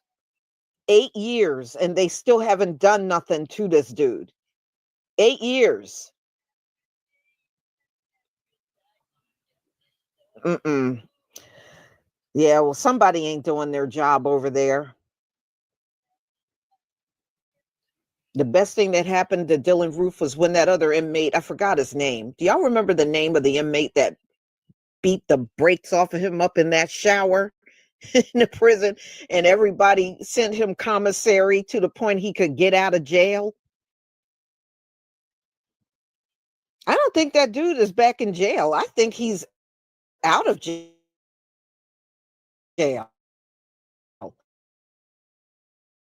I think he had to go back in that prison. But if you remember, what was the name of that inmate that beat the brakes off of Dylann Roof in the shower? And he was supposed to be supervised. And, of course, they do the usual to him.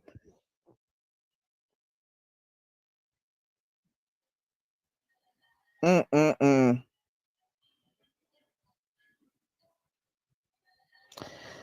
Yeah, well, a lot of people are still not happy that Joe Biden pardoned his own son, but I mean, it is what it is.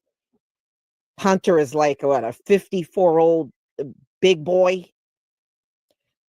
What is he going to do when Joe is no longer here and can bail him out of everything?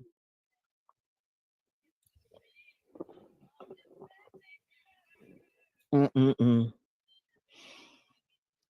They'll probably keep Dylann Roof alive another 8 years, Chris G. Mm.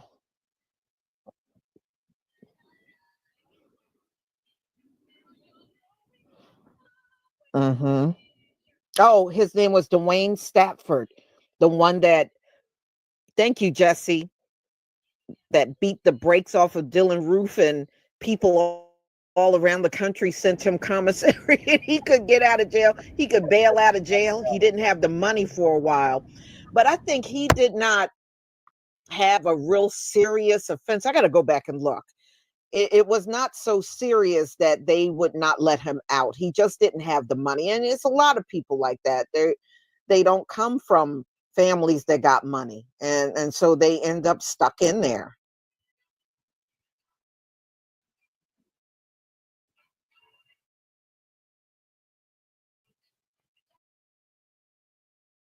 Mm-hmm. Well, wherever that not getting caught up in the system again. Mm-hmm. Yeah, it does. It does happen a lot. So Biden don't have, but what, maybe less than a month, and Donald Trump is coming to town. Mm.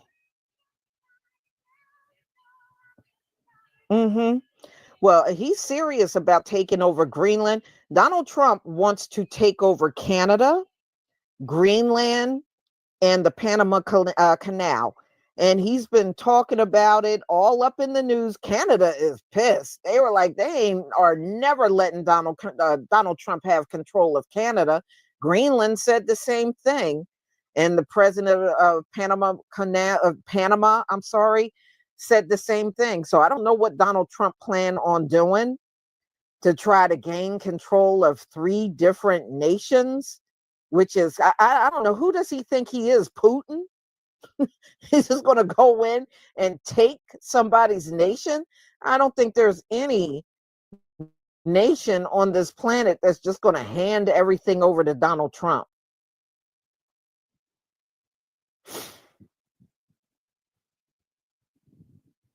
Mm-hmm. Yeah, dude is crazy. Well, y'all just brace yourself. I think we'll be okay, but them folks, they're not going to be okay under Donald Trump. They're not going to be okay.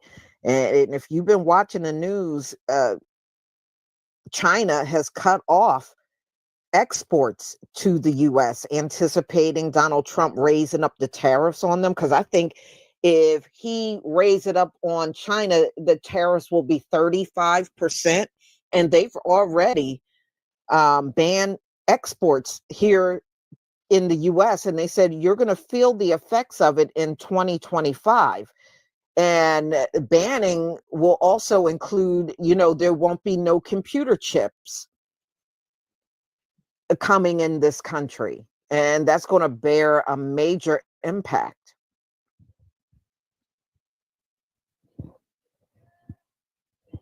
Mm-mm-mm.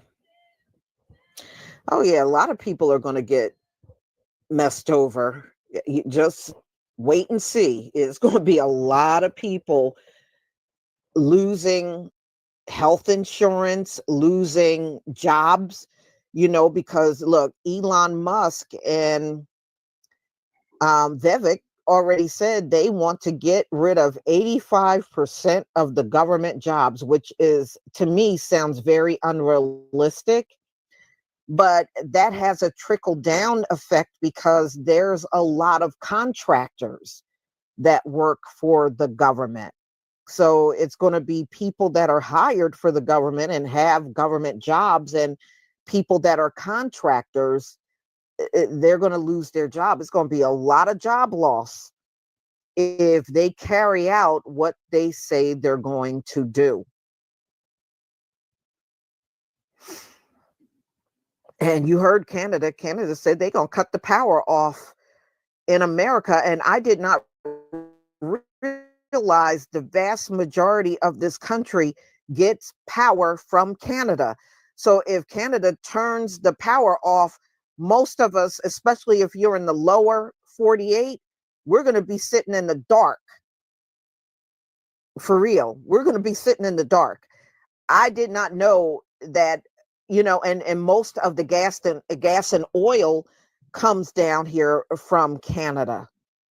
So Canada said they'll just cut the US off of everything, the gas, the energy, the oil, everything. I mean, this thing is about to get crazy. So if Donald Trump goes up on the tariffs, because they said it's going to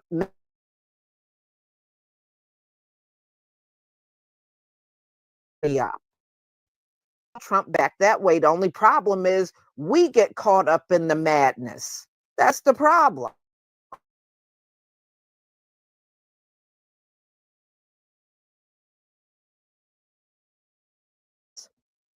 That Donald Trump put in these positions, deciding who stays, who goes, what policy stays, which policy goes.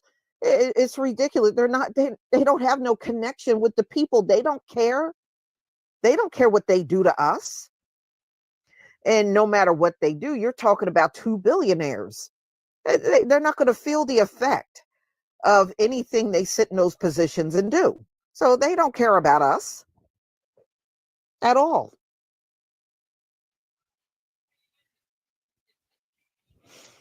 Yeah, we'll see. You know why, Davida, many nations are clapping back? They are, because they already know what Donald Trump is going to do. They've already experienced Donald Trump. And the EU, I was seeing the EU was saying that everybody in Europe should be prepared for getting little to no support from the US, because that's what Donald Trump did to the EU the last time. So they're anticipating he will do it again. So they said they're going to prepare and be ready for Donald Trump. They know they're not going to be able to rely on America, because that's what he did to them the last time.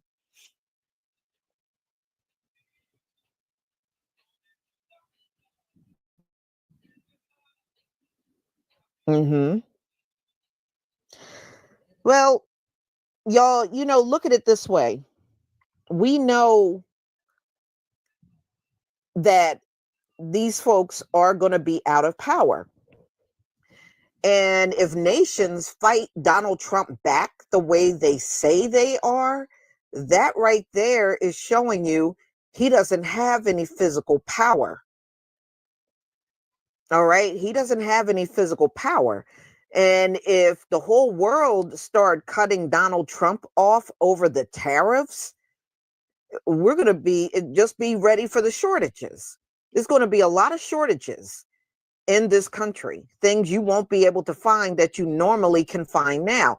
Why do you think so many people keep telling you to stock up and make sure you get everything you need before he takes office? You know, stock up on anything that you need. And I understand what people are saying. We don't know what's going to happen. I know I have stocked up on a lot of stuff, and I know to keep myself fully stocked. For real. All right. So, y'all, I would just go over one more thing. All right. If you have not been to my community tab, please go over there. I have all of the discount codes for my two shops on Etsy, my skin shop and my hair shop. I got my discount code for Shopify, and all of those. Well, the hair shop is 25% off starting midnight until the 1st. The skin shop is 20% off of everything. Shopify, 25%. And Walmart, I have taken some dollars off of the products over there. So if you want to go, so you'll also get a discount if you shop over at Walmart. And y'all, people keep asking me for the gray reversal. It's on Walmart. So if you go to that link that I have in the community tab, you will see the link and you'll be able to go over there and purchase it. And it was $22.99. It's down to $17.99.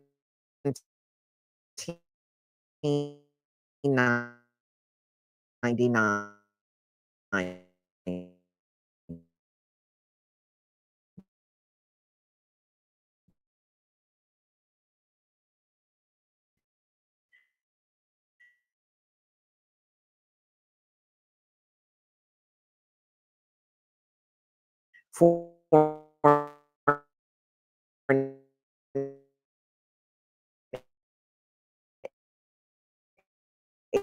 8-ounce bottle if you want that. So y'all, I'm still waiting for YouTube to put my membership back up, all of them. And but thank you. Thank you for your support. It is deeply appreciated.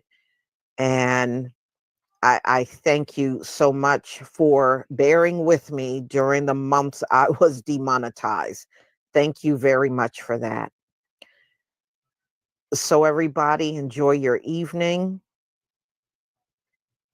Enjoy your evening. I am expired. I have to.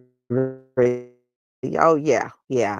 You know, please go ahead. And also, if you haven't noticed, I have some Yahweh and Yahweh Shai t-shirts up. In addition to my channel t-shirts are out there. I'm trying to have my channel t-shirts redesigned. I'll probably do that sometime in 2025. But you should see other products out there, not just my channel t-shirts anymore.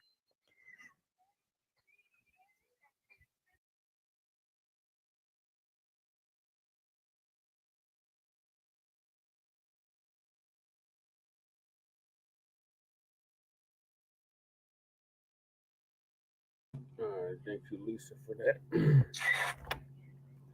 this is the least that Sleepy Jim Pro Bite and the architect of mass incarceration can do. So moving along, got Baby Bass Salami. And you done pissed off white America, y'all. And I said the lazy culture is holding us back. So brother Dewan B, comedian out of LA, is gonna give us an update on that. Shout out to Dewan B. He goes into talking about the culture of America. Patreon at 2:00, 2 hours from now.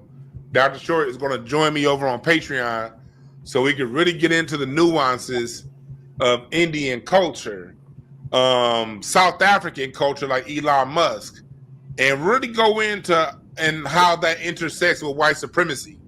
And we're going to say things that YouTube just might goddamn ban my goddamn channel for saying. So, but that's going to be after this. Today, right now, for the next hour and a half, we're going to go over the surface. We're going to go over what happened on the tweet. We're going to go over the tweet. We're going to go over what was said. And then over on Patreon at 2 p.m. Pacific Standard Time, 5 p.m. East Coast Time, Dr. Short and I are going to go far more nuanced and far more detailed than YouTube allows us to go. All right? So with that being said, welcome everybody. Welcome. Thank y'all for joining. What's up, Brooke? What's up, Kendall, Bruce? By the time, appreciate y'all for joining.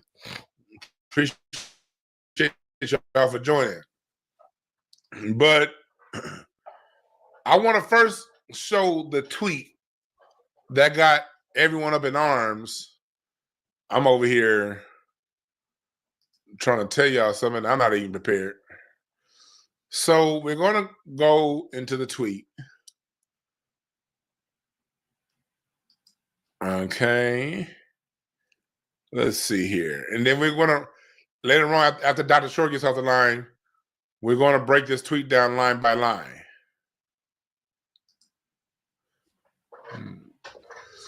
But off top, you're going to see here, this is a tweet. It's a very long tweet. And in this tweet, he talks about the American IQ. He talks about the how lazy Americans are. He goes into talking about the culture of America. He just shitted on America, boy. He shitted on America. First, I'm gonna before Dr. Short calls in, I'm gonna have you. We're gonna where's that? Let's go into this. Let me see here. Here we go. Let's go into this right here. Let's watch this breakdown on MSNBC, and then by then Dr. Short should be in, and we're gonna. This is what we're talking about here. Let me see. Let me see the audio's okay. And former. All right, cool. Audio's good. Let me turn that up. All right, go back. Watch this right here. Then we're gonna have Dr. Short call in real quick, and then we're gonna dive all the way into it. All right. Former presidential candidate Vivek Ramaswamy, now part of the Doge effort with Elon Musk, he published a lengthy post in recent days about American workers. In this post, Ramaswamy explained why he feels tech companies choose to hire foreign workers over Americans.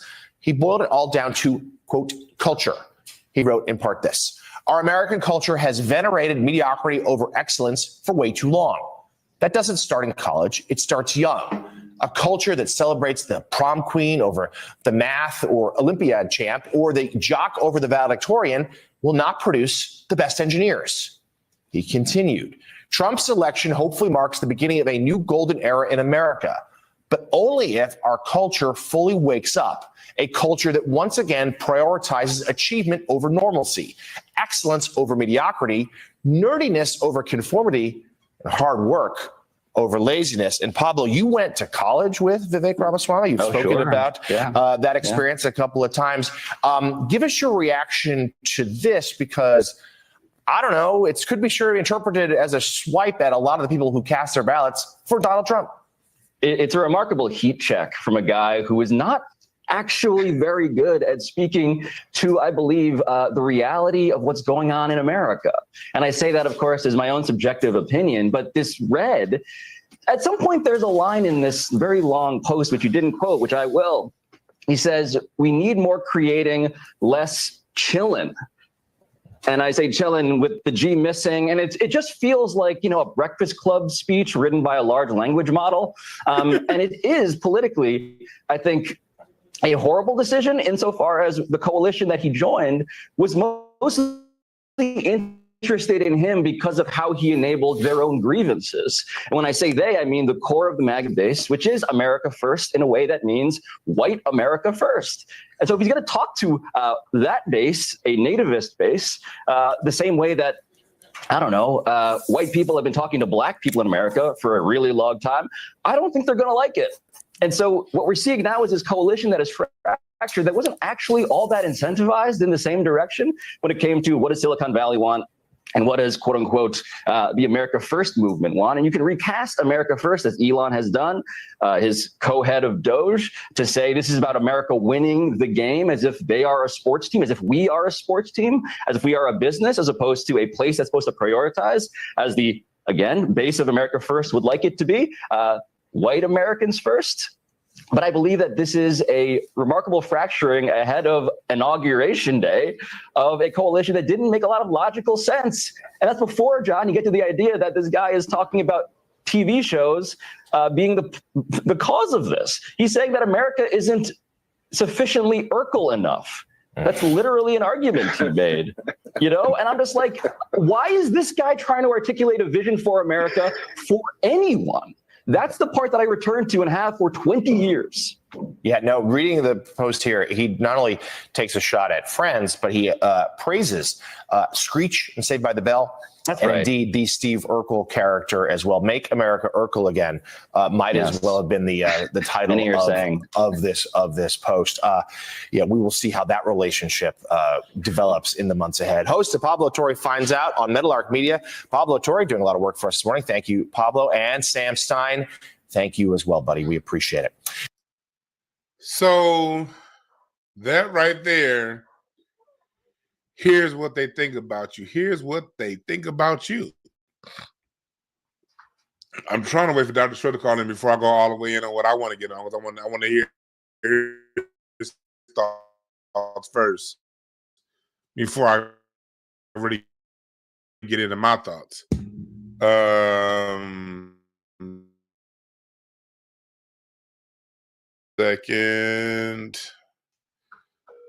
One second.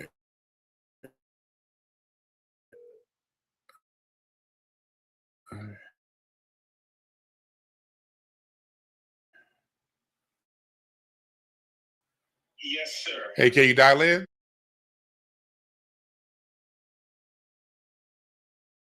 There's what they're talking about. Okay. Last week on Steve Urkel. Remember when Jaleel White was trying to make it seem like it was a black thing that Urkel wasn't accepted? You see now, you coon ass nigga, that's an American thing. Why Urkel wasn't accepted. Second, I wanted to make it very clear. Vivek is talking about white America. Okay? America is always, whenever you hear America in anyone's eyes, the default is always white. This was the first time that an immigrant has gotten on white America like this. And I spent time in Twitter spaces last night listening to Nick Fuentes and a lot of these white supremacists.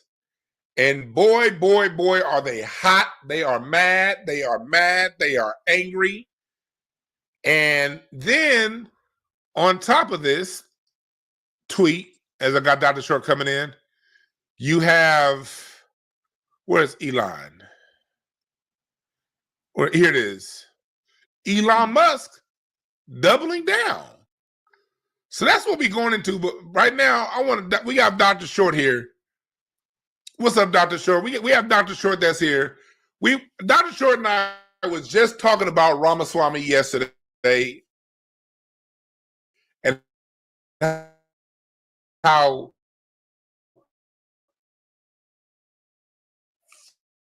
fast he's going to be out of this. I'm sorry, 2:15 Western Standard Time, 5:15 Eastern Standard Time.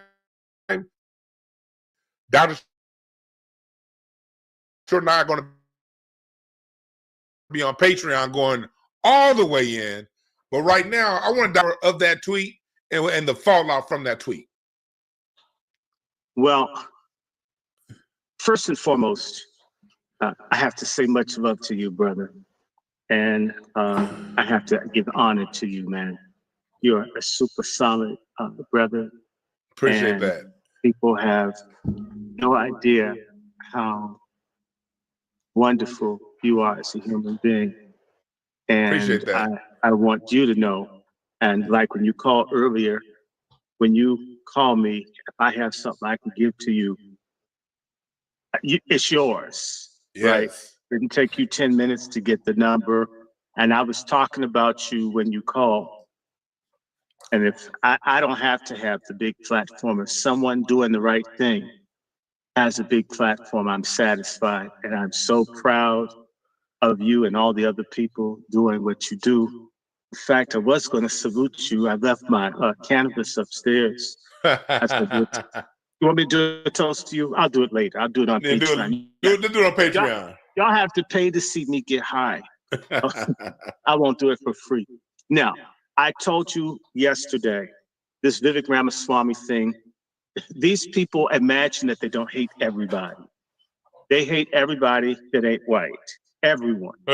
Now, their main focus is in on us because they see us as the biggest threat. But what these guys are talking about doing with chain immigration and everything else, India has the world's largest population, and one day there may be 2 billion Indians. If they get a foothold up in here the way that they want, they're going to be the majority of the people in this country one day. That's what people fear. And so certain people are having second guesses because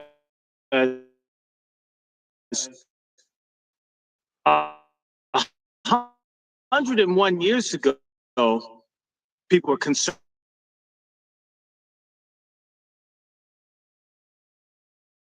Punish Black people globally.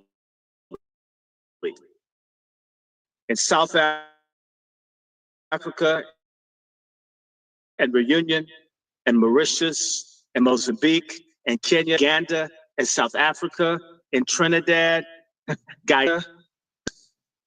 Now, when you tell people that these folks are basically honorary white people, and there's a relationship between the elite Indians who identify as white, right? Yeah. And you use them to attack Black people, right? Yeah. You use them on us to attack us. That's what they've used them for everywhere. Then what happens one day, white folks recognize that these people have their own agenda. The Hindu religion, it ain't the Christian religion, it's not Islam, it's a whole different thing. Are you feeling me?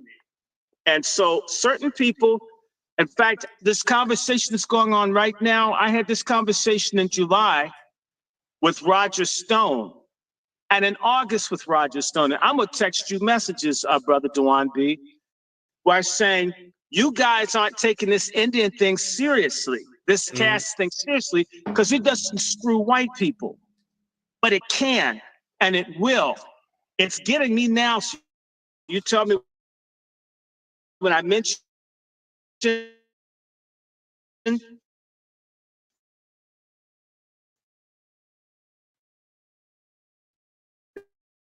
it should be brought out that Kamala Harris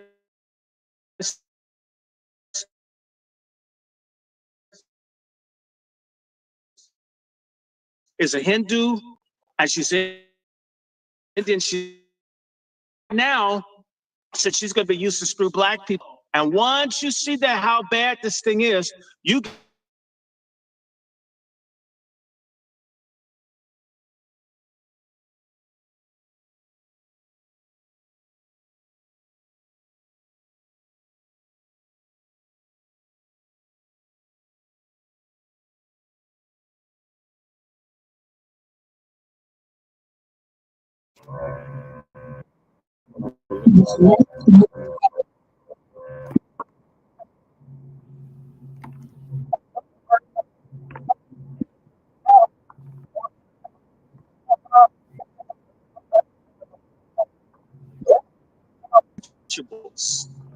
and we're going to talk about that in Patreon. Yes. And I think the white folk were shocked See, they like Vivek when he's attacking civil rights and attacking Black people. They like Dinesh D'Souza, who are lab technicians that frame up Black men in Massachusetts and California and everywhere else that Indians get jobs to hurt Black people. They like Indians keeping Black people out of tech, but they never imagine Indians are going to come and take stuff from white people.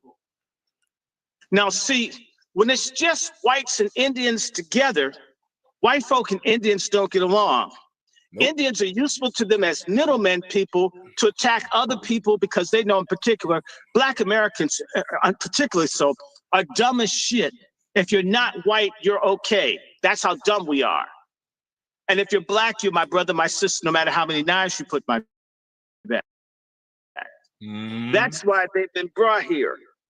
But what Vivek did was said, you know what? I'm a twice born, and basically all the ordinary white people are dirt beneath my feet.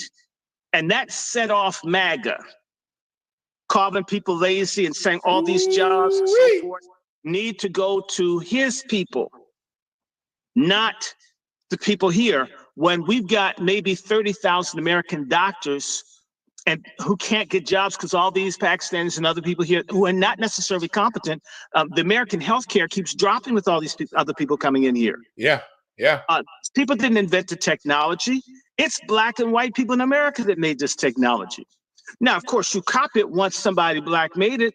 One day, the Indians are going to say that they made hip hop, brother.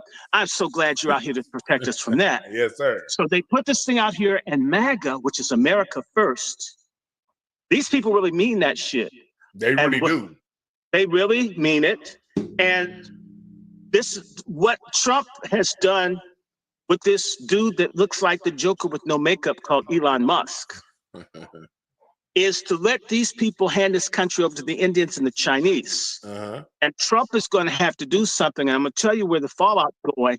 This guy Vance and this Hindu bitch that he's hooked up with, a lot of people are going to start looking cross-eyed at Indians because, as I said, and I'm going to just touch on it, when white people were in India, the English, the British East India Company, they caused a minimum of 60 to 120 million Indians died at the hands of white people.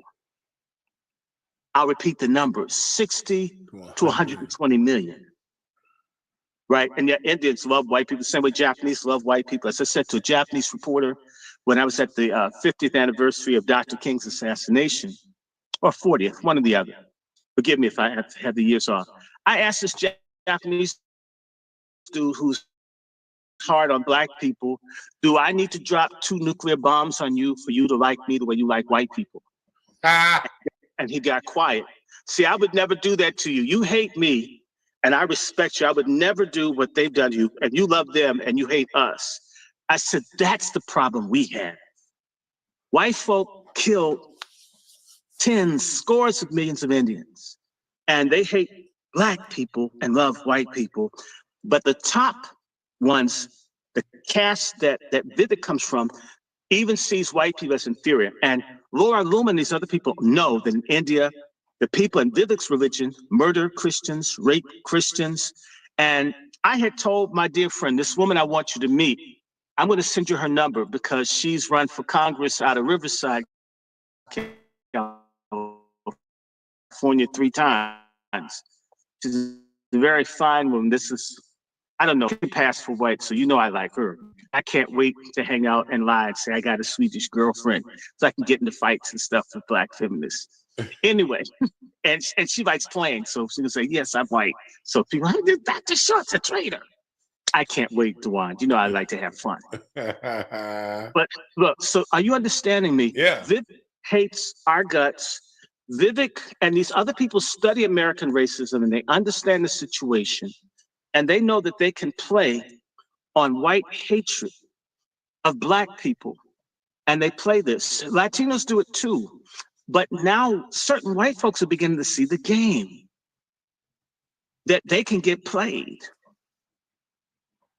They can get played. Yeah. And it looks like they trying to. And now that talked about the caste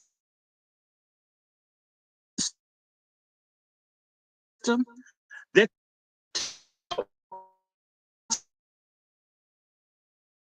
because they recognize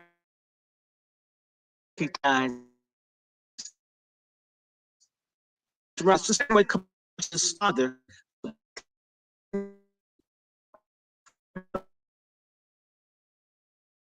to her Pakistani daughter who's schooling a guy I knew in Baltimore. Her comment was, "Black sex doesn't last forever. And you're going to have to choose between our money and his black sex. I know how happy he's making you." And that right there is the cultural nuance differences that goes on. And the rest of it, I want to save for Patreon because we're gonna go. Any more teasers you want to give before we go all the way there? Mm-hmm. I want to say this. The Indians have a special, the Brahmin, the top elite Indians have a special hatred for Black Americans more than any other group of Black people in the world. They especially don't like us because the movement to uplift the untouchables, the equivalent of the niggers of India, their movement comes from the Black American community. Most people don't know that. The Indian government, the same way that little Jewish diplomat said the enemy of Israel were young Black people, the enemies of the Brahmins are Black Americans. They hate us more than anybody. And okay, people need to understand there is a relationship that's over 120 years old, more like 140 years old between Blacks and Indians fight against racism and caste.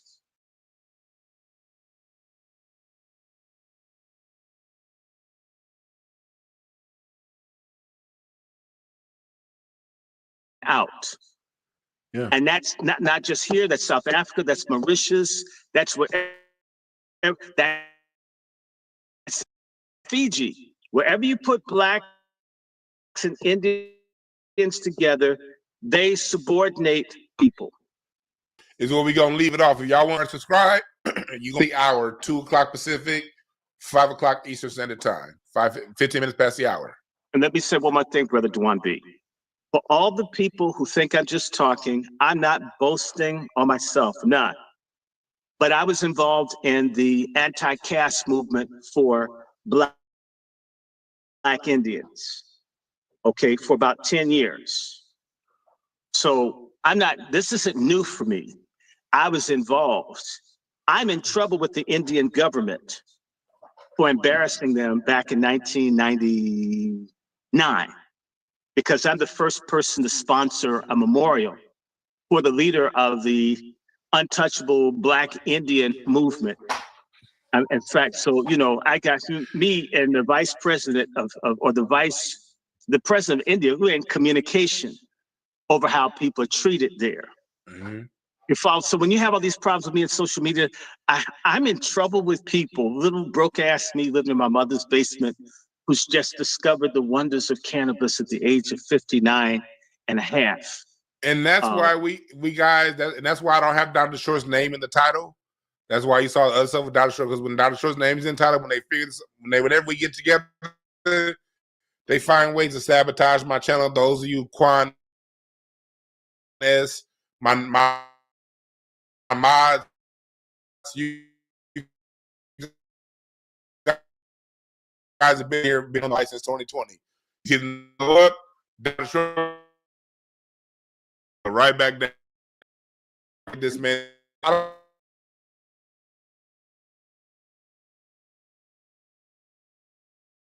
don't want to say it on here. Let's talk later. All right, bye. Stop. Bye-bye. Damn. Dr. Short will algorithm up. But I had to still have him on here because this is what we're dealing with. And so if you're on Patreon, we're going to go further into it on Patreon in about an hour and a half, all right? But right now, I want to go back into the tweet. And let's break these tweets down line by line, all right? Let's break this shit down, what he said. Because I want to talk one. I saw some people in the chat room earlier saying that one, I told you something about what they're saying. I saw somebody in the chat room earlier say some dumb shit like, well, that's because black folks keep fighting each other. Nigga, do you know Indians got the highest fucking domestic violence rate on the goddamn planet? Have you seen the conditions of India? There's nothing moral about India that gives them the moral authority to get these jobs. It ain't about us fighting each other. It's about a system of education that miseducates our youth. So by the time our youth is in the second grade, they're forever disenchanted and done with education. That's the issue. An education system that doesn't educate, an indoctrination system. But I want to break that down as we go through his tweets and just really break down what he's saying. The reason top tech companies often hire foreign-born and first-generation engineers over Native Americans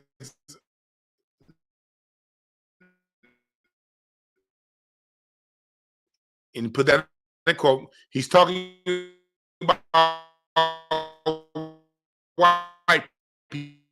He don't want to say white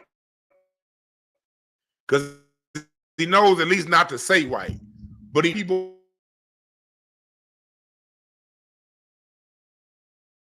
nation, a key part of it comes to the C word, culture. Tough questions demand tough answers. And if you're really serious about fixing the problem, we have to confront the truth. Right there is where he's ought to be. On one hand, he's right and he's wrong. American culture does not value high-level education. We do value athletes and entertainment more than we value education. But let me tell you something else. That was true too when America owned the space program. The world went from never touching space to touching the moon within a handful of years. Partially because of Operation Paperclip Nazi scientists coming over here, and the other part because America had the #1 education system in the world while still kicking everybody's asses in the Olympics. We was whooping ass in the Olympics and had the #1 education system in the world. So the culture is somewhat true, but it really comes down to how we're educated, not culture. But this is fine. I'm not gonna fight him because again, he's going at white society. Everything because I'm sure I haven't been paying too much attention to the chat room, but I'm 99% sure it was a handful of dumb niggas in the chat room saying, we ain't doing it because we this and we that. This Indian motherfucker's telling you, it ain't just your black ass. This is American culture. He's talking about white folks. He's talking about Latinos. He's talking about Asians who've been here multi-generationally. He's talking about Africans who've been here multi-generationally. He's talking about everybody.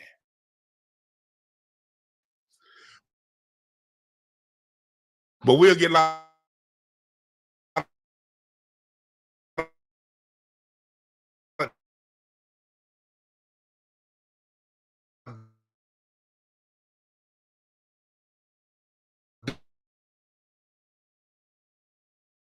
dumb niggas that come and check.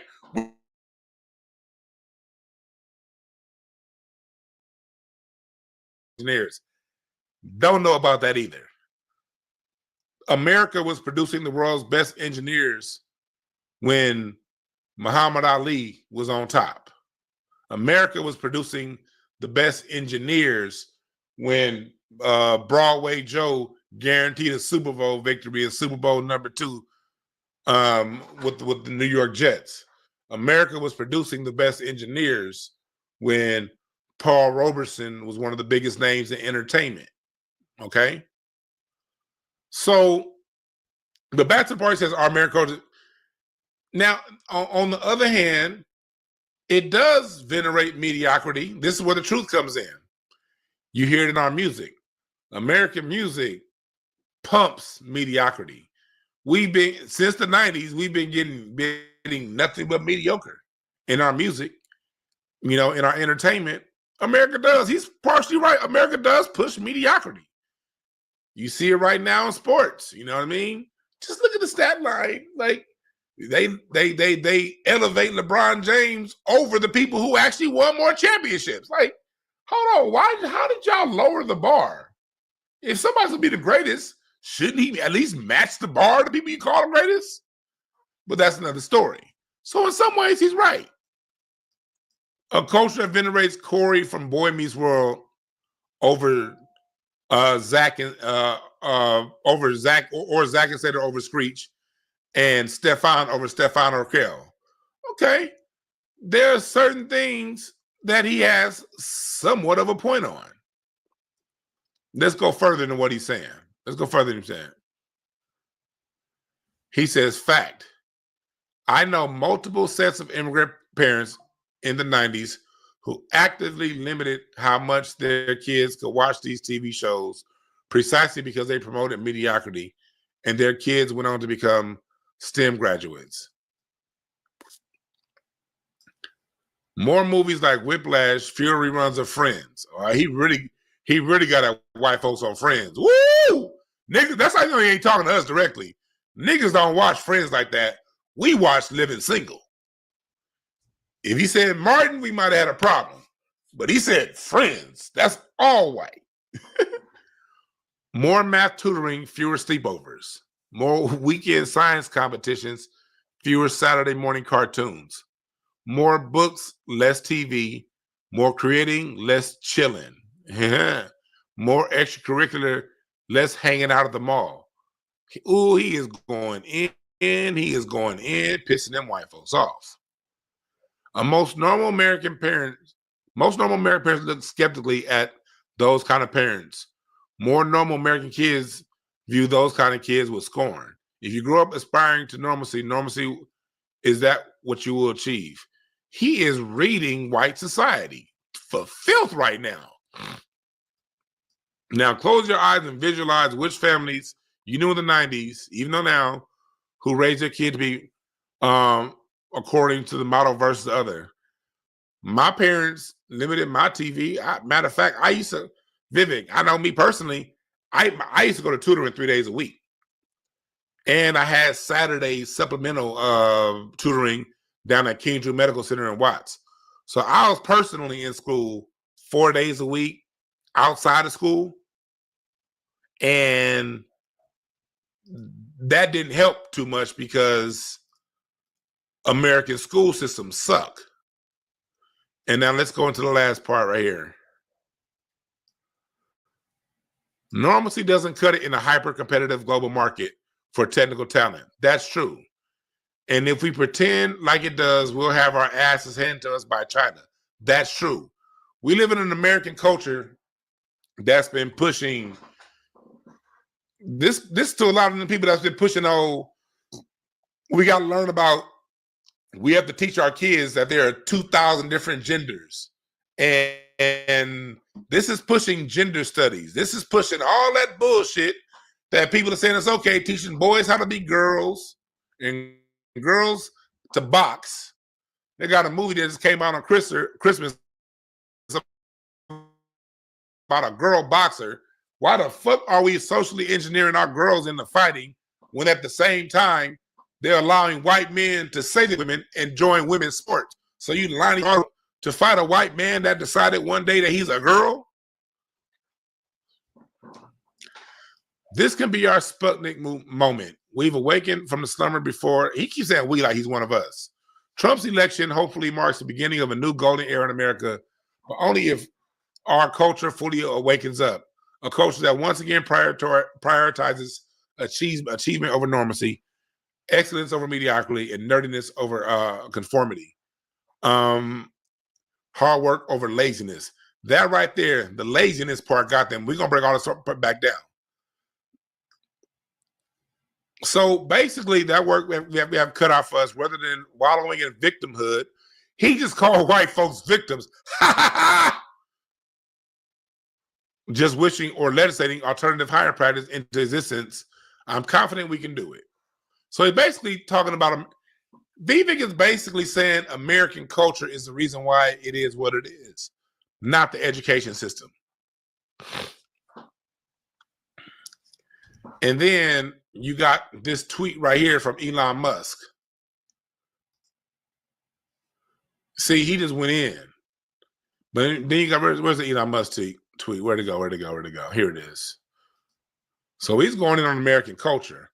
Now look at this tweet from Elon Musk. Elon says, maybe this is helpful. Maybe this is a helpful clarification. I'm referring to the bright in bringing in via legal immigration the top 1% of engineering talent as being essential for America to keep winning. This is like bringing in Jokic or Wemby of the world to help your team, which is mostly Americans win in the NBA. Thinking of America as a pro sports team that has been winning for a long time and wants to keep winning is just right. It's just the right mental construct. Okay, now I'm gonna get into my words. I've read with you what they said now about what I'm saying. And I'm gonna start with this tweet, then we're gonna go backwards. First off, when it comes to this whole thing, Elon Musk,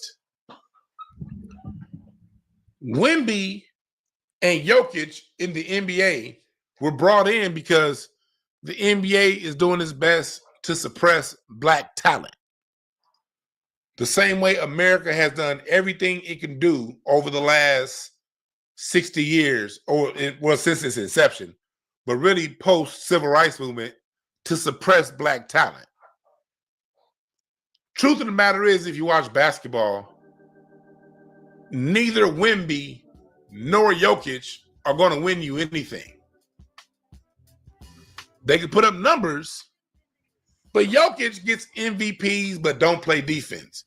It's when they've been brought in, and players like that, what they do, it gets highlighted over the level of the American-born players who are always, always better. Always. Anthony Edwards is better than Wemby and Jokic. But the marketing has you thinking Jokic and Wemby are at the top, when really it's Anthony Edwards, when really it's Trae Young, when really it's these Black athletes that are really pushing the NBA. But look at the end result. Let's just use the NBA as an analogy. The NBA has been pushing foreign-born players real heavy the last decade. And what happened? We talked about it on the show. The last decade, NBA numbers, viewership has gone down 50% in 10 years. People are saying because the NBA is unwatchable. Why is the NBA unwatchable? Partially, the NBA is unwatchable because you're pushing these mediocre Europeans ahead of the natural-born Black athletes. That's why the NBA is suffering. And if you push this into America, bringing in a whole bunch of people from failing countries, you're going to bring that same failure here. Let's take it back one more step. He talked about the culture. And this goes out to all my education cultures. And I agree, American education sucks. But if it's just about education, why isn't India winning? Why aren't they on top? If it's just about education, where's Nigeria in the global scale of things? Where is India? If it's just about education. See, the thing is, yes, these places bring in geniuses. Yes, they do. But it's not just education. It's a combination of innovation and education. And in America, what made America a super economy is the innovation of the Black American. Well, we innovate the chips that create a way for a cell phone to be made. Yes, we have. We innovate bioengineering and biofuel. So bioengineering is now a whole industry because George Washington Carver innovated that. The innovation plus the education is where it comes from. And America has been targeting Black education real heavy, real hard. And what they did was they started it by targeting Black schools in the 70s. Kissinger, Nixon, they started it by targeting us, pushing us all into these other things, and saying, okay, we're only going to need the good education for the night school in LA, not the Black ones. And it's been going like that in LA for about 15 years now. All of the STEM, all schools, in the Black schools, sports and music is what they're talking about. And they don't even teach music right. So you've socially engineered Black people away from these fields. And then slowly but surely, that cancer you put in our education spread to the rest of the country.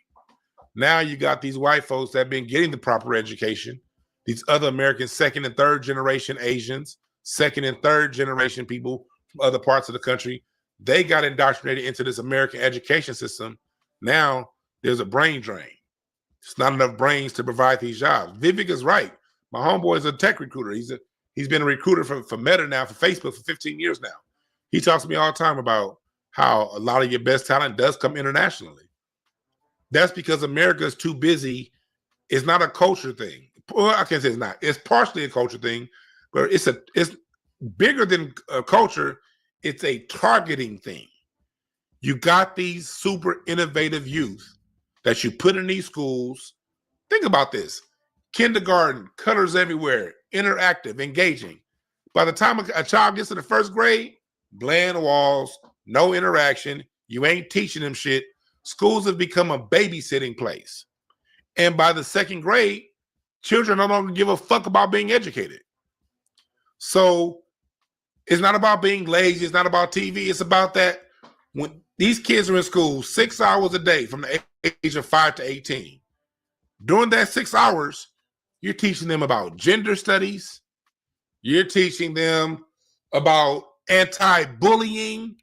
Why is anti-bullying the number one thing talked about in school? You're going to deal with bullies, beat their ass and move on. But schools are focusing on genders, bullying.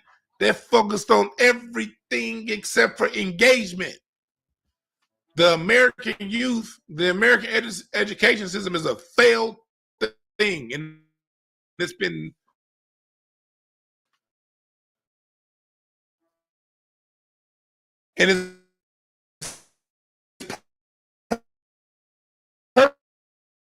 purposely been screwed off, going back to Kissinger and Nixon. Our education system, get a second generation Nigerian. It ain't too many second, it's some. Get a third generation Asian kid. Second, third generation Asian. Second, third generation Nigerian. Second, third generation athlete. They want to be an actor. They want to be an entertainer. They want to be everything except for a professional. Because American propaganda ushers that in. Here's the second point I want to make about that. Somebody made this point earlier in the chat. This isn't all about education. It's not. Because America has already imported in enough brains to be fine. Now, with them opening things up, this is about slave labor. Let me break it down to you. America brought in when Mexicans and Latinos to take over the slave jobs, picking the cherries and all that shit, the service industry jobs. Because the people that control the oligarchs want to make as much money as possible. It's not that black people were done picking cherries. It's just that black people were done picking cherries at that rate. I know because my dad used to go up to Stockton, California in the early 60s and pick cherries with my cousins up there. And my dad remembers in 66, 67, they used to go as kids and do it in the summertime. And he was like, man, that shit stopped by the time we got to middle school because all of a sudden, the stuff that they would have the kids do out there, they started bringing the Mexicans in. And partially because a lot of the black people were like, we don't mind picking these cherries, but you're going to have to pay us. America didn't want to pay. It's not that they didn't have the labor. They didn't want to pay for it. So white folks, being these service industry jobs don't affect them, they said, shit, cool, bring them in. It don't affect me. It just affects the niggas. All right, fine. Then it went up to your city jobs, city entry-level jobs, your McDonald's, your fast food restaurants, your service stuff within the city. Black folks did that. And then the next generation of Latinos that came up, now you start bringing them Asians in. They got the massage parlors on deck, the nail salons, the Asians come and do hair. You bring them in because now you can basically bring some people in from China, make them slaving, clip nails all goddamn day to pay back off their citizenship, and the labor's cheap. Again, these jobs don't affect white people. They displace the black nail techs. They displace the black hair care facilities. Black people owned our hair care industry in the 1970s. You bring the Asians in to undercut the price. Bring the cost of labor down. Again, did not affect white people, so no one cared. Then you get into the city jobs. And if you live on the South where y'all just now getting these people, trust me, it's coming. I'm in LA. I've been seeing this shit progress my whole life.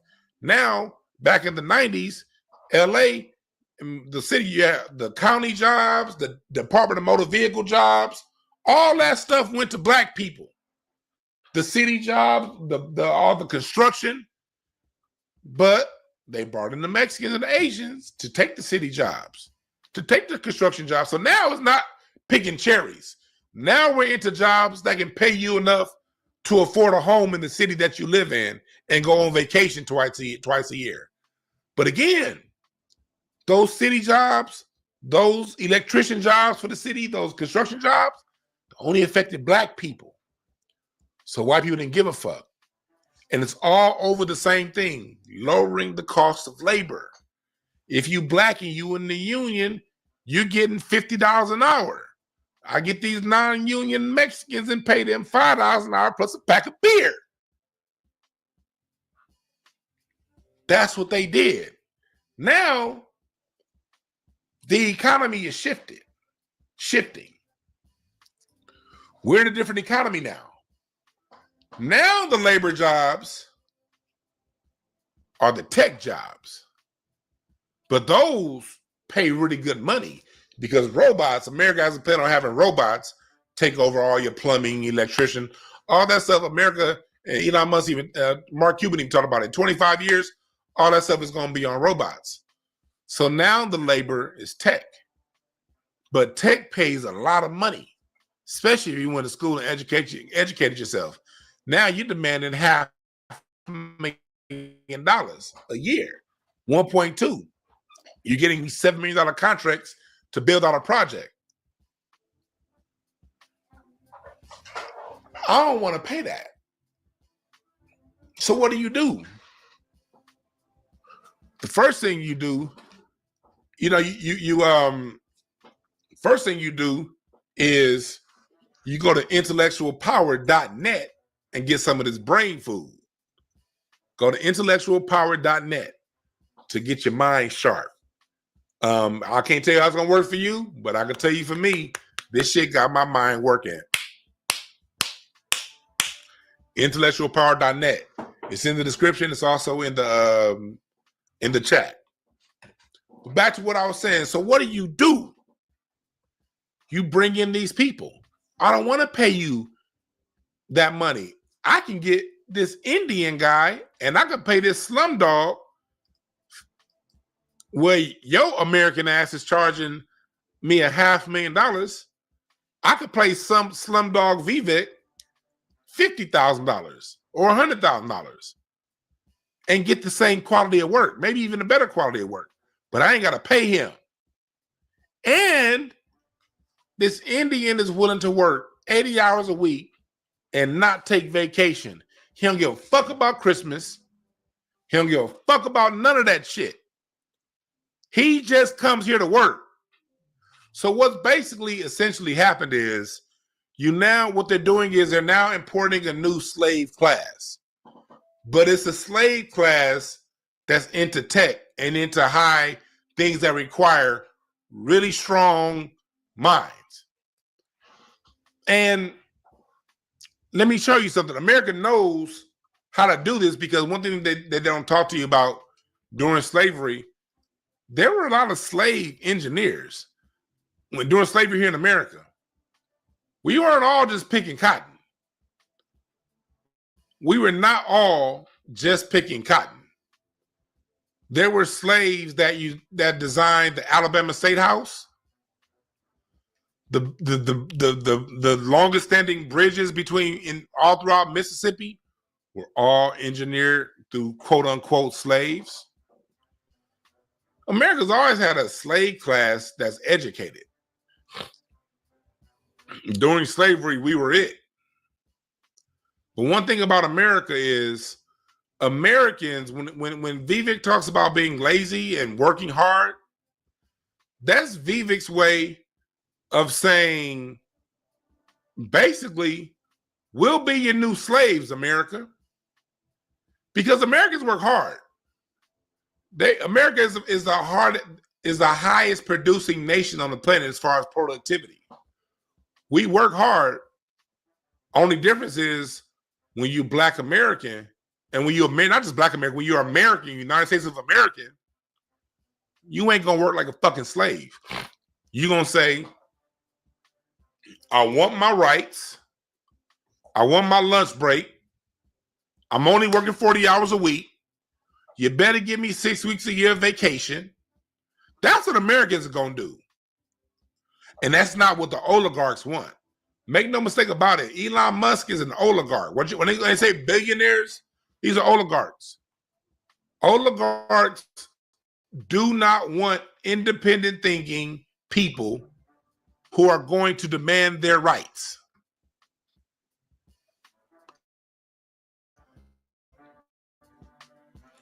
So the way to get around that is to bring in people who don't give a fuck about rights. You see how that works? You see how that works?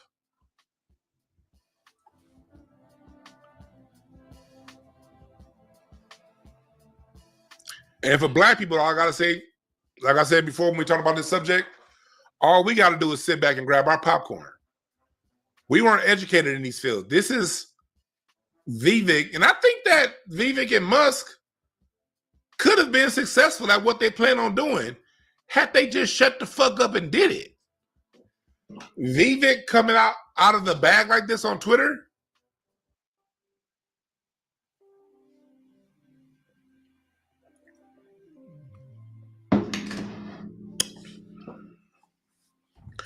but white people, white America, non-Black America, you did it to yourselves. If white America had fixed this community and focused the attention of the masses on education and not indoctrination, we wouldn't be having this problem.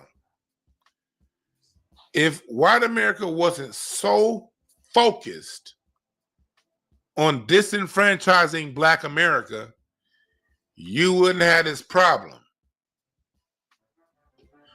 If white America wasn't so focused on allowing the crack cocaine to come into the neighborhood and Blacks, if they while white America sat idly by when Black American education was getting thwarted and rooted out, this wouldn't be happening.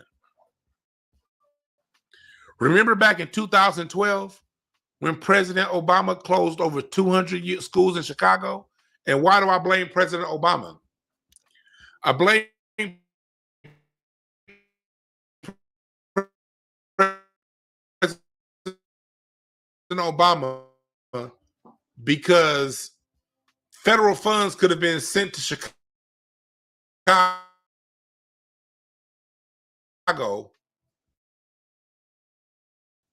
to keep, but he ignored inner city Chicago and allowed them schools to go ahead and close, which increased the violence within the community. Nice. Hit that button, helps me after the video. So what Vivek did was he just put a mirror to America's face. But this mirror came because America thought it was just going to be Black people. See, let me tell you something. Black America, we're always just the beta test. America don't give a fuck about white Americans, quote unquote. They don't give a fuck about Latino Americans. They don't give a fuck about you Asians and Indians either. America don't give a fuck about none of y'all. America wants maximum production from you. America don't give a fuck about you. And we as Black people, we understand that. And we're sitting here crying, ringing the alarm bell, hey, is something fucked up in the water over here? And what did y'all say? Oh, Black people are just complaining. If they just stop shooting each other, it's the rap music.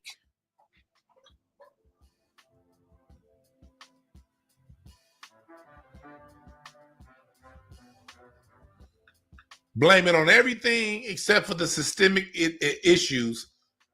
And you, America, white America, and all the non-Black America sat in and grabbed their popcorn and watched us suffer. Oh, look at those Negroes. They're uneducated. Ha, look at the Negroes. Now, you vote in white supremacist Donald Trump talking about make America great again and America for Americans. And who are the first two people Donald Trump hired? A fucking Indian and a South American telling white America, you niggas is dumb.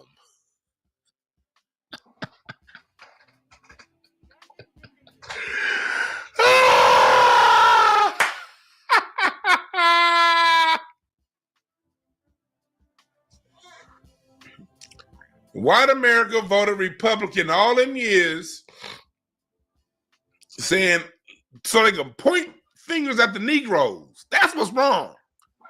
Democrats voted for liberal white supremacy. Let's bring the Negroes in and let's elevate LeBron James and Jay-Z.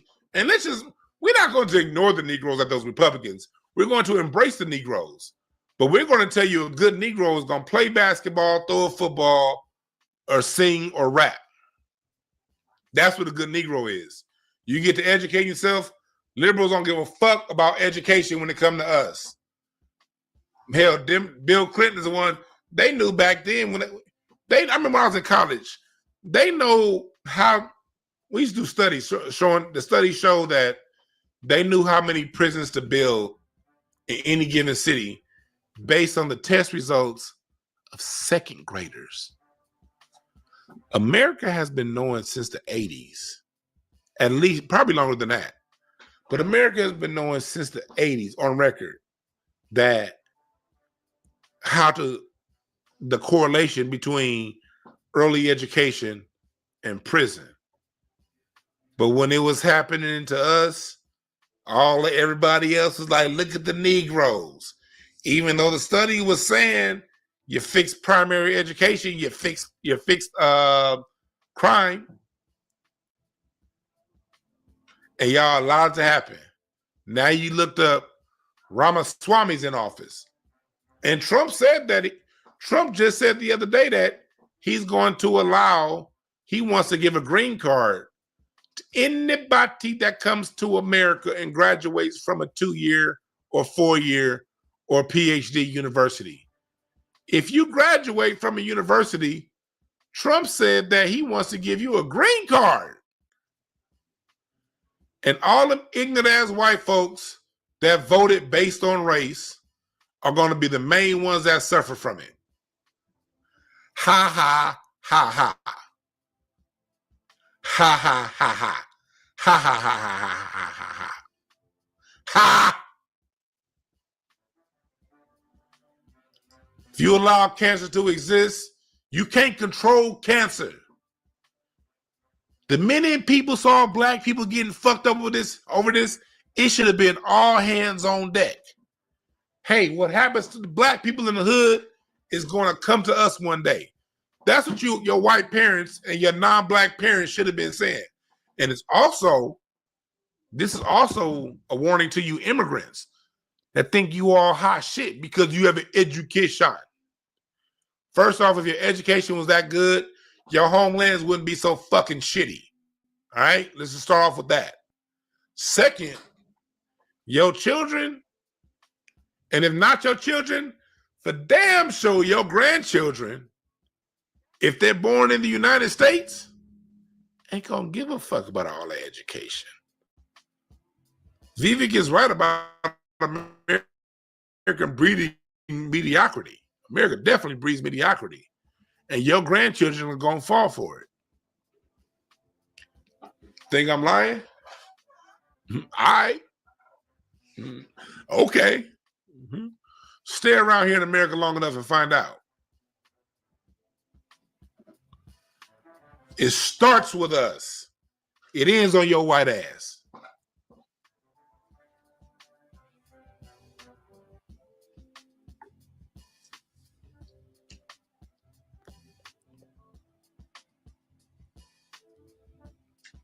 So the next question is, where do we go from here as black people? How does this work out for us?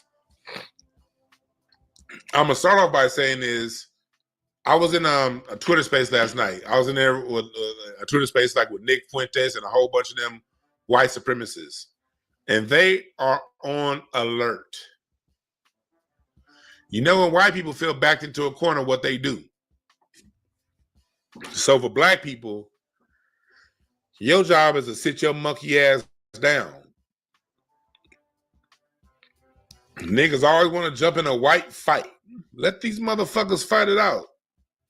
They socially engineered your black ass out of these jobs 30 years ago, homie. So this ain't your, these are now white people's jobs that are being taken. For us, first off, we need to go back to educating our own. All this sending your kids to the school system, like if I see another black parent brag about, oh, my kid got this GPA, but you're not giving them any supplemental education outside of what they're getting in the school system, you're raising a fucking dummy. I don't care if they have a 4.0. If the only education they getting is happening in that school, you're raising a fucking idiot. I said it. We need to focus back in on supplemental education, teaching the children knowledge of self, getting them involved in STEM early, outside of school. You cannot depend on the American education system to do it. Parents got to take the time to do it themselves and introduce this stuff to the children themselves. You're never going to get it by just sending your kids off to school and saying, hey, my kid got a 3.5. Yeah, 3.5 points of bullshit is what they got.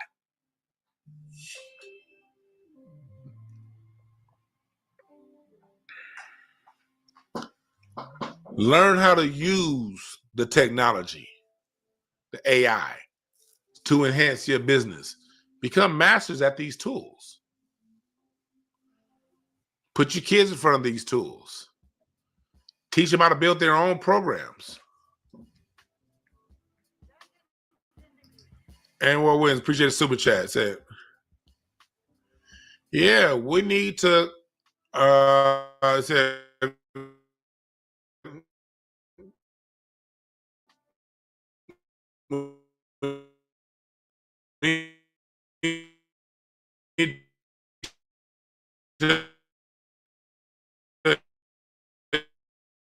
continue our delineation movement and make FBA great again.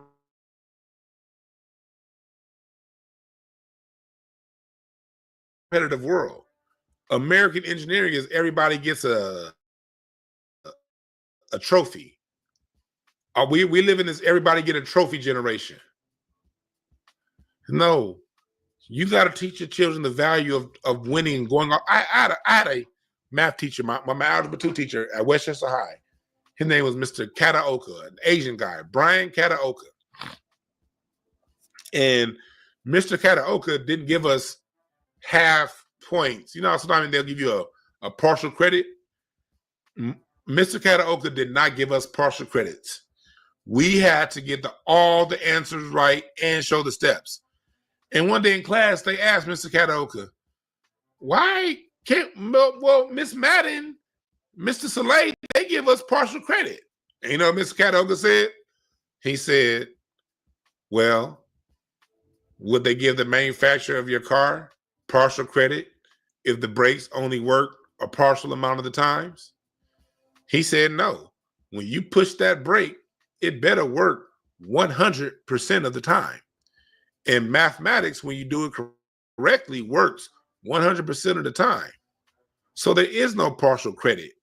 The same way your mechanic won't get a partial credit if he barely fixes your brakes. That was a life lesson Mr. Kataoka gave me. Brian Kataoka. My wife was in his class too. My wife was in the AP class. I was in the regular class. My wife was in advanced placement.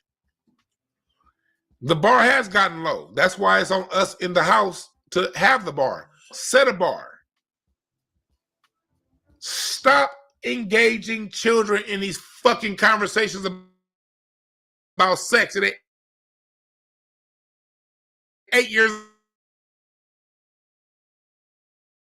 old.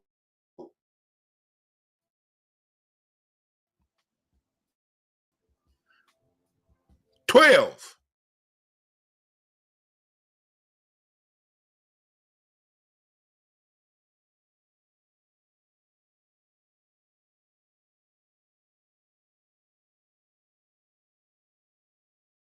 Somebody's gender, and the kid is, I said, stop talking. He was like, what? No, I'm just saying.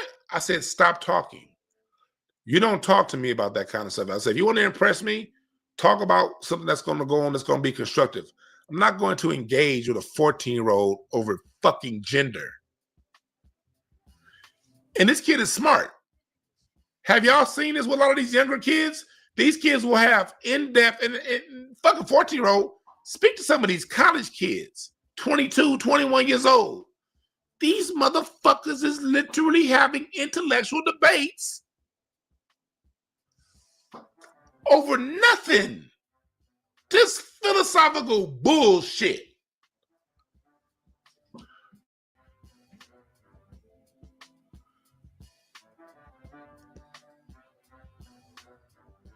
This education system, and it really goes back again to 1971. For those of you who haven't seen my previous broadcast on this subject, America had the #1 education system through the 60s. From beginning of the century through the 60s, America #1 education system. And this is why we celebrated Jack Johnson, Joe Louis.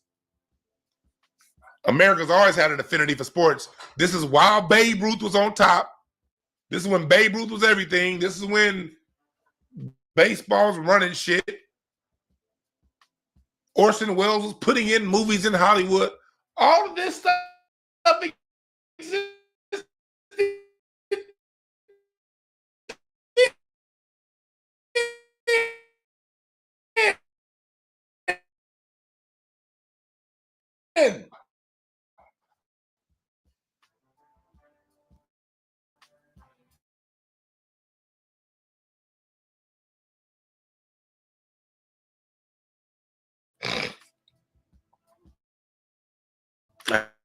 can't think of the book right now because I've read so many books over my life. This here was actually a discussion that I had in college. This was actually a discussion that I had in political science going back to like my sophomore years in college. This is when I learned this information. They were asking, why is America protesting the Vietnam War? Why is America so up in arms? And Kissinger and Nixon basically concluded that Americans are too smart. We're educating the people too much. Let me see if I can find it.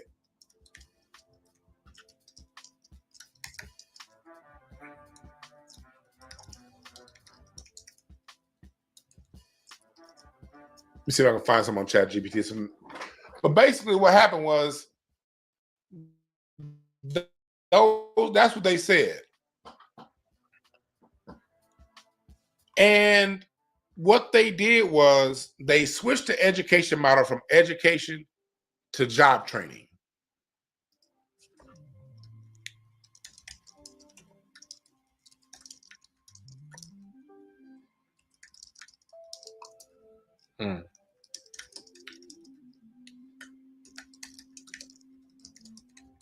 See if I can come up. Let's see if I haven't come up. Basically, that's what they did. They switched it over from education to job training. Let me see. Here we go. Thank you, ChatGPT.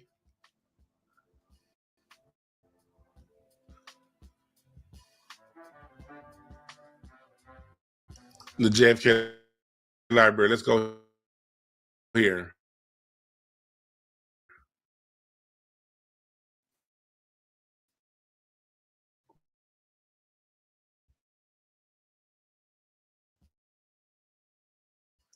Because a lot of stuff I'm talking about was in books. The internet.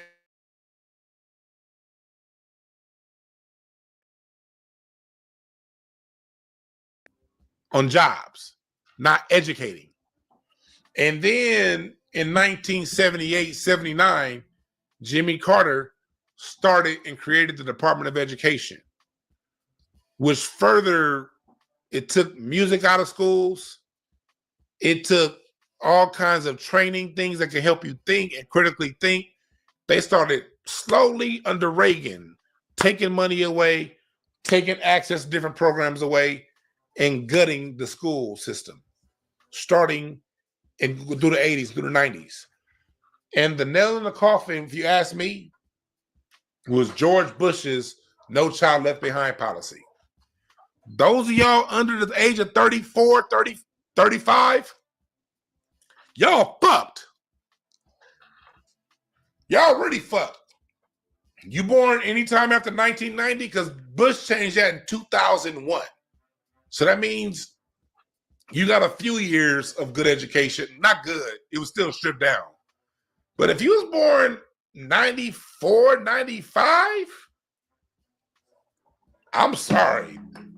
I don't want to call you a dumbass, but they purposely made you niggas not be able to critically think at all. If you go back to George Bush's No Child Left Behind policy, it just pushed kids on through without verifying. It made y'all got on Common Core math, never made no fucking sense.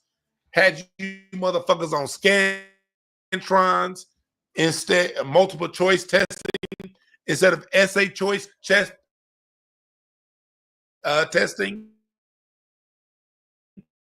They get you to go. They didn't teach you music from music. If you talk to somebody else and something that they don't agree with, what do they say? Yeah.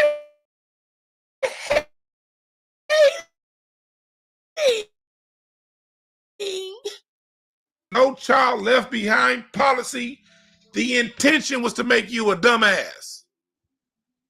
And if you didn't get no education outside of school, if you didn't have an uncle a mama, a daddy, a auntie, people in your community to sharpen you up. See, some of y'all, those of y'all under 30 that got the game, y'all got that shit from your family. Y'all got that shit from your immediate, your cousins. Y'all got the game from people, not from school. School engineered you guys into being flat out dumbasses. Let's check these super chats. Yeah, the H1 store restarted in India under Biden. That's right, Landmark 22. Yes, and yep. Ira, you said something earlier. Yeah, they hired people, IT professionals were way cheap. Yeah. Hell yeah. He said, unbeknownst to us, to white supremacists, old Joe opened the back door to white supremacists' knees getting capped. Yeah. They can't blame us. They cannot blame us. White people did it to themselves.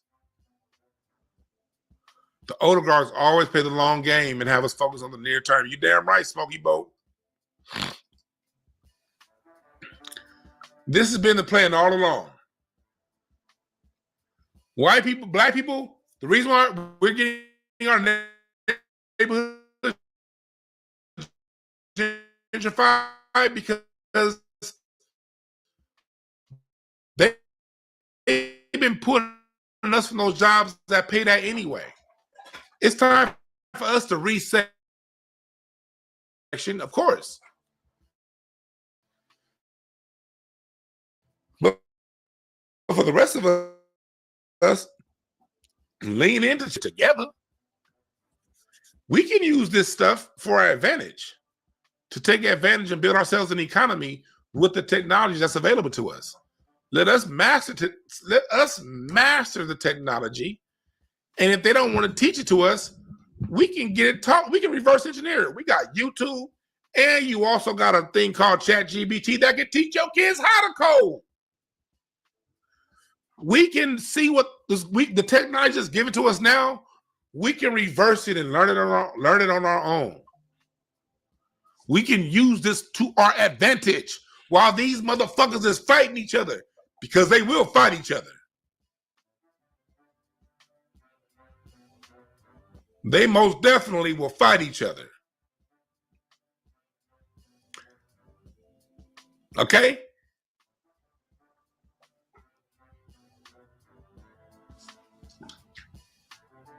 What's up, Brandy Kane?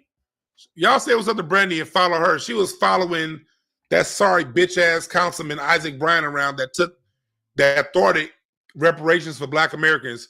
She was on that motherfucker's ass the other day on Christmas Eve, not allowing him to walk through the Crenshaw district peacefully. Salute to Brandy out there on the front line.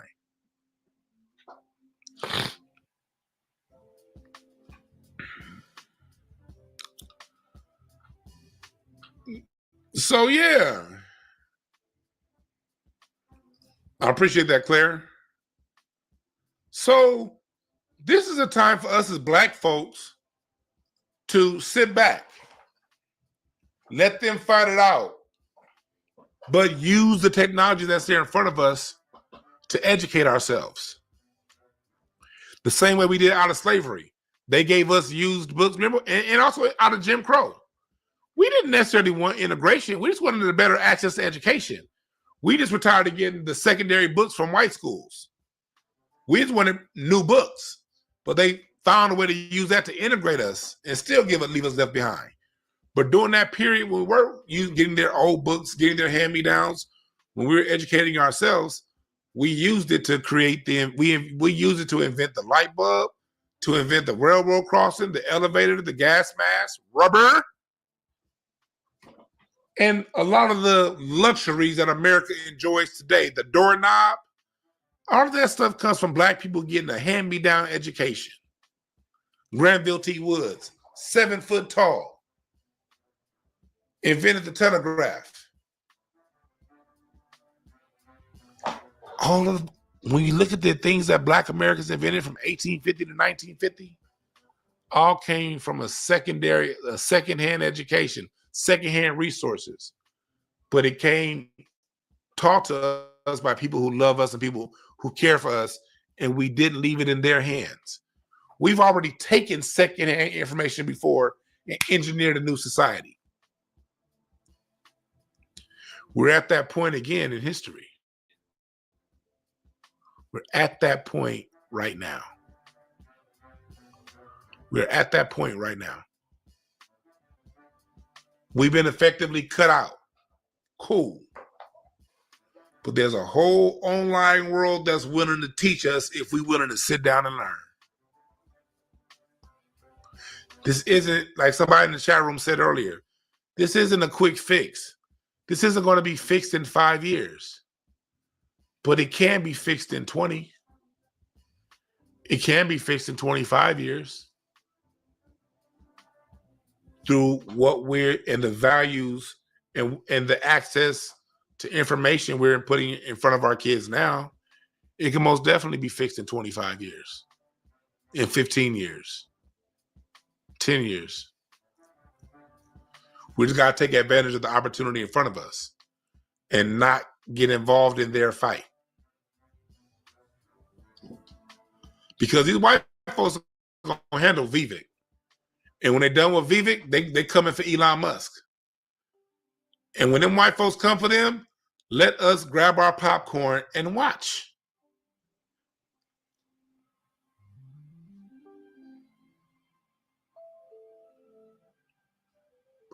That's right, Unique. We thrive best when we did not allow them into our affairs. Hell, even now, when it comes to sports, we can take advantage of sports. You got the NIL money. If your kid is good in high school, I say shit, if your kid is good in high school basketball, let them keep playing, because now they got these NIL deals. You got kids getting 150, 200 grand a year to play basketball in high school. But value the education along with it. College, these college kids are now getting paid $500,000 a year. And it's going to be even way more in the next 10 years. So the money's there. Now these kids can get paid in college. If you add the value of a true education, not indoctrination, not sending your kids there, we'll send them there, but supplementing that with knowledge of self and education at home, they can then flip that and the money that they're getting from sports into a lifetime of greatness. So let us sit back and laugh and watch these white folks fight it out. Vivek and Elon Musk just sent a shot to white people, Latinos, all of you motherfuckers. I see some trolls in the chat, but Vivek was talking about you. Your schools got the knowledge. You're just not good enough. Black people were never in the race because we never got the education to begin with. We don't get accepted into Harvard like that at a 46% clip like you white people do. We don't get accepted into MIT like that. He's talking about y'all. So you can troll me all you want in the chat room, you dumb bitch. He talking about you. Now what you gonna do about it? Keep complaining to the black man or pull yourselves up by your bootstraps? All of you white trolls in the chat room talking. Are you going to pull yourself up by the bootstraps and fix it? Or are you going to argue with me? I ain't your problem. MAGA put this in office.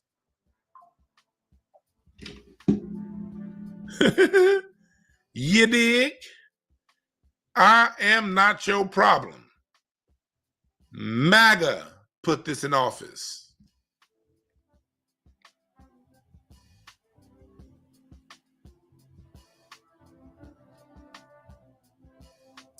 You dig? Now, in about 45 minutes, Dr. Short and I are going to really go in. But you got to be subscribed to the Patreon. Because what we about to talk about on Patreon, I ain't about to let YouTube take my fucking channel. All right? So if you're part of Patreon, you're about to get this. And then when I'm for those of you who are members on this YouTube channel, the member link won't let me go to Patreon and member at the same time. So if you're a member, it's going to be recorded. and put on the membership level of this channel. So if you're just a member, not on Patreon, you will get the video too. But it'll be once we're done recording.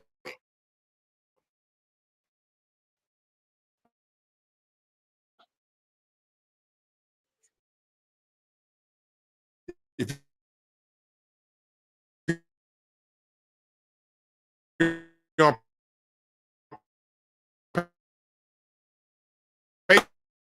Patreon,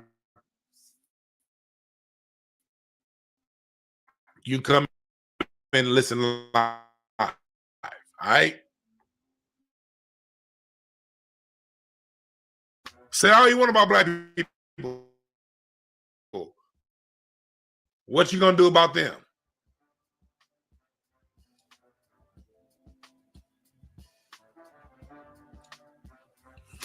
All right.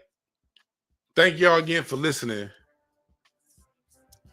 And remember, there are no perfect messengers, only perfect messages for those willing to pick up the game.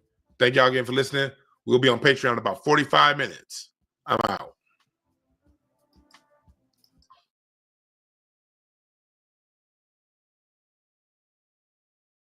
So she tells me this. So I call up Marty Walsh. He wasn't the Secretary of Labor, but he was pushing hard for us to make the endorsement. I'm like, let me ask you a question, Marty. Excuse my French. Who does this lady think she is? Like, if I want to support from any organization, I am not going to point my finger in someone's face and say, you better get on board or else. But that's the attitude of this whole party. What's going on, everybody? Thank you all for joining me today. If you haven't already, please make sure you hit the like button, subscribe to the channel if you're new to the channel, and most importantly, please make sure you follow me on Telegram at TD Media Group to help circumvent social media censorship and shadow banning. With the introduction out of the way, let's get into today's news. And today, we have to speak about Kamala Harris. I know we all want to forget about her, especially given the fact that she got completely washed in the election, but I think it's very important to continue to expose Harris and her campaign as much as we can and as much as possible whenever the opportunity arises, because understand, when you're exposing Kamala Harris and you're exposing her very fraudulent campaign, it's not just exposing her, but you're exposing the DNC as a whole. You cannot separate the two as if they're two separate entities. They are one and the same. So that's why I think it's really important to keep this going whenever the opportunity arises and it's relevant to do so. So now what I want to do first is that I want to play this quick clip here by Lindy Lee. She's a former DNC fundraiser for the Harris campaign. And what she's going to articulate here is the cult-like nature of the DNC when you dare have the audacity to simply critique the DNC and to ask questions. She has come out and exposed and expressed her concern with the fact that $2.5 billion was raised. For the longest time, I said it was $1.5 billion. It's actually $2.5 billion. And many of you were correcting me in the comment section about that. But $2.5 billion was raised just for it to all poof, go up into smoke. And when she starts speaking on that and addressing her concerns with that, not to be a bad apple within the DNC, but just to help them out so that they can push things further along in the positive direction for them, what she then faced was a mountain of backlash from the DNC and their supporters in a very cult-like fashion. So I want to let her discuss this right now when she talked on Fox Business News. Let's get into this right now. Ashley, Merry Christmas. It's wonderful to be with you. Merry Christmas. This has been a long time coming. My initial disillusionment became clear when I realized that essentially set $2.5 billion on fire. They raised $1.5 billion through the campaign, another $1 billion through the super PAC Future Forward. And there's been no accountability. We still haven't gotten any answers as to why Oprah, a billionaire, got $2.5 million through her production company. Why couldn't she pay for it? She's an oligarch. She could have just paid for the production costs herself. And not to mention the fact that they spent $450,000 putting Kamala Harris's face on the sphere. Now tell me why that would be helpful. Tell me how that would help her win. Obviously, that was utter failure. And then they spent $500,000 essentially bribing Al Sharpton moments before he interviewed her. And this is our hard-earned money. This is the money that I worked so hard to raise. I raised millions of this, and donors are feeling burned. And let me tell you, although I might be the only one coming forward, I haven't met a single donor who disagrees with me. So what's been the response, Lindy, since you made your announcement? Vitriolic. And they say they're not a cult, but look at how they behave when one of their own dares to think for herself. The excommunication, the defamation, the public shaming, the boycott campaigns, the psychological terrorism. I no longer have comments on any of my social media because it's just too much. I don't need that. It's just endless. And as soon as you step out of line, they will get you. Yeah. That is clear. So what's next? Are you going to turn Republican, independent? What's next for you? This all has been so fast for me, and actually someone scooped my own exit. Some random person on Twitter got 3 million views saying that Lindy Lee is going to exit. I couldn't even own my own departure. So this is all happening really quickly for me, but you might see me at the inauguration. I don't want to say too much right now, but somebody on Team Trump already reached out to me. They've been incredibly gracious. And on day one, they were kinder to me and more humane than the DNC ever was. Wow. And I just think that speaks volumes. Yeah. I want to focus on two things that she said. Number one, she said, as soon as you step out of line, they're going to get you. Well, we saw that proven to be true with Eric Adams. As soon as he stepped out of line with the DNC and had the audacity to hold the Biden-Harris administration accountable for the migrant crisis, all of a sudden he got slapped with Fed charges, and everybody in the Eric Adams orbit all of a sudden started having their homes raided by the feds, right? And then let's go back to what she said with Oprah receiving $2.5 million, essentially to create a set. Mind you, that little town hall that Oprah had with Kamala Harris, that was done in a city called Farmington Hills, Michigan. Understand, if that set was built here in Los Angeles, which would still be ridiculous because they wouldn't need to really build one because there's so many studios out here where I am in LA. But if that studio was built in Los Angeles, with the cost of living being the way that it is out here, and I'm sure many of you have heard about how ridiculous it is living in LA, $2.5 million to build a set, though I would have still had a problem with Oprah receiving that kind of money to build a set because we know it's BS. It's at least believable. It's believable that it would cost $2.5 million to build a set out here in LA because, once again, cost of living here is so outrageous. It would have even been a little bit believable if it was in somewhere in New York City. But Farmington Hills, Michigan? No.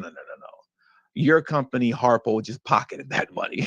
It did not cost $2.5 million to build a set in Michigan. So we saw and we see what's really going on with all this as it pertains to the Harris campaign being a cash grab.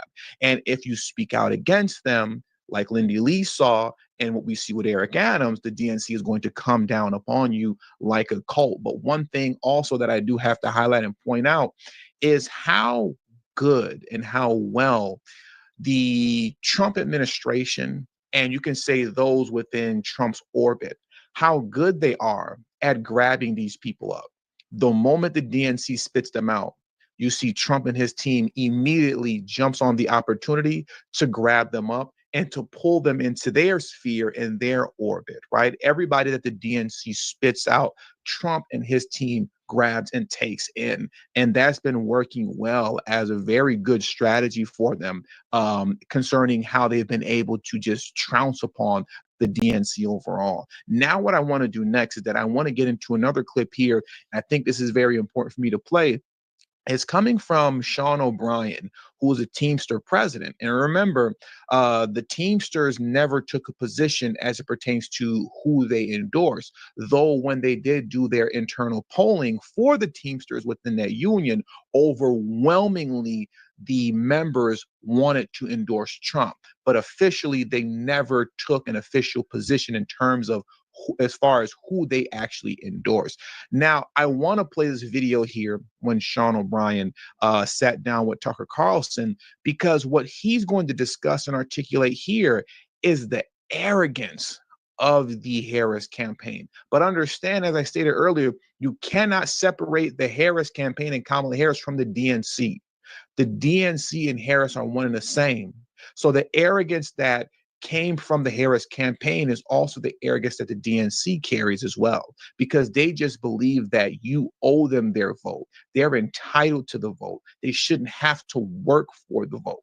They can just say a few little buzzwords concerning, misogyny and racism and homophobia, or anything that's related to being homophobic, and you just run to the ballot to vote for them. And clearly that didn't work this time around, and I don't think that it's going to work anymore moving forward. But let's get into what Sean O'Brien had to say when he sat down once again with Tucker Carlson, because I think this is very interesting as well to point out and to highlight. So we give 16 questions 2 weeks in advance, the same 16 questions to each candidate.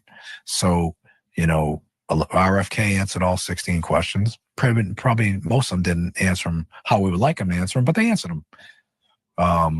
Joe Biden came in and he answered 5 of them.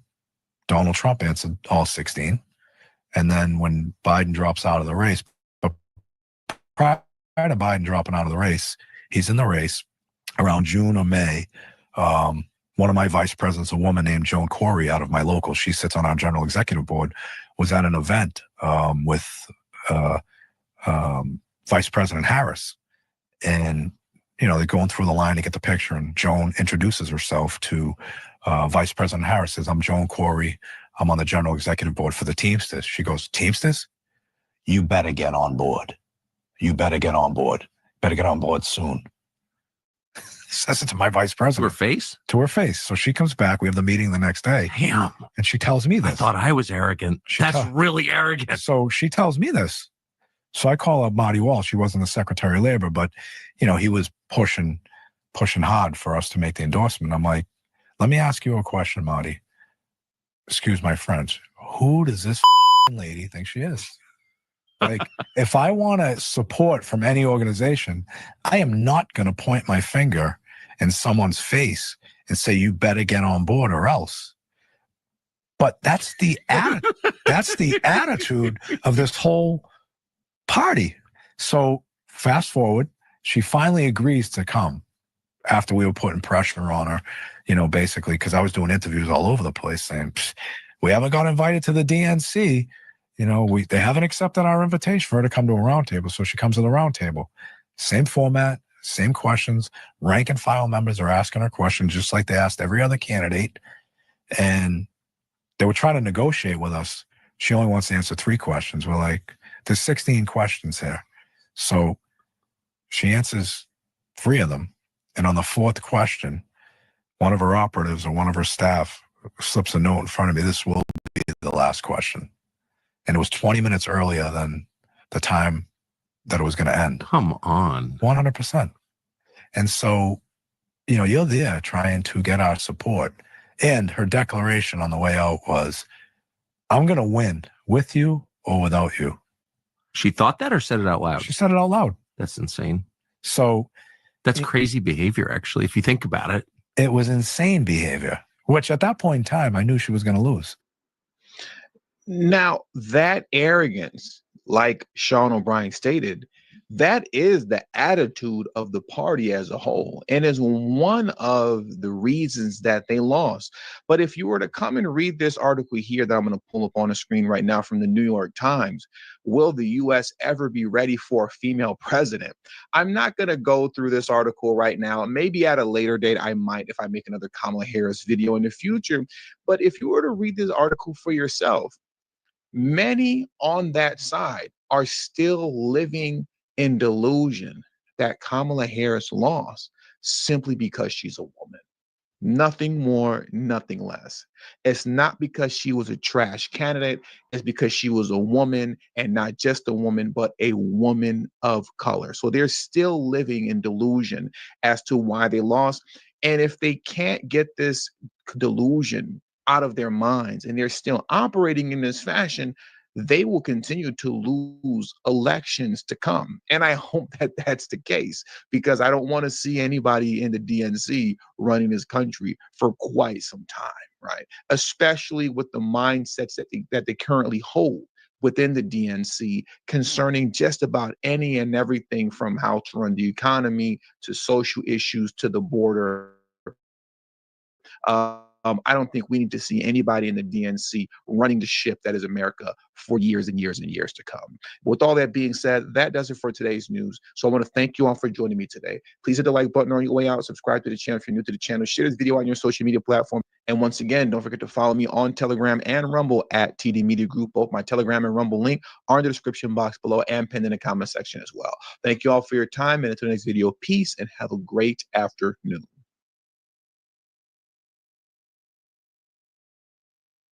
With Menelik first. Later on, Menelik was sent to his father in Jerusalem to be educated, where he accepted the name David. The Jews who returned to Ethiopia with Menelik are claimed to be the ancestors of the Phalashas. The Ethiopian emperor, Haile Selassie, was also believed to be a descendant of Solomon and the Queen of Sheba. The book also describes the origins of Christianity and Islam, which are the offspring of Judaism. Here, the author refers to Christianity and Islam as the two daughters of Judaism. According to the Jewish Encyclopedia, the terms Hebrews and Israelites usually describe the same people, stating that they were called Hebrews before the conquest of the land of Canaan and Israelites afterwards. The Hebrews were an ancient Semitic-speaking people. Historians mostly consider the Hebrews as synonymous with the Israelites, with the term Hebrew denoting an Israelite from the nomadic era that preceded the establishment of the United Kingdom of Israel. According to the Deuteronomistic history in the Hebrew Bible, a united monarchy or United Kingdom of Israel existed under the reigns of Saul, Eshbaal, David, and Solomon, encompassing the territories of both the later kingdoms of Judah and Israel. Whether the united monarchy existed, and if so, to what extent, is a matter of ongoing academic debate. During the 1980s, some biblical scholars had begun to argue that the archaeological evidence for an extensive kingdom before the late 8th century BCE is too weak, and that the methodology used to obtain the evidence is flawed. Scholars had remained divided among those who support the historicity of the biblical narrative, those who doubt or dismiss it, and those who support the kingdom's theoretical existence while maintaining that the biblical narrative is exaggerated. Proponents of the kingdom's existence traditionally dated to between c. 1047 BCE and c. 930 BCE. However, in some instances, the designation Hebrews may also be used historically in a wider sense, referring to the Phoenicians or other ancient civilizations, such as the Shasu, on the eve of the late Bronze Age collapse. It appears 34 times within 32 verses of the Hebrew Bible.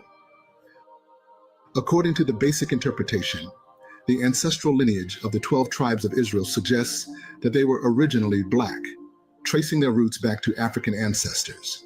The tribes are explicitly named in the Bible, which traces their roots back to the ancient Jewish patriarchs. Having seen that the ancient Israelites had African origins, I bet the question running through your mind will be, what then is the historical background of the modern-day white Jewish population, and how did they come to be identified as Israelites? The term white Israelis typically refers to Israeli citizens who are of European or Caucasian descent, particularly those from Ashkenazi Jewish backgrounds. Ashkenazi Jews are descendants of Jewish communities that originated in Central and Eastern Europe, and many of them migrated to Israel during the 20th century. However, it's important to note that the concept of whiteness is complex and can be problematic, as it often carries connotations of privilege, power, and racial hierarchy. In Israel, the category of white Israelis can be seen as a social and political construct, as it encompasses a diverse range of communities and ethnicities. Some of the groups that might be included in the category of white Israelis are: 1. Ashkenazi Jews of European descent. In the 8th century, a Turkic people called the Khazars ruled a vast empire in Eastern Europe, stretching from modern-day Ukraine to Kazakhstan. The Khazars were a powerful and influential nation, strategically located between Europe and Asia, controlling key trade routes, including the Silk Road. Around 740 CE, the Khazar king Bulan converted to Judaism, and many of his people followed suit. This conversion was likely influenced by Jewish merchants and traders who traveled along the Silk Road, introducing Judaism to the Khazar elite. The Khazars established a Jewish kingdom with its capital in Atil, modern-day Astrakhan, Russia. The kingdom was a hub of intellectual and spiritual activity, attracting Jewish scholars and teachers from across the ancient world. The Khazar Jews developed their own distinct traditions, blending Jewish practices with Turkic and Slavic customs. By the 10th century, the Khazar kingdom declined, weakened by internal conflicts and external pressures from neighboring powers. Many Khazar Jews migrated to Eastern Europe, particularly to Poland, Lithuania, and Ukraine, where they merged with existing Jewish communities. This migration marked the beginning of Ashkenazi Jewry, as Khazar Jews integrated with local Jewish populations, adopting customs and practices from their new environments. During the Middle Ages, some European groups, like the Normans and Saxons, converted to Judaism, further increasing the Ashkenazi Jewish population. These conversions often occurred in response to economic opportunities or social mobility. Converts brought their own cultural practices and languages, enriching the Ashkenazi Jewish heritage. Over time, the Ashkenazi Jews intermarried with local European populations, adopting customs, languages, and cultural practices.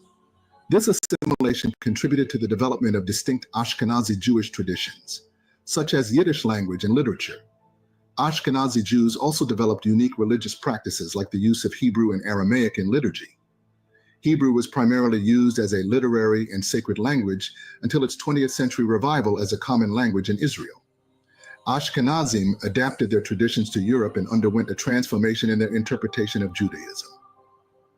In the late 18th and 19th centuries, Jews who remained in or returned to historical German lands experienced a cultural reorientation. Under the influence of the Haskalah and the struggle for emancipation, as well as the intellectual and cultural ferment in urban centers, some gradually abandoned Yiddish in favor of German and developed new forms of Jewish religious life and cultural identity. Throughout the centuries, Ashkenazim made significant contributions to Europe's philosophy, scholarship, literature, art, music, and science. As a proportion of the world Jewish population, Ashkenazim were estimated to be 3% in the 11th century, rising to 92% in 1930 near the population's peak. The Ashkenazi population was significantly diminished by the Holocaust carried out by Nazi Germany during World War II, which killed some 6 million Jews, affecting almost every European Jewish family. In 1933, prior to World War II, the estimated worldwide Jewish population was 15.3 million. Israeli demographer and statistician Sergio D. Pergola implied that Ashkenazim comprised 65 to 70% of Jews worldwide in 2000, while other estimates suggest more than 75%. As of 2013, the population was estimated to be between 10 million and 11.2 million. Recent genetic studies reveal that Ashkenazi Jews have a complex ancestry, with origins in the Middle East, about 30 to 40%, Europe, about 40 to 50%, and North Africa and the Caucasus, about 10 to 20%. This genetic diversity reflects the Khazars and Ashkenazi Jews' history of migration, intermarriage, and assimilation. Today, Ashkenazi Jews comprise approximately 80% of the global Jewish population, with communities in Europe, North America, Israel, and beyond. Their rich cultural heritage, shaped by centuries of migration and assimilation, continues to influence Jewish identity and traditions worldwide. 2. Sephardi Jews of Spanish and Portuguese descent. In the late 19th and early 20th centuries, Sephardi Jews from Spain and Portugal began migrating to Palestine, then under Ottoman rule. They were drawn by the promise of religious freedom and the chance to escape persecution. As Zionist ideology gained traction, more Sephardi Jews arrived, eager to build a new life in the Jewish homeland. However, they faced discrimination from Ashkenazi Jewish immigrants, who saw them as Arab Jews or Oriental Jews. Despite this, the Sephardi Jews thrived in Palestine, establishing communities and cultural institutions. But with the establishment of Israel in 1948, their identity began to shift.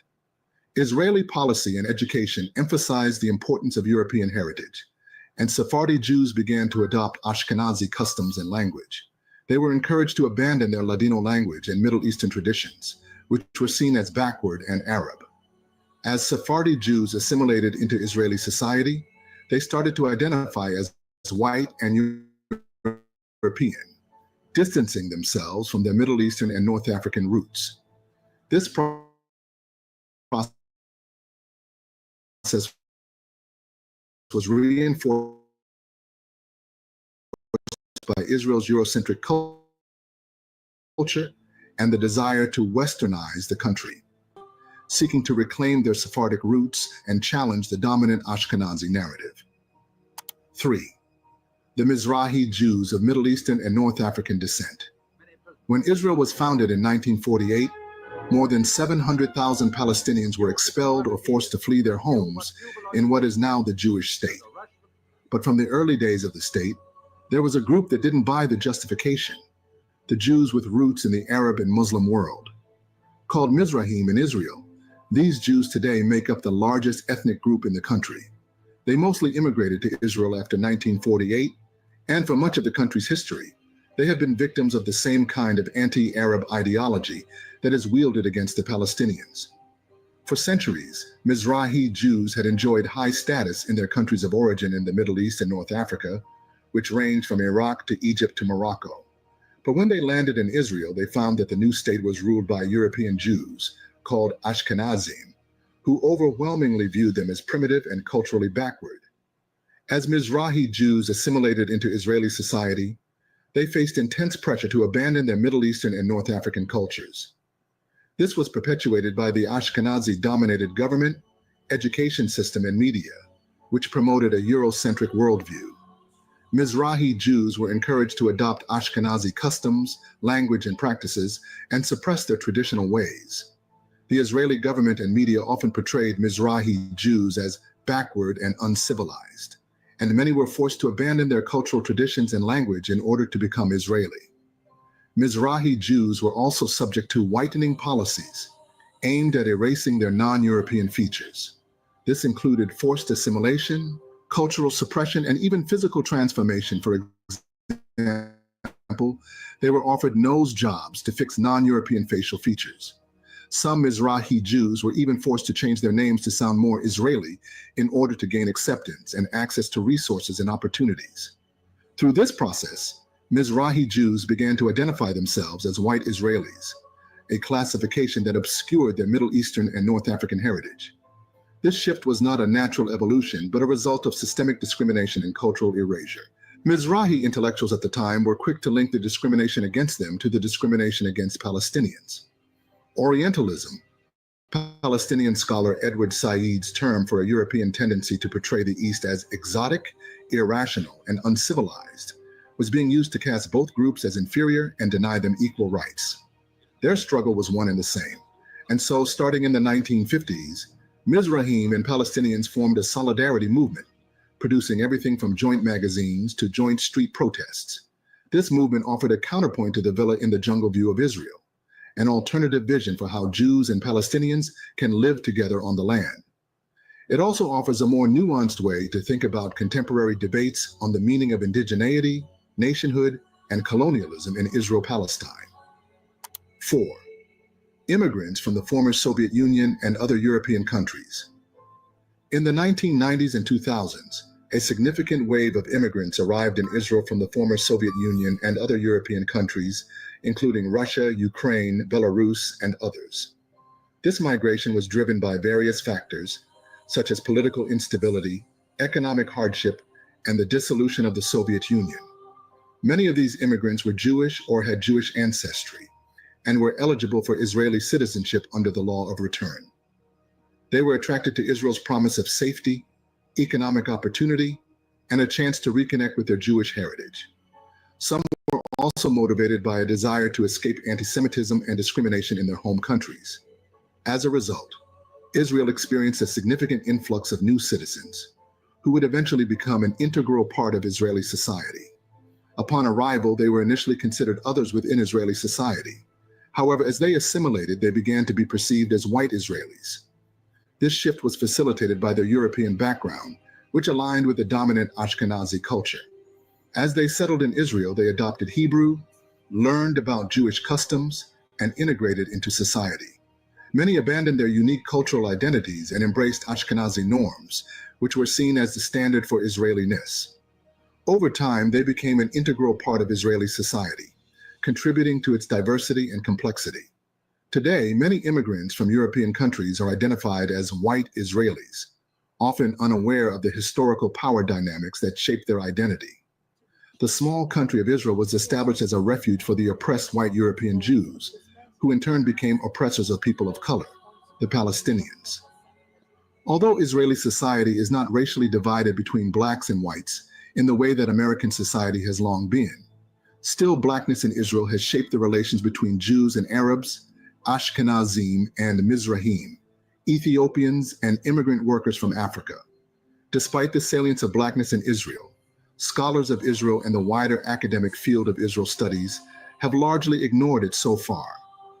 In this video, I argue that the reason for this scholarly neglect is that in Israel, blackness does not neatly fit into the conventional configurations that exist in countries like the US and the UK. I further stipulate that in its uniqueness, the Israeli case shows that blackness transgresses color lines in new and unexpected ways, offering fresh perspectives on Israeli society and challenging the arbitrary stipulations of blackness as a concept. There are many significant differences, but also some similarities. While Israeli society is not racially divided between blacks and whites in the way that American society has long been, Israelis are certainly not colorblind, and having black skin can also have fatal consequences in Israel. For instance, in June 2019, Solomon Teka, an 18-year-old Israeli Jew of Ethiopian descent, was shot to death by an Israeli policeman. This outburst had sparked widespread demonstrations and rioting at the time. The Solomon Teka incident was not an unprecedented event. In April 2015, video footage of Israeli policemen brutalizing Damas Pakada, a Jewish Ethiopian soldier, moved thousands of Israelis, Ethiopians, and others to the streets. One of the reasons this incident prompted a strong reaction was the fact that Pakada was an on-duty soldier wearing his military uniform. Military service is widely perceived as the ultimate rite of passage into Israeli society and as a stamp of approval for being a loyal Israeli citizen.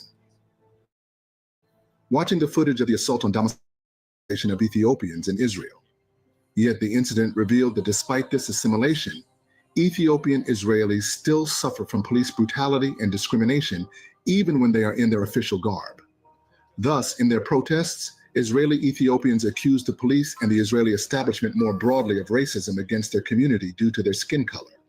Such claims by Ethiopian Israelis, and the statistics that support them, have had a strong impact on Israeli public opinion. Notwithstanding the many schisms and tensions characterizing Israeli society, most Israelis still adhere to the idea of eliminating the differences between Jews in the country. Although the term Black was used in Israeli discourse even before the establishment of the state and was attributed to various groups, Israelis do not usually perceive themselves or groups in Israeli society in racial terms. Therefore, the Pakada incident, revealing this hidden racial aspect, gained widespread attention in Israel well beyond the Ethiopian community. This was not the first time, however, that blackness was associated with official racism and discrimination in Israel. In 1971, second-generation Mizrahi immigrants living in the poor neighborhood of Musrara in Jerusalem formed the Israeli Black Panther movement.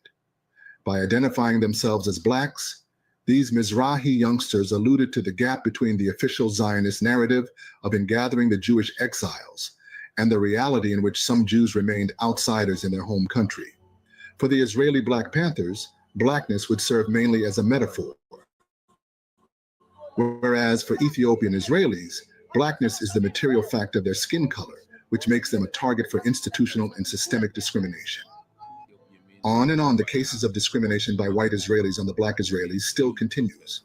It is clearly obvious that behind the label, white Israeli, lies a complex tapestry of experiences shaped by history, culture, and circumstance. Their identities are multifaceted, influenced by a rich heritage of European Jewish traditions, the trauma of the Holocaust, and the resilience of immigrants seeking refuge.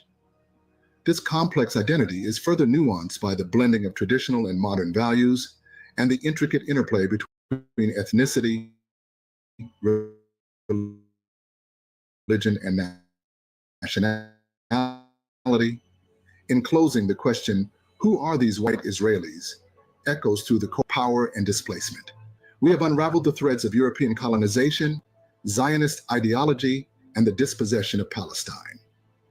Today, we stand at a crossroads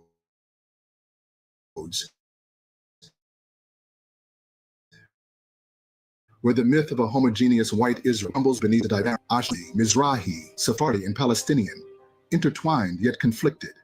Let us shatter the illusions of supremacy and reclaim our shared humanity. Let us confront the systems of oppression that have ravaged the Middle East and beyond. To the Palestinian people, we acknowledge your resilience, your struggle, and your right to self-determination. Your freedom is our freedom. To the Israeli people, we urge you to confront the mirror of history and question the narrative of exclusivity. Together, we can forge a new path, built on justice, equality, and coexistence. A path where 1, refugees return home, 2, walls crumble, and 3, voices rise. We are the generation that will redefine what it means to be Israeli, Palestinian, and human. We will write a new chapter, one of reconciliation, solidarity, and peace. The time for change is now. That brings us to the end of yet another interesting video segment. And with that, we say thanks for coming this far with us to the very end. Do kindly hit the thumb button, share this video with friends and families to keep spreading our eye-opening Black narrative, and consider subscribing to stay tuned in with us always for more revealing contents, if you are yet to. We are glad to have you here with us. Thank you for watching, and see you in the next video.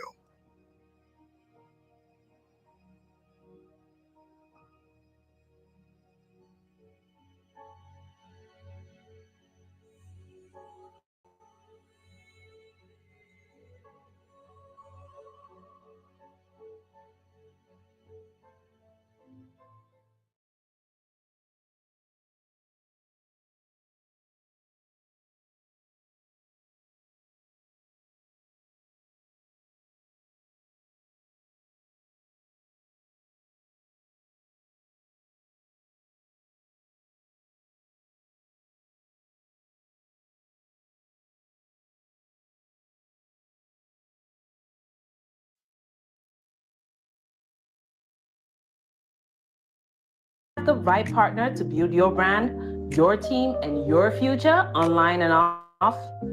At cprfirm.com, we offer expert consulting, financial guidance, and life coaching because we believe in doing life with our clients. After all, what is it for a man to gain the world and lose his soul? Founded by Callan Cash Coleman, we help our clients not only succeed, but plan to retire rich. Your business deserves the best. Start building your legacy today at cprfirm.com. Finding the right real estate professional can be challenging. I'm broker Melissa Wilson.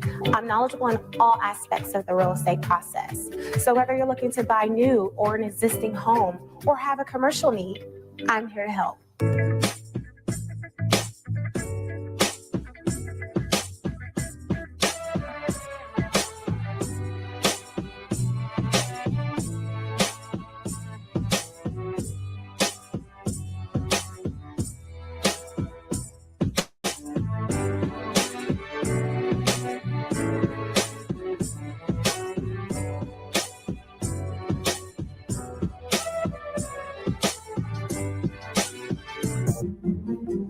Make sure you pick up my 2 books that's in Amazon right now. The first one is Passive-Aggressive Racism and the System of White Supremacy.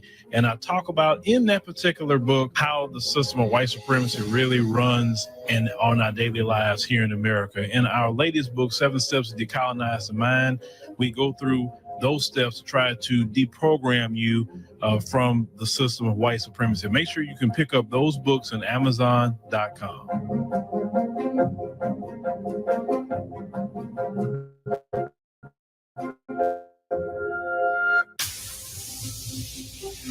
Introducing the African Diaspora News Channel app, your gateway to stories that's overlooked by the corporate mainstream media. At African Diaspora News Channel, we cover stories that don't receive mainstream attention, and we serve as the voice to the global, Black community. We are committed to informing and educating through the power of media, connecting the African diaspora one story at a time. With our platform, we're helping to end injustice by exposing it. Join us in standing for excellence in journalism and serving our community. Download the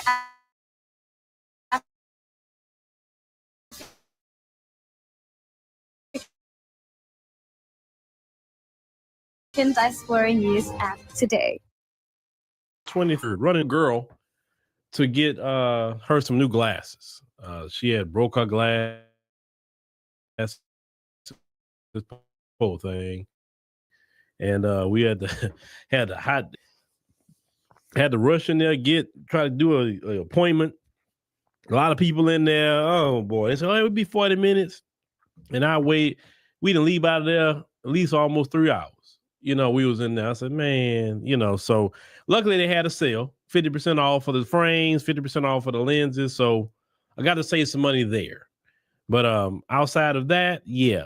So it kind of had me running behind, had to go to the grocery store, and had to go up there to the cake shop, drop my little girl off, with her mom at the cake shop. If you are in the Houston area and you want to get some great cakes, whether you want a sculpted cake, because Swedish Extravagance Cake Shop do sculpted cakes, cupcakes, pies, you name it. We're doing all that at Swedish Extravagance Cake Shop. So make sure if you live in the Houston area, definitely Missouri City, Sugarland, but wherever, everything is from scratch. A lot of people enjoying it, is coming in. You may see me in there behind the counter. A couple of you have met with me at the cake shop. So you just never know when I may just pop on in. I met a couple of y'all. Great conversation with y'all. I love talking with the people. So, all right, ladies and gentlemen, tonight we're going to talk about Fat Joe. And we did, on the podcast, talk about Fat Joe a couple of days ago. And the first day initially, a lot of the videos start coming out. But we want to do a little bit of a deeper dive with Fat Joe because it's an issue that a lot of people are having, not just Fat Joe, but others who are not liking how Black Americans are practicing exclusivity with our culture finally, right? So let's go ahead on since it's Monday real quick. Let's go ahead on and get the Super Mayor in, and then we'll get started. Hey guys, it's Super Mayor Tiffany A. Here, the people's mayor.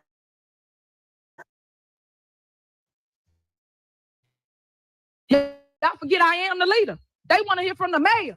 If y'all ain't learned that yet, the mayor, not the trustees that don't do nothing, that only run their mouth. Black, y'all are Black. That's in power. Y'all should be ashamed of yourselves. So this is what it's all about, guys. They don't want a Black person in power. They don't want a woman in power. If you ain't singing that yet. And someone so young. Everybody gotta understand, God give you what you can have it. That's what God give you. He ain't gonna give you more than that. As long as you can stay the course, fight the fight, and keep going, that's what we're gonna do here at Thornton Township. Clerk, what are you doing? You out of order. You out of order. Did I call the roll? Did I say call the roll? I'm still speaking. You're out of order, Clerk Key. You out of order, Clerk Key. Like, stop. Y'all out of order. Everybody want to run stuff. Y'all don't run this house over here. Stop, please. So now you have to listen in order to learn. Remove her. That's what all the hate is all about. It's all about your super mayor became too powerful too quick. So rare, so unique, and that's why everybody got power. It's all about control. And I stand in the fight because I want the boys and girls of the next generation to see what it looks like to come out of controversy and to come out of all the hatred unscathed. At the end of the day, God gives the test to his strongest soldiers. Throughout all the controversy, throughout all the drama, all the naysayers, all the haters, and I see some of y'all in the line. Let me flip the camera around so you can see them in the line. Whoop, there she go. Look, right there. Whoop, that part. But they'll tell you that. Then they get in a little hate group. But you in my line, getting food, your kids out here bouncing in a bouncy house, you on the skate rink, all that. To actually stand in a fight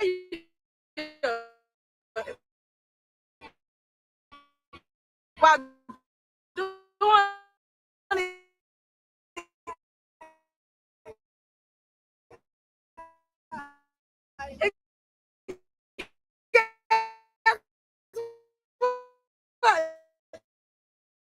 Doing good and looking good too.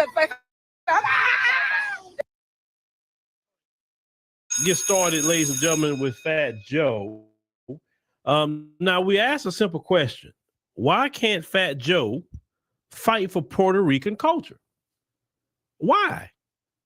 It's just a simple question, because I pondered on that you never hear him fighting for his culture, standing up for Puerto Ricans, Puerto Rico, but he always in our business as FBA. He always in our business, right?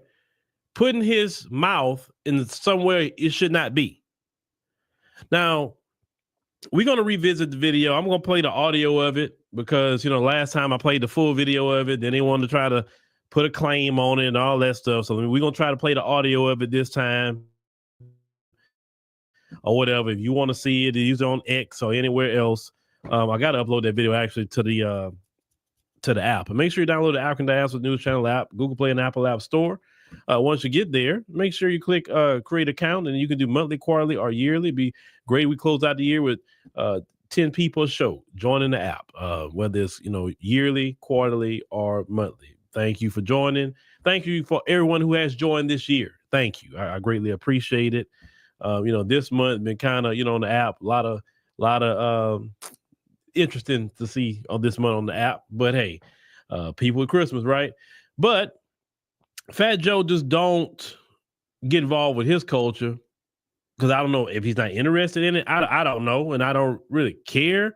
But I do take issue with him and others taking issue with Black Americans finally practicing exclusivity. So let's go ahead on and play what Fat Joe had to say. A lot of people were very, upset with this, not pleased with this.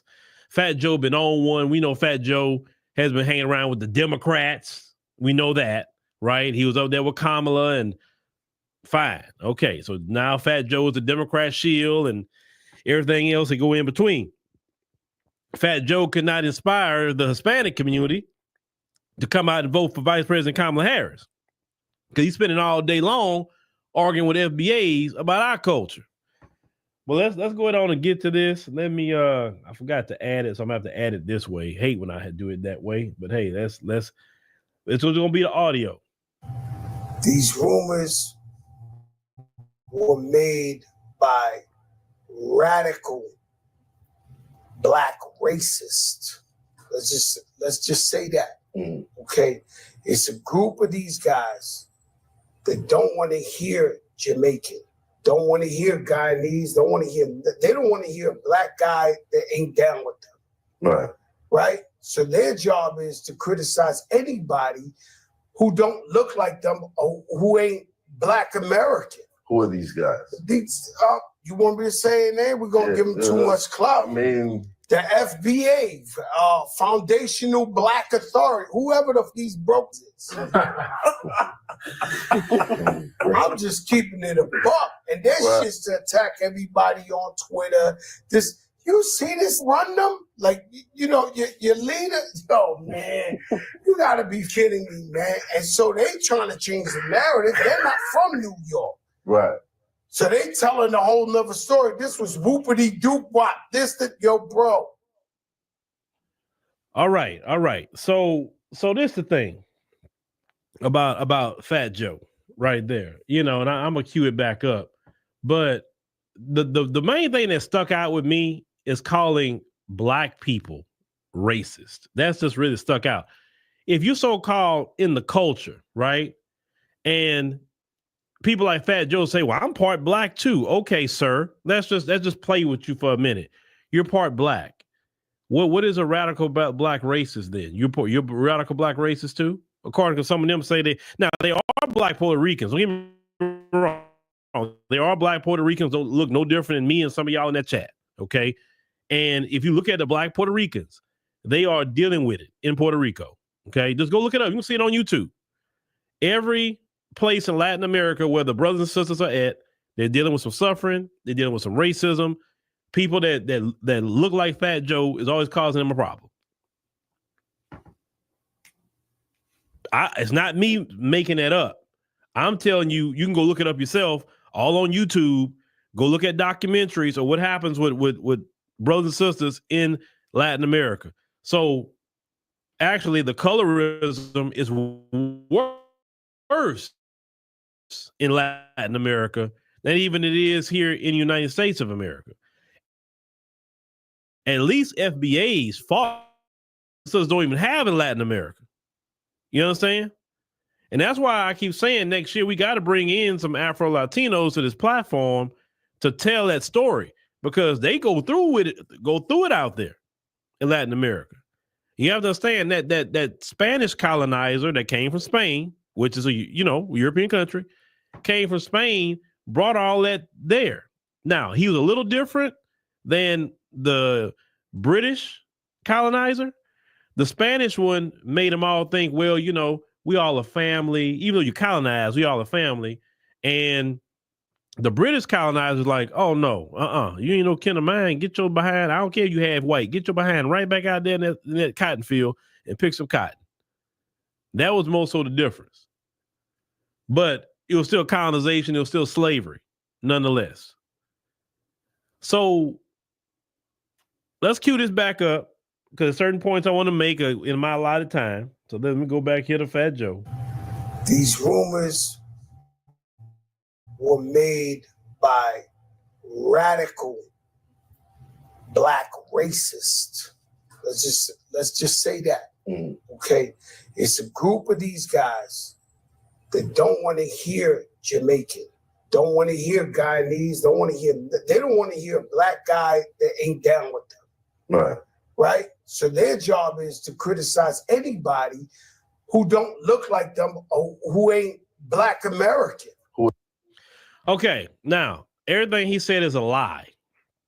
It is a lie. Why is it, instead of him saying, whoever the interviewer, why did he say, okay, they don't want to hear it, but what is it they don't want to hear? Like, what is being said by these other groups of people they don't want to hear, Joe? What is it? And every time that Black Americans are saying, hey, man, chill out with that, we don't want to hear that, it's when you're getting involved in our cultural business. When you're getting involved in our reparations claim. When you get involved with certain things of our aspects of our culture that we say enough is enough, we're going to start gatekeeping that now, right? We're not going to let you come in here and say you co-created anything. We're not going to let you come in here and say you was the first one when it was a lie. Because y'all have to understand, telling the truth about our culture has people upset, because what's happening is now these other groups can't grift. Black American culture has been a big grift for everybody. Definitely the folks. The folks are living great off of Black American culture. If you look at the music industry, right? Look at who's the executives. They aren't Black men. They aren't. It's not that many Puffies out there, right? It's not that many Jay-Z's out there. It's not that many 50 Cents out there, right? No, it's not. It should be the norm to see Black men running some stuff or doing something in music because they created it. The problem that the next level of gatekeeping Black Americans is to gatekeep the folks out of it. I understand you're doing it with everybody else. That's the challenge. Gatekeep the folks out of it. Because a lot of you are gatekeeping now, but you haven't gatekeep the folks out. The folks are still signing you to record labels. The folks are still putting you in 360 deals.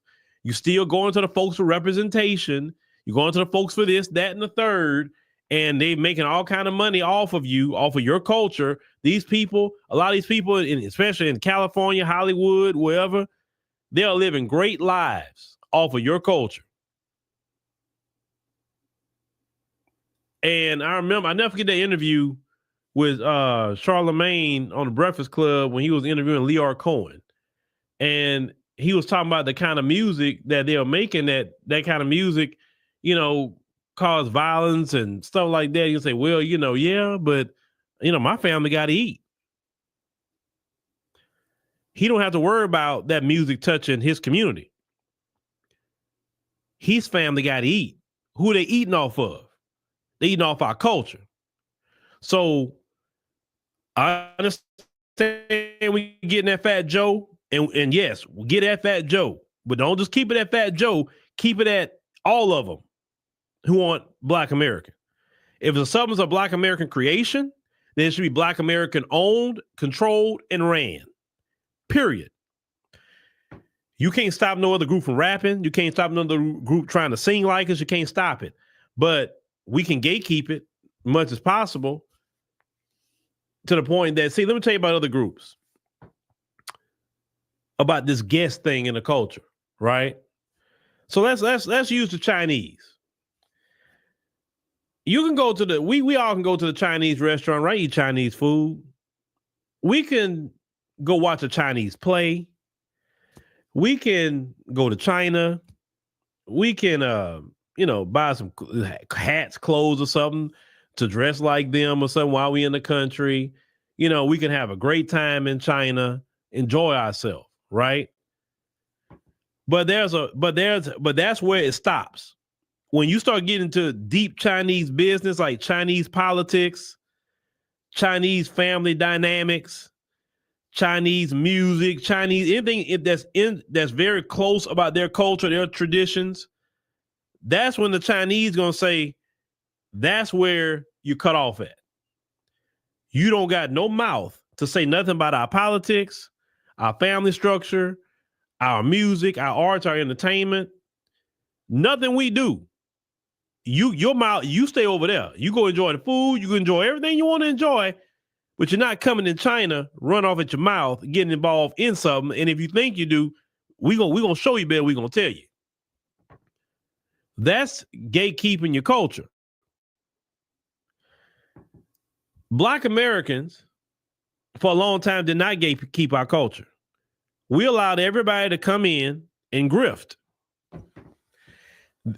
Fat Joe wouldn't have been created if he wasn't allowed to come in and grift by Black Americans. So keep it what it is.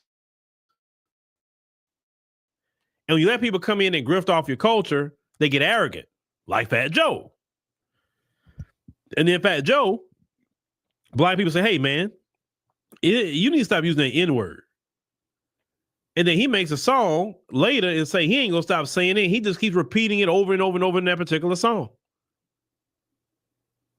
And because he's been allowed to do that for a long time, that's why he got a problem with it now. He said, wait a minute, I've been doing this for I don't know how many decades. Now all of a sudden y'all got a problem with it? I've been making music with other Black folks. Now y'all got a problem with it? And then now Black will say, yeah, well, that Black person you're talking to, they're not FBA, they Caribbean. So they don't take an issue with that. Or this person from the continent, or this person from here, there, whatever.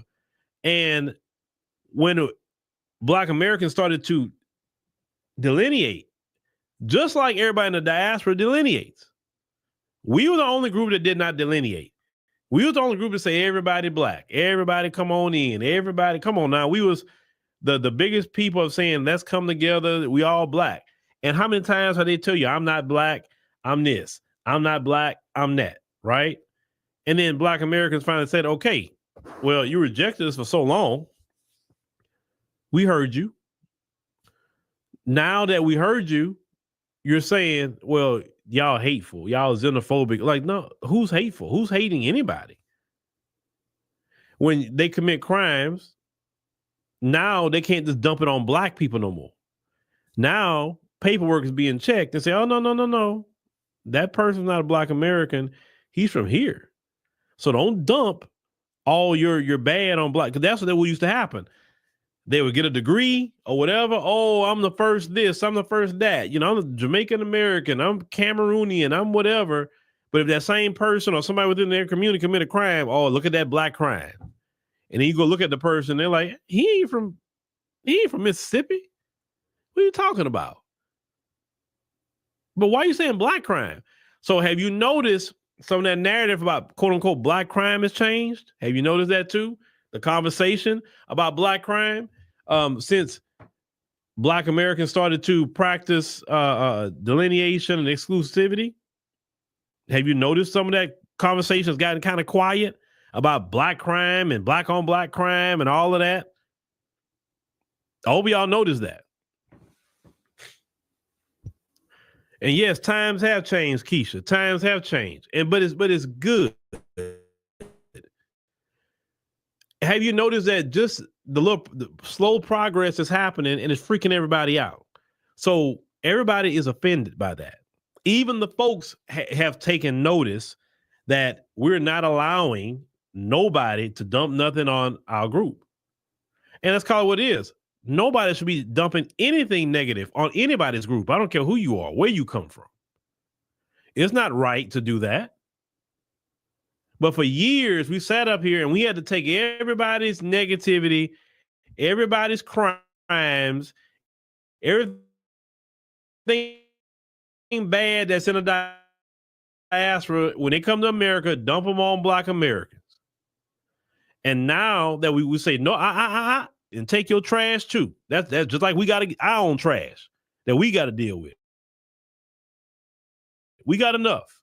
We're not going to sit here and just take everybody else's trash and while we got our own to clean up. We got a whole lot to fix in black America. And in fact, Joe, what he's seeing is his days of grifting is over.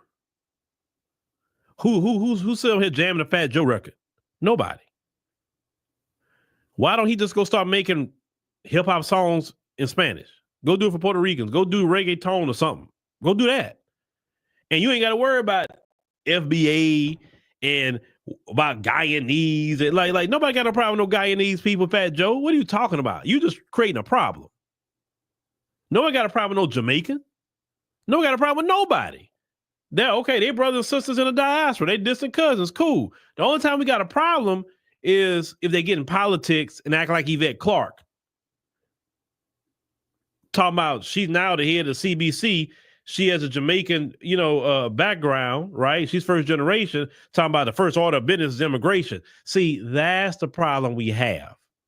We don't have a problem with her being from Jamaica. No. We don't even have a problem with her being in the CBC.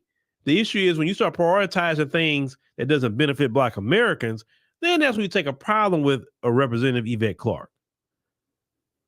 You know what I'm saying? This is why we take a problem with Representative Ilhan Omar. When she's talking about she gonna fight for Somalia, and yet she's here in the Congressional Black Caucus. She's not in the Somali caucus. She's in the Congressional Black Caucus. And talking about she gonna be fighting for Somalia? Why don't you fight for black America? Somalis will benefit. Trust me, they will. If you fight for black Americans, any immigrant who's from the diaspora will benefit wholeheartedly from our fight. Trust me on that. That's how it's been. But let's continue. Let's continue. For these guys. You want me to say it there? We're gonna give them too much clout. I mean, the FBA, Foundational Black Authority, whoever these brokers is. Now, I'm never impressed about talking about another man being broke. That's what women do, Joe. Women throw that insult at a man. Oh, he broke anyway. When men start doing that? Oh, he broke. Like, that's on some feminine energy to me, bro. And all y'all laughing about that, that's not funny. Like, what's in another man's pocket? Or he don't have anything in his pocket. What that got to do with me? Or what that got to do with somebody else? Okay, if every FBA was broke, if all of us had zero in our bank accounts right now, what they got to do with what everybody talking about? It's still our culture, whether we broke or whether we rich or whether we middle class or whether we working class or we upper class. It don't matter what we got going on, whether we wealthy, it's still our culture. Don't matter about how much money we have. See, you want to be in our culture so much that you won't go into your culture. Once again, Joe, what is wrong with your culture? Matter of fact, why are you not in Puerto Rico doing things in Puerto Rico? But you're in New York talking to the black people. Well, I heard they're Caribbean, but you in black folks' face still, right? You're not in Puerto Rican's face. Because let's call it what it is. If he leave black folks alone and go with Puerto Ricans, nobody even remember him. He know Puerto Ricans can't put him on. He know that. LA, let's talk about that. And I've been watching that conversation for a while. So sometimes I watch what some of the Mexican rappers talk about in LA.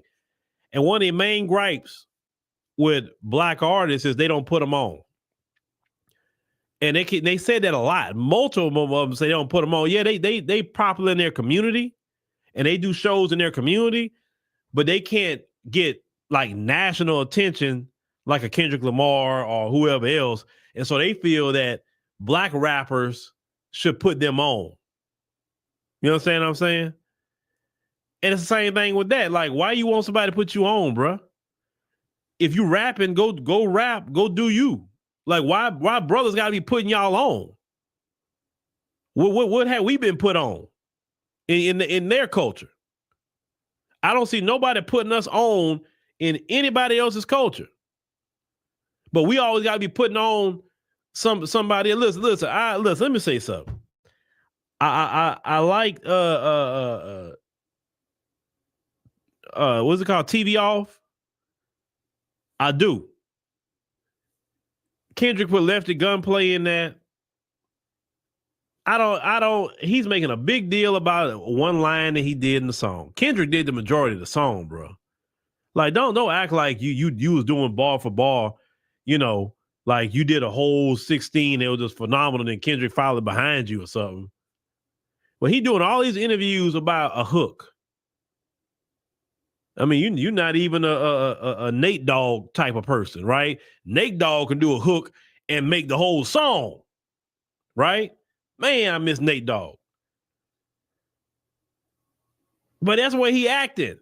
But that was the same dude that say he didn't want his daughter, you know, marry no black dude. But yeah, you gonna get on the music with somebody black? And you want black people to put you on? I heard you try to backtrack and clean that up. But still, put him on. Once again, put yourself on. People like them will say, we got more numbers. Okay, you got more numbers. That means more people listen, right? Put yourself on. Even the folks not putting you on. Why? Because the folks know at the end of the day, you don't move the culture. That's FBA's, right?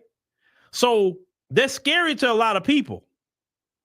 They can't come and siphon off our culture and get millions and billions of dollars off of it.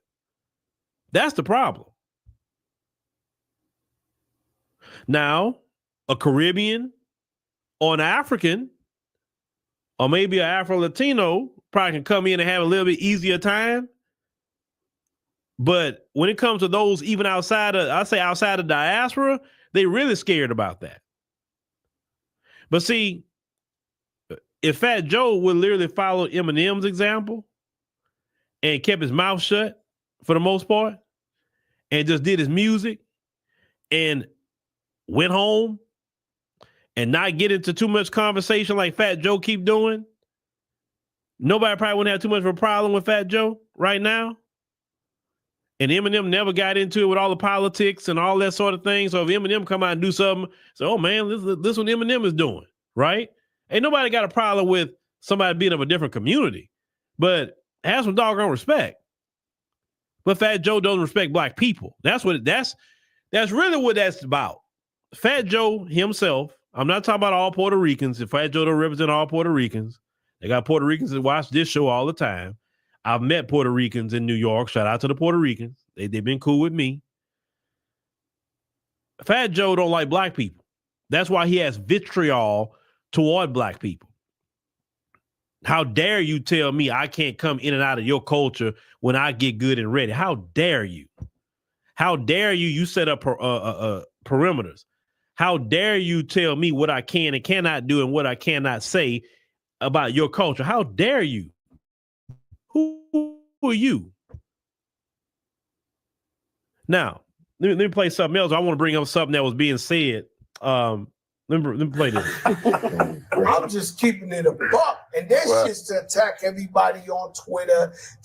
You see this run them? Like, you know, your leader, yo, man, you gotta be kidding me, man. And so they trying to change the narrative. They're not from New York. Right. So they telling a whole nother story. This was whoopity doop wop.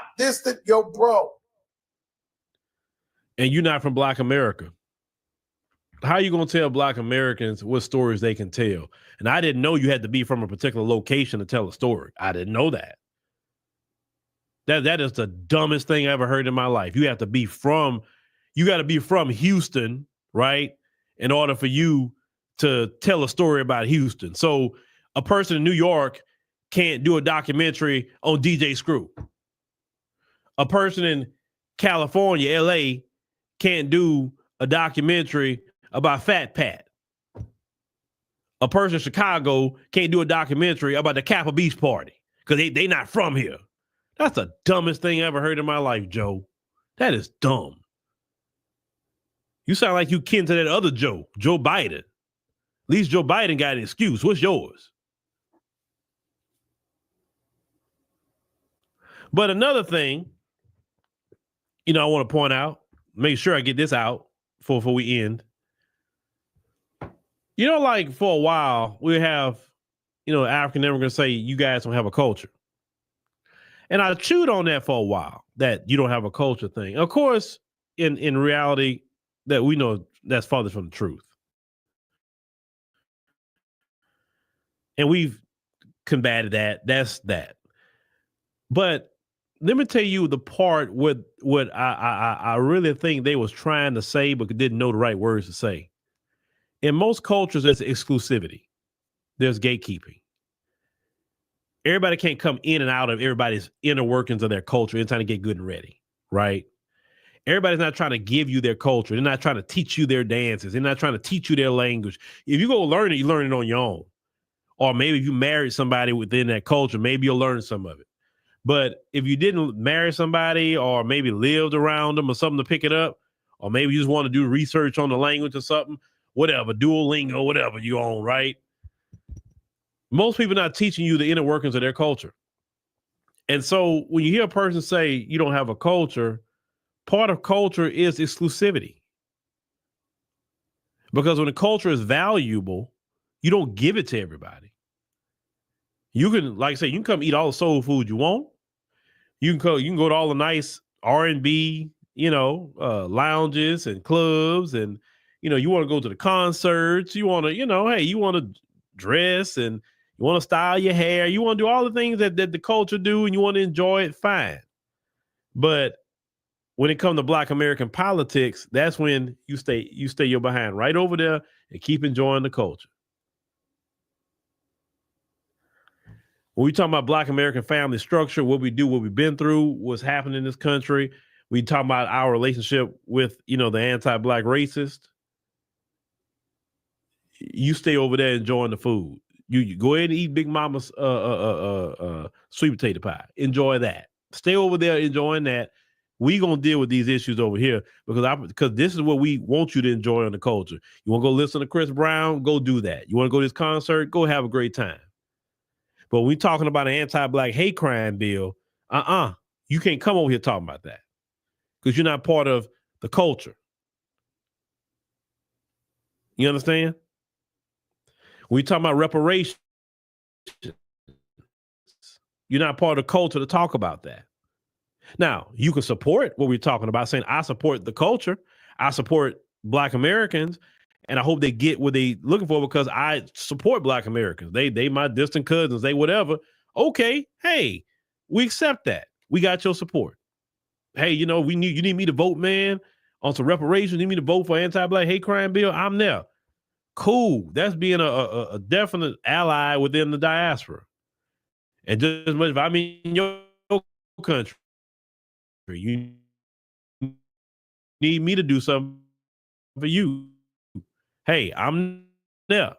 I'm not going to put my mouth in, and you do you. You don't get yourself involved. You're not trying to run for public office to undermine what we got going on. That's where the problems happen, be honest with you.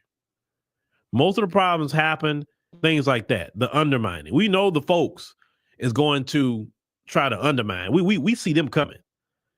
But we don't need definitely people in the diaspora helping the folks trying to undermine underneath the Black face. You understand? And so we have been kind of just checking that when that comes up. It's nothing from hate. It's just an understanding, right? But with people like Fat Joe,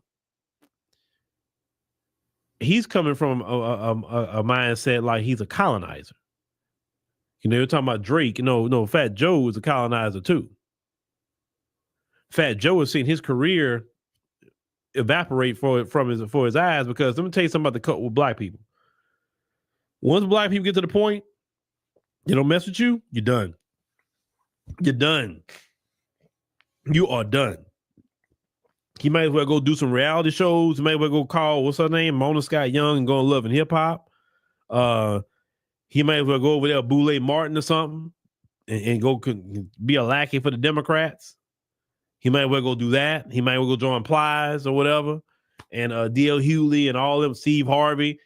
He's not just need to go join them or something. But really, his rap career is done. Nobody want to hear him. He's been too disrespectful. Even his old stuff, I don't want to hear it because he's been too disrespectful. And it's like this. Nobody have those feelings about you or about Black Americans in particular overnight. He been feeling that way about Black people. He been feeling that way.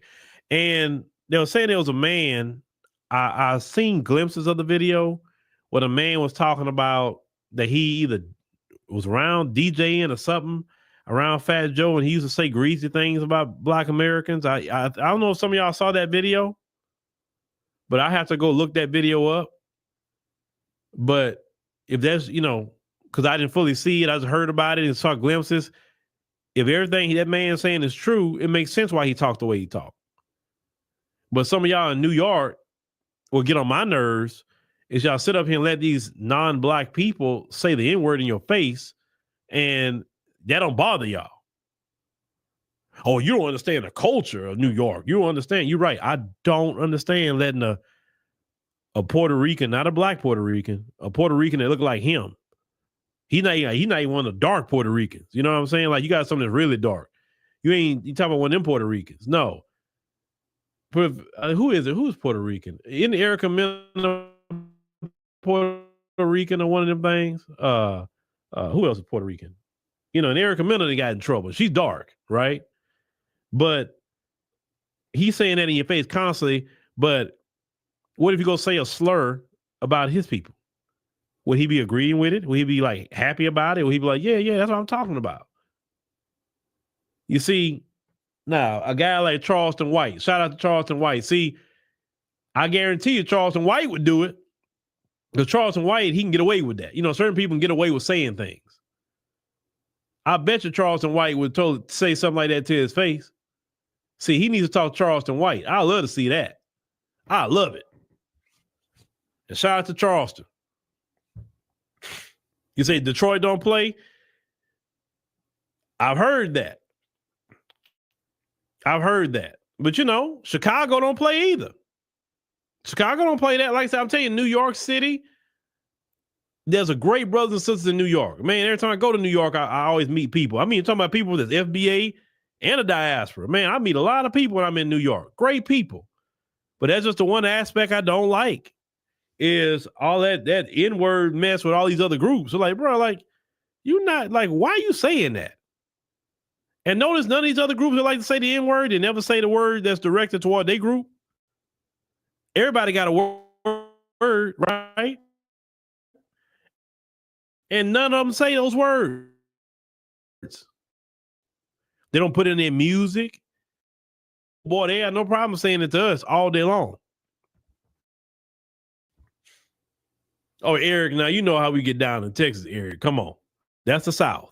Texas is the South. And the South play all that, bro. Yeah, that guy from Texas, you already know. Man, listen. Mexicans down here don't be disrespectful like that. Man, Mexicans and Blacks get along down here in Houston. Real talk, we do. I'm gonna say this much, because I grew up in Houston and even where I grew up in Port Arthur, Blacks and Mexicans never had a problem. We never had a problem. I think the first time I really heard about like some discrimination with Latinos was most out of LA. And then I just never knew it was like that, because in Houston, we never had them problems. Not at all. I mean, you got, they got Black people got they criminal element, just like Hispanics got their criminal element.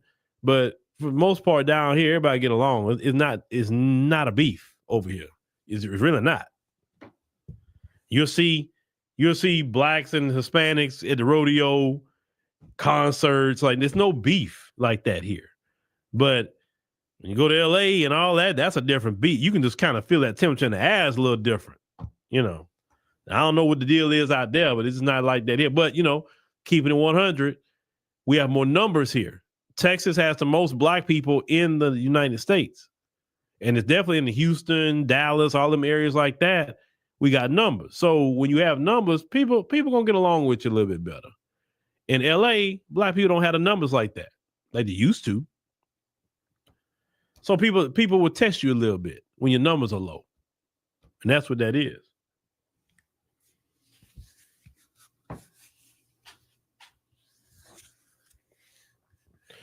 So, ladies and gentlemen, and that's just keeping it real and the reality speaking and all of that. You know what I'm saying? But with Fat Joe and all that, maybe he just needs to go do some reggaeton or something, and you know, go join Bad Bunny and any of those artists like that, right? You know, go do a song with Daddy Yankee. Maybe he did already. I don't know. I don't follow Fat Joe like that, but he need to move on out of our culture, because Fat Joe is really public enemy number one for FBAs. And, you know, Busta Rhymes was getting that work too, but see, Busta Rhymes kind of backed off. He said, okay, yeah, let me not do that. You know, Busta Rhymes backed off, and Busta Rhymes kind of, he understood. If you paid attention, Busta Rhymes understood. He like, man, nah, hey, I ain't trying to ruin my career, right? Because he was teeter-tottering on that too, Busta Rhymes, until maybe somebody pulled his coat and say, hey, man, don't do that. Come on, bro. We had nothing but respect for you. Don't mess your career up. You're not going to make no tour money once you mess your career up. But Fat Joe, yeah, he dumb. Yeah, he is dumb, but he's done. He's done. Ain't nobody trying to listen to no Fat Joe. Forget a Fat Joe. I mean, what did he really do on his own anyway? To be honest with you, the one who was the better rapper was Big Pun. Big Pun was a way better rapper. And Big Pun had respect for the culture. You never heard nothing disrespectful about Big Pun at all. They say he was very, very respectful to the culture and a solid dude. Now, Fat Joe, on the other hand, well, as you can see to today,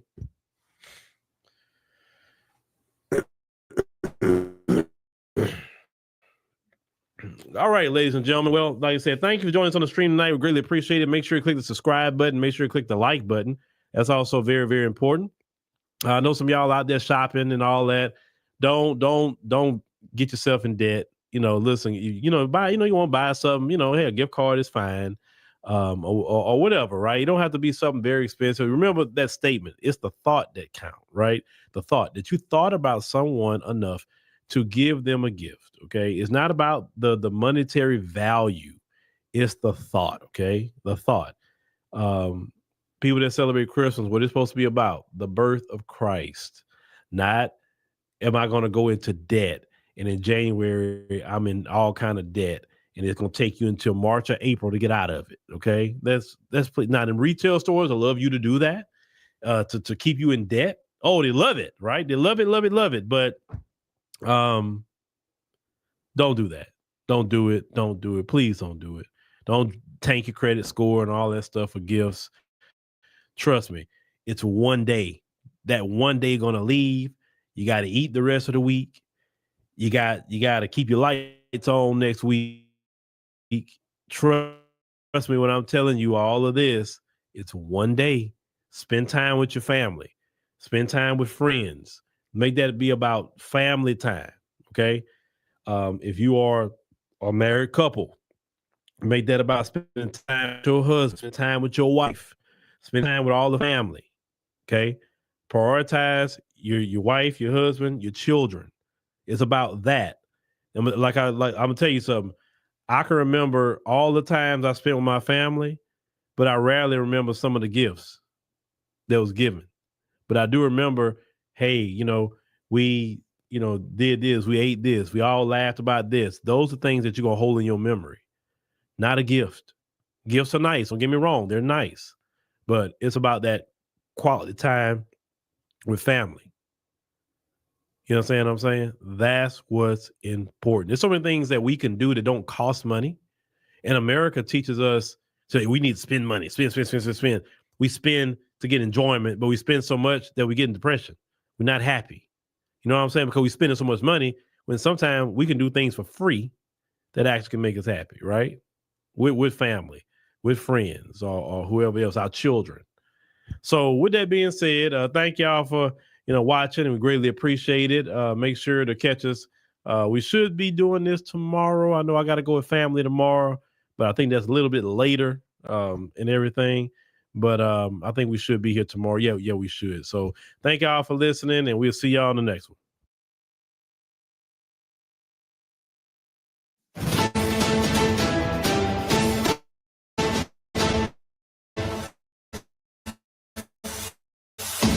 New Era Detroit went to shut down a business, in the community because they decided to take the law into their own hands and take the life, of a person within our community that they was accusing of shoplifting. Shoplifting isn't a capital offense, okay?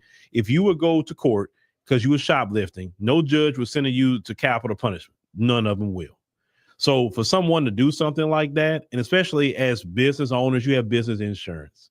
And you can make claims on your business insurance. Now, do I support people stealing? No, I don't support that. But somebody taking someone's life like that, and it wasn't done the one time, it was done another time. Let's go ahead and roll this. You already know what time it is. You feel me? Straight up, bro. Straight the up, too. You don't want straight like that. I'm dead serious, too, bro. That's it for y'all. It is. We're going to turn this gasoline station into a commuting station. Today you're going to be shut down and you never open it back up. You got my word. I need you to look me in my face. We're making sure that you got my word. I'm playing with y'all no more, bro. You feel me? It's too much. The first time it should have been over with. It should have been done the first time. Sometimes you take the second round. That first round, you take the second round. Remember, y'all. Come on. I ain't got time for this. Hey,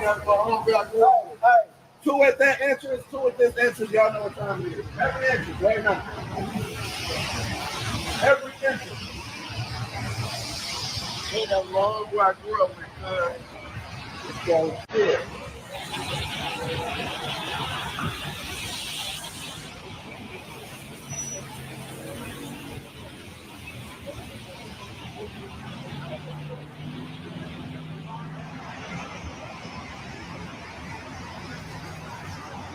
Definitely not going for this type of shit, man. This should have been closed, bro.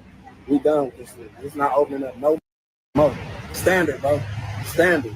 Ain't nobody upping no pistol at nobody over no merchandise, dog.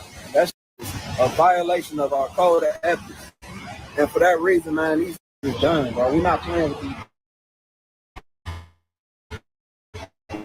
We're not playing with this gas station no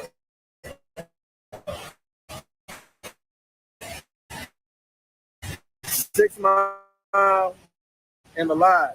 And this, you know what I mean? All this. It's supposed to have our number up there. There's a guy up here, he keeps stealing, yada yada, what you want me to do? So we have a guy over here, 2.3 seconds.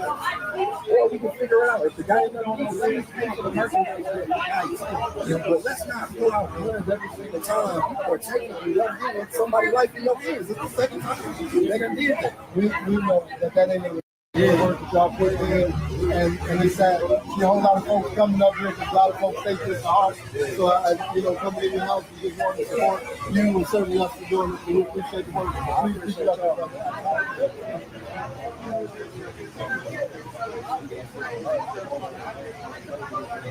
If this ever has been a situation where somebody coming up here for 1 second, or let us go. Gas station on 6 Mile and Lodge, man. We done. We exit. You feel me? I don't want to hear nothing. Y'all see this open, y'all reach out to us immediately. We done talking to them, man. This second time that they done took life, somebody's life, and put it in their own hands. shit dead.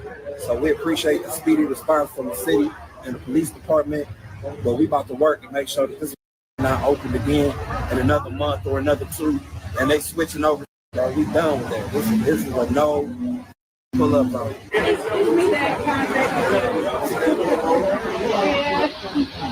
Thank you for coming up here for my family. I had to get you up here.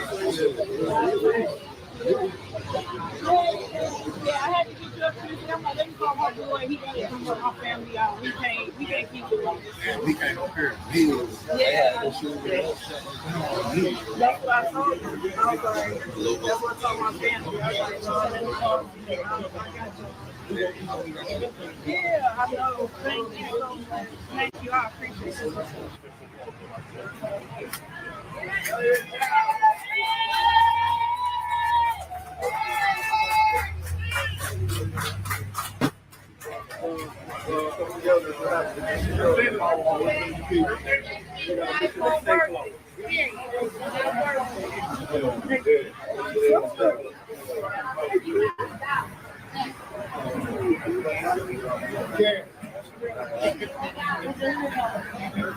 Demanding accountability for the business owners as well as their staff for an incident that happened last week that is just reprehensible.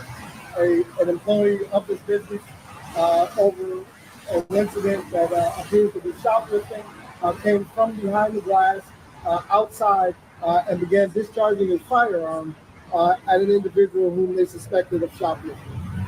Those actions put this community in danger. It's not okay. It is not acceptable. And for that, under the authority of the Chief of Police, in concert with the City of Detroit's Business, Safety, Engineering, Environment Department, also known as BC, Corporation Council. And as you see, we are not here alone with members of City Council, the Board of Police Commissioners, our CBI, as well as members of this community, that we are going to demand and insist on accountability.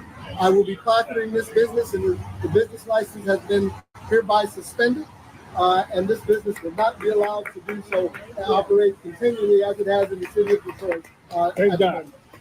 Now, this is how the community should respond.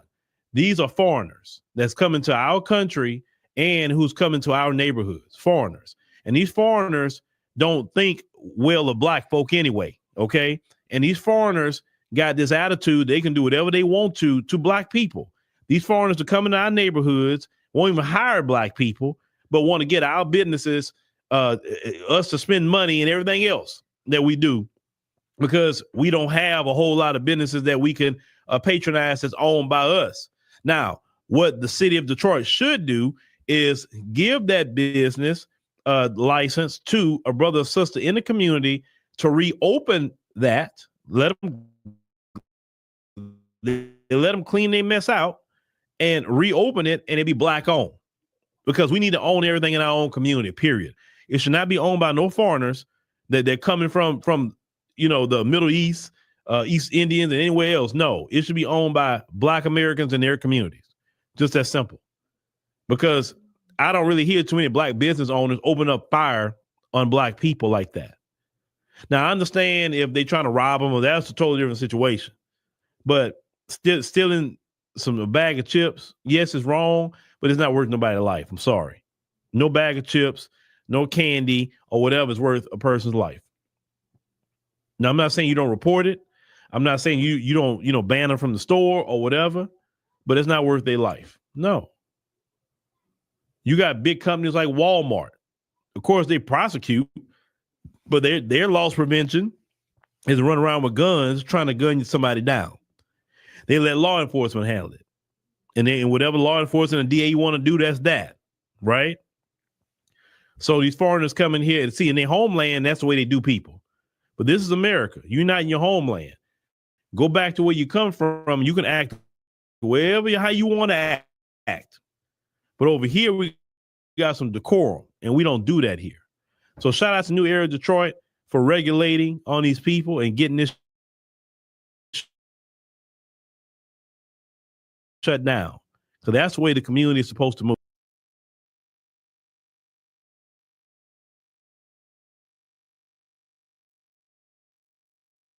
This is the moment of truth. And now the Friday Crime Report. Oroville, California, Wednesday, December 4th, 2024, 1 o'clock p.m. Normally, school shootings are carried out by teenagers or disaffected early 20-somethings, but in this case, we got an exception, and you know it's a sad state of affairs when you talk about a mass shooting and you can honestly begin with the word normally. But when you have a society set up with racial privilege woven into its fabric, brutality and out-of-control violence are the norm. The site of this latest act of classroom carnage is Feather River Adventist School. It's a small faith-based elementary school which is affiliated with the Seventh-day Adventist Church, and it only has less than 36 students. On December 4th, a man had made an appointment with the school administrator to discuss enrolling his grandchild into the school. This man met with the principal, and the meeting was described as having been cordial, and then the man left. But a few minutes later, after the meeting, the principal heard screaming coming from the direction of the school playground as gunfire broke out. Police officers in nearby Oroville, Chico, and Paradise were dispatched to protect Adventist schools in the area. When they arrived at Feather River, they found 2 kindergarten boys, ages 5 and 6 years old, suffering critical gunshot wounds. They also found the shooter lying on the ground, dead from a self-inflicted gunshot wound. No other people were hurt. After the shooting, deputies sequestered the remaining 35 students in the gym. Parents were directed to come to the church to pick their children up. One of the boys who had been shot was taken by helicopter to a Sacramento hospital. The other child was transported by land. Both were described as in extremely critical condition, with, as the sheriff described it, a long road ahead of them. Police had trouble identifying the gunman initially, but eventually he would be identified as 54-year-old Glenn Litton of Chico, California. Investigators have said that Litton doesn't have any grandchildren, and that was just a cover story he made up as a pretense so he could access the school. Officials found a statement believed to be written by Litton stating that child executions were imposed at the school in response to America's involvements in genocide and oppression of Palestinians and attacks in Yemen. He also said that he was attacking the school on behalf of the International Alliance, but officials have not found any evidence of the organization's existence. Sounds like this guy had a lot of issues and spent a significant amount of time online. Surely he went down a few internet rabbit holes, and this was where he landed. The district attorney said that this incident could be considered a hate crime. That's interesting for 2 reasons. First of all, the man's dead, so even if they do determine that it's a hate crime, what are they going to do about it? And secondly, they're automatically looking for ways to classify this as religious-based violence, even though they have nothing really to support that. Meanwhile, if you kill a black person while screaming racial slurs, the cops are not sure if it's even a crime, much less a hate crime.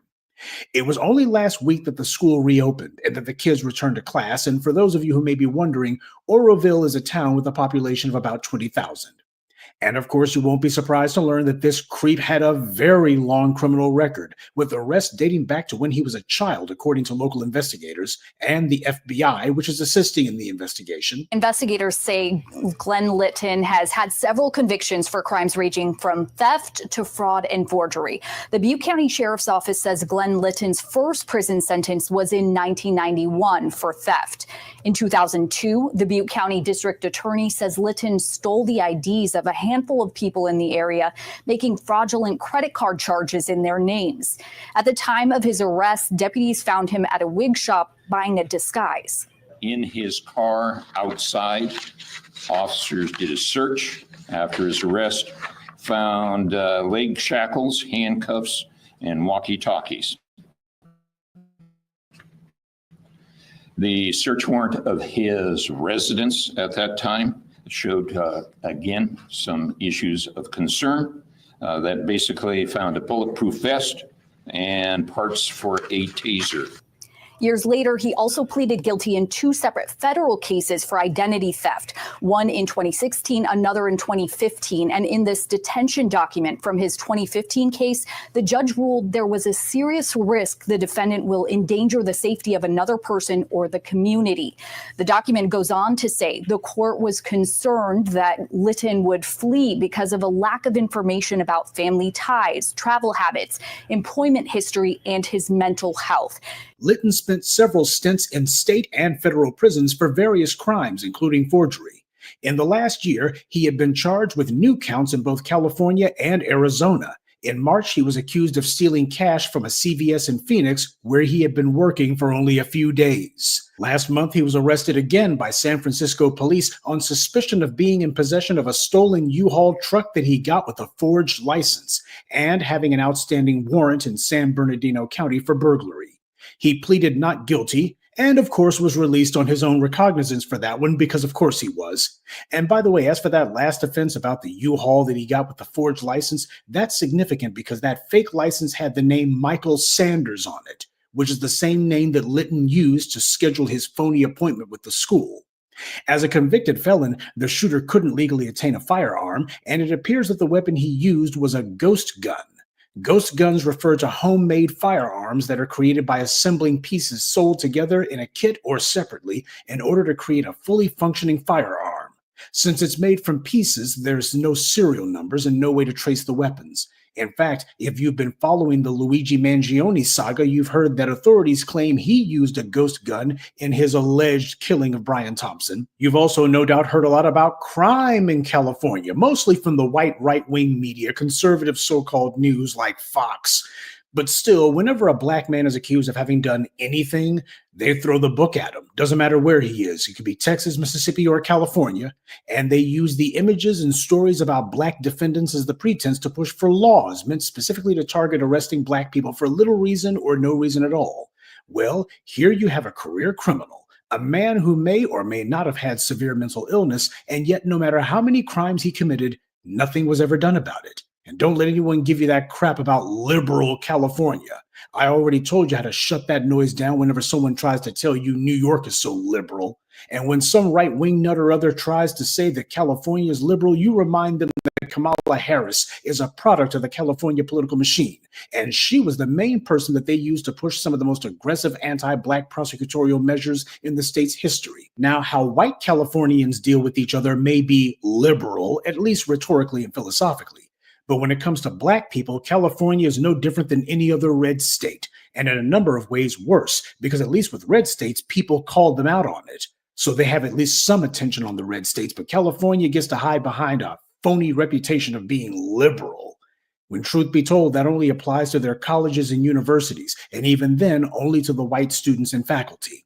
But California is a tough-on-crime state, at least when they're dealing with black people, especially innocent black people. They're toughest on them. Now, there's something else that also needs to be said about this would-be child killer. 6 months ago, he had been casing another elementary school, Chico Oaks Seventh-day Adventist School. That school happens to be pre-K through 8th. So this guy wasn't looking for a reason to attack, he was just looking for an opportunity. But the real question is, why was he allowed to be on the loose in the first place? Yes, he was a convicted felon, and while he may or may not have been homeless, that's still no excuse for why his mailing address wasn't San Quentin. Because you have black people who have been locked up doing double digits behind bars for less than this guy was caught doing, and the justification for that is, well, we have to get tough on crime. I mean, we're not being tough enough on crime, which of course means we're not being tough enough on black people. But the reality is that things like freedom of movement and immunity from the laws are the principal white skin privileges that white supremacy bestows on those classified as white. And because of the fact that you got to be able to hold a group together with goodies, giveaways, and guarantees, you got to keep those perks in place. That's the part that doesn't get talked about. And this is what it leads to. This is the price of a society that selectively practices color-coded law enforcement. But as we've pointed out time and time again, this country long ago made the devil's bargain with itself that it would pay this price. This evil that dare not speak its own name, but as the black media, we have to have the moral courage to say it. Because while this country habitually wants to be very angry with these mass shooters, as it should be, the main thing it needs to do is to take a long, hard look in the mirror at why it keeps letting these things happen over and over again, setting it up over and over again. Because if the dominant society wants to be angry with someone, they need to save some anger for themselves. And that's this week's Friday Crime Report. Keep your eyes open and stay on alert, because there's a lot worse criminals out there than the ones the white corporate media chooses to show you. Good day. And be one. I'd like to take a moment to mention some of our contributors: David Williams, Charles Thompson, Keitha Dixon, Kenneth Johnson, and Seven Samion Ham. Salute to them and thank you to everyone for listening, liking, and sharing this message. Black empowerment only exists because of you. Alabama police. Well, they decided to kill a 16-year-old during a no-knock raid over marijuana. Put it up for a man. This is your war on drugs policy here. Alabama police conducted a no-knock pre-dawn raid on a Black family, shooting a 16-year-old named Randall Adjison before stepping over his body as he lay withering in pain from his injuries to terrorize the other family members in the household over 8 grams of marijuana. This happened last year. Mobile police were actually looking for Randall's brother, who's a teenager too, 18 years of age, D'Angelo Adjison, who did not even live at the house they raided, where they ended up finding 8 grams of marijuana after killing Randall, which is just slightly over a quarter ounce.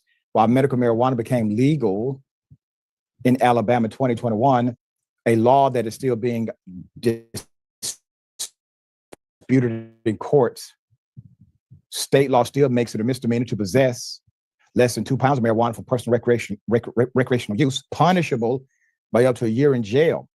Alabama law, makes it a felony to sell any amount of marijuana according to the Marijuana Policy Project. You have a governor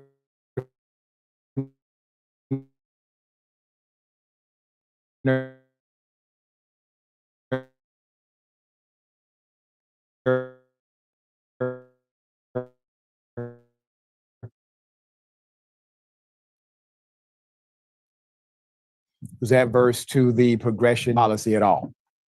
It's not a war. Oh, you get a marijuana charge, you go get a pardon immediately,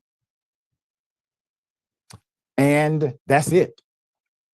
It's pretty automatic.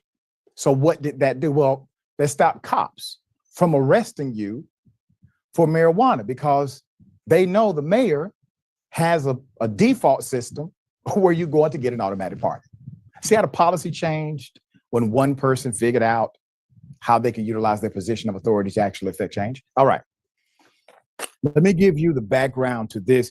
In October, a grand jury indicted D'Angelo Adjison over 8 grams of marijuana. That's a misdemeanor charge of marijuana possession, as well as possession of drug paraphernalia and possession of a gun. Both of those also are in fact misdemeanors. But he was also charged with felony first-degree assault over a separate incident where he was accused of participating in a drive-by shooting that left the person with non-life-threatening injuries. Mobile police said they had been investigating the home for, quote, several weeks after receiving a tip from a neighbor about suspected drug activity in the house, the lawsuit states. On November 9th, 2023, just 4 days before the raid, Mobile police pulled over D'Angelo Adjison and, quote, discovered a small amount of marijuana, firearm, and what it considered to be evidence of intent to distribute marijuana, end quote. The lawsuit also states that D'Angelo cooperated with the police by waiving his Miranda rights and agreeing to be interviewed, but they ended up releasing him despite of having enough evidence to charge him then and there. Perhaps they were looking for a much larger amount of marijuana, which is why they asked the judge to sign off on a warrant to raid the home, even though D'Angelo did not even live at the home. However, the warrant signed by the judge did not allow for a no-knock pre-dawn raid, which is exactly what took place during the early hours of November 13, 2023. Now, remember, a magistrate judge or superior court judge they're not just signing off on a probable cause warrant. They're signing off on the how. They sign off on the methodology of serving the warrant as well. So when there are extenuating circumstances, a judge may say, okay, I'm going to agree that you have the authority, the judicial authority to raid in this particular way due to these other circumstances you have presented in good faith to the court. When that doesn't happen, the judge has no reason to believe you need a no-knock pre-dawn warrant. It's a warrant. Just a warrant. You can knock on the door at 5 p.m. I have a warrant. Search the house. You know, we got a bunch of cops here. It's going to happen. But they serve the warrant as if it's high risk. That's the point. And there was nothing high risk about this entire ordeal. It was so non-high risk that they never told the judge it was a high risk warrant. They simply served it as a high risk warrant. And why is that part important? Because there's a dead teenager. That's why that part is important. There's a dead child who had nothing to do with any of this. Mobile police broke into the home, 5:37 a.m. About 40 minutes before the sun rose at 6:16 a.m. that day. The lawsuit states that Randall woke up thinking the house was being robbed. So he grabbed a gun to defend his grandmother, his mother, his aunt, and his sisters from unknown intruders breaching his childhood home, which is legal under Alabama's Castle Doctrine. It's legal for that 16-year-old to grab whatever he needs to grab to protect that home. Put him up again. Your policy in Mobile killed a 16-year-old baby.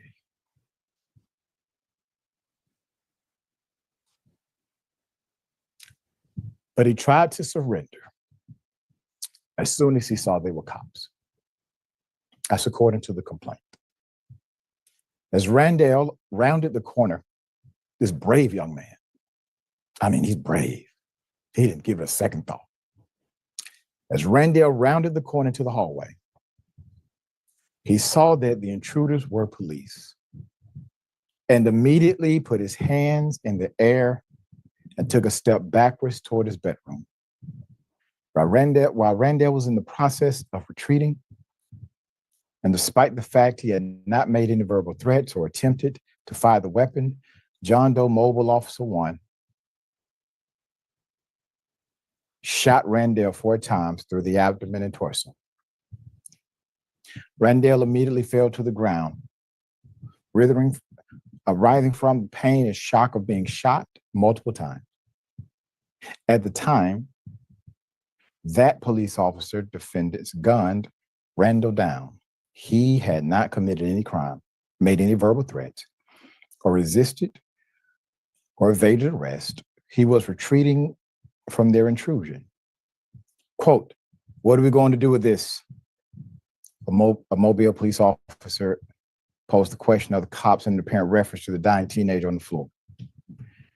What they did not do was allow paramedics to transport the child to the local hospital, which was 8 minutes away. They didn't allow that to almost an hour later when he was pronounced dead. The lawsuit states the indifference to human life demonstrated by Mobile police officers during the raid stems from former Mobile Police Chief Paul Prine, who was quoted by fellow officers as saying, quote, "I'm not concerned with what the media and public thinks about the police. F the public," end quote. Chief Prine's comments, which are apparently echoed for months by other MPD officers, evidence the department's long-standing disdain for Mobile's residents.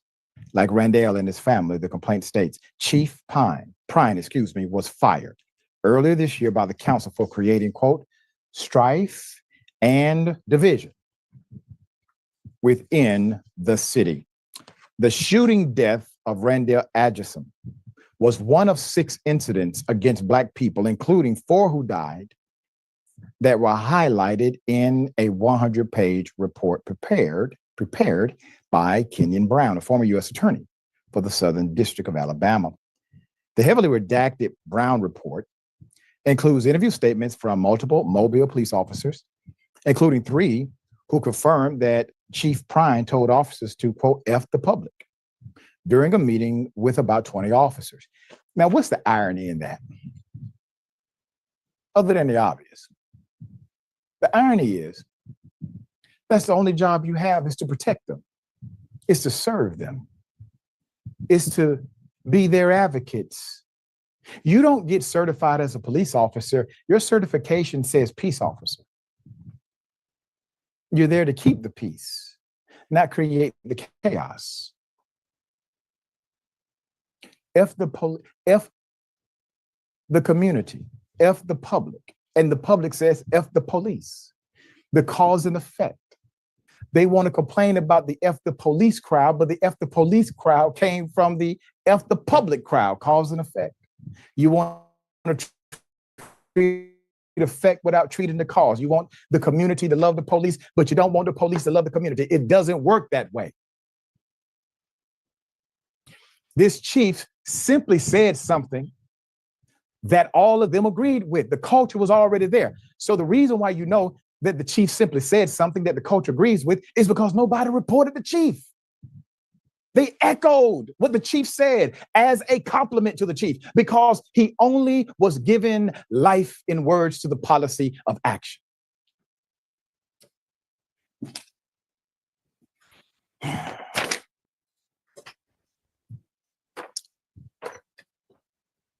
One of the officers told Brown that the chief's words became a running joke among officers for the next 2 months, and they would repeat his words to show they were under no expectation to respect the public. They are supposedly sworn to protect and serve. One of those cops told Brown that Prine bragged about being able to look someone in the face and make them believe they were a friend when he actually didn't care anything about them. Put him up again. Now, who is he talking about? I don't know, maybe some politicians, maybe the head of the NAACP, maybe some attorneys for civil rights victims. He can look them in the face, act like a friend. You a snake, in addition to being a bad cop.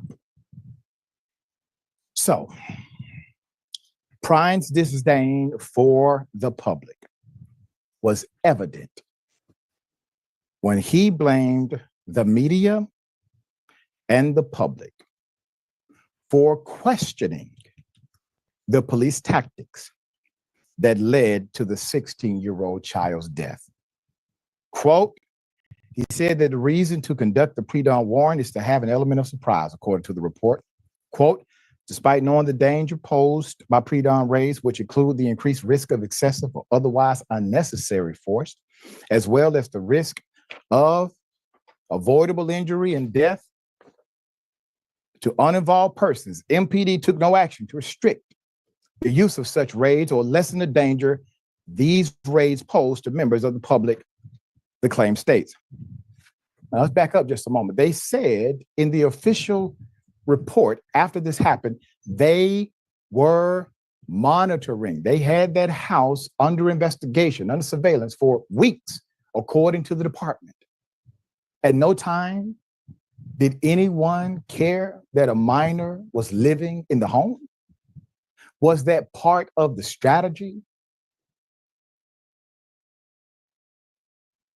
Did that make it to the notes section of the warrant? Did the judge know that there was a minor inside of the household and you were planning to engage in a pre-dawn, no knock warrant? The daily raid that killed the 16-year-old Randall was captured on police body cam, and the footage has been viewed by attorneys and members of the family, but has not been made public. We will bring it to you when it is. The names of the officers involved in the raid have also not been made public. I can guarantee you we will bring you that as well, which is why they are listed as John Does in the lawsuit. I'll put up the current chief. So Chief William R. Jackson currently oversees the Mobile Police Department. Jackson has been leading the department as the interim chief since the city fired the chief that said F the public. This was in April. He was given the position permanently back in September. Sir, I don't know you. This is my first time hearing of you. I do hope that you are an actual leader, an advocate for this community, because the reason why they fired the last guy is because he was adverse to the community. I always choose to engage first contact with hope. So I hope the next time I'm reporting about a story related to the city that you govern as chief of police, it is because your leadership has been proper, righteous, and exacting. That is my hope. This is our first encounter. Imagine strolling into a quiet town as the sun sets, only to feel an unimaginable tension in the air. The atmosphere tells you, you're not welcome here, not because of anything you've done, but because of the color of your skin. This isn't a scene from a history book or a movie from the 1800s. This is a tale of reality that some people still experience today, right here in America. Sundown towns are places where Black people and other minorities were systematically segregated and threatened with violence. If they stayed outside after dark, they are often perceived as remains of a racist past. But here's the shocking truth. Some of these towns still exist in America. Shocking, right? In this video, we'll unveil some of these towns across America where these practices still go on today. We'll explore the chilling history, expose their current realities, and share useful tips that will help you stay safe if you ever find yourself in this situation. This is one of America's darkest secrets, one that continues to affect us in ways we can't even think about. This is more than just history. This is a story of survival in places where prejudice and fear still roam about freely.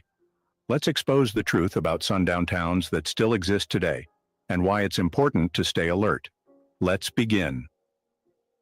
To have a good understanding of this hidden reality of sundown towns today, we need to journey down the lines of history.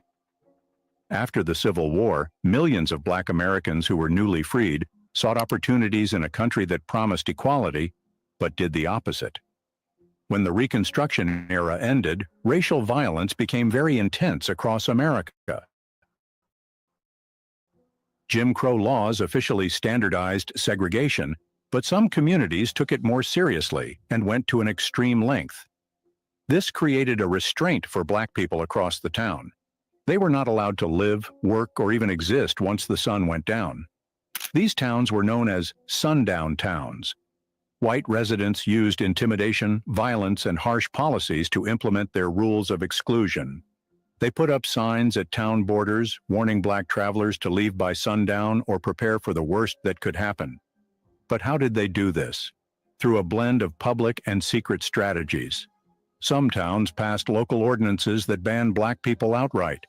Others depended on terror, threats, physical assaults, or mob violence to pursue Black families out. Even housing covenants and bank loan policies ensured that Black people couldn't buy property in these places. Take Anna, Illinois, for example. The name itself became a grim acronym, Ain't No End Torcharas.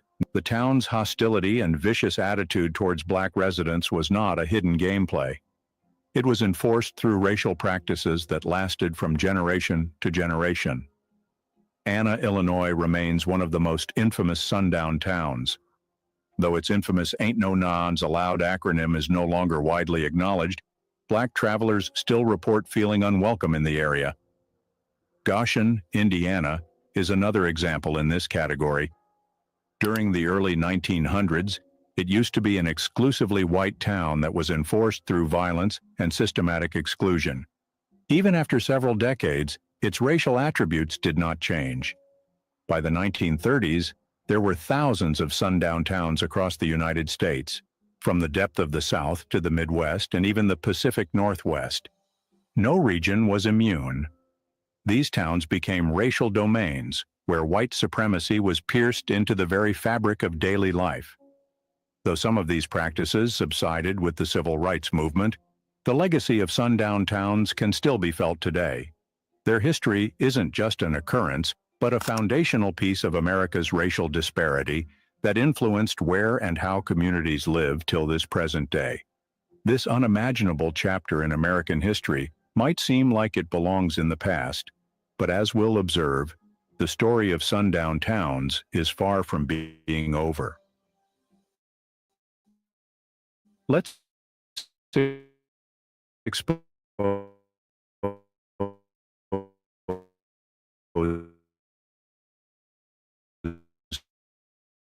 how these towns continue to operate behind the scenes and how they affect Black travelers and residents today.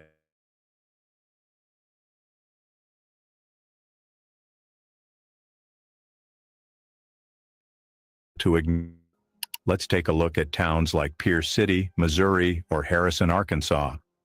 These countries are populated with over 95% white, despite being located in states with significant Black populations.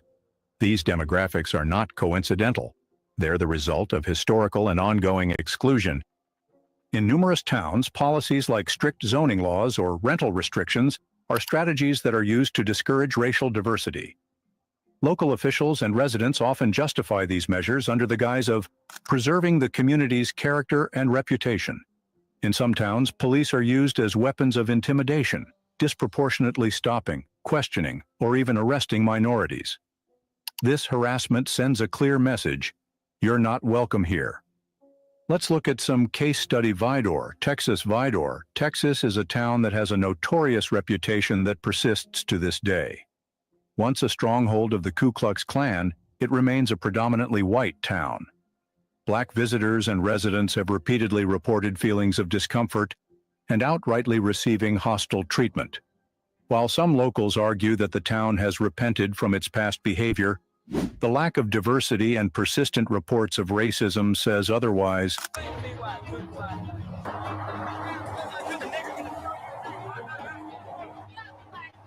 Harrison, Arkansas is another town with a rugged history and a present that raises eyebrows. The town has struggled to shake off its reputation, with multiple hate groups reportedly headquartered nearby. Visitors have shared their experiences of being met with stares and a palpable sense of discomfort. The numbers tell the story. Decades of exclusion have left a lasting mark on the town's population and reputation.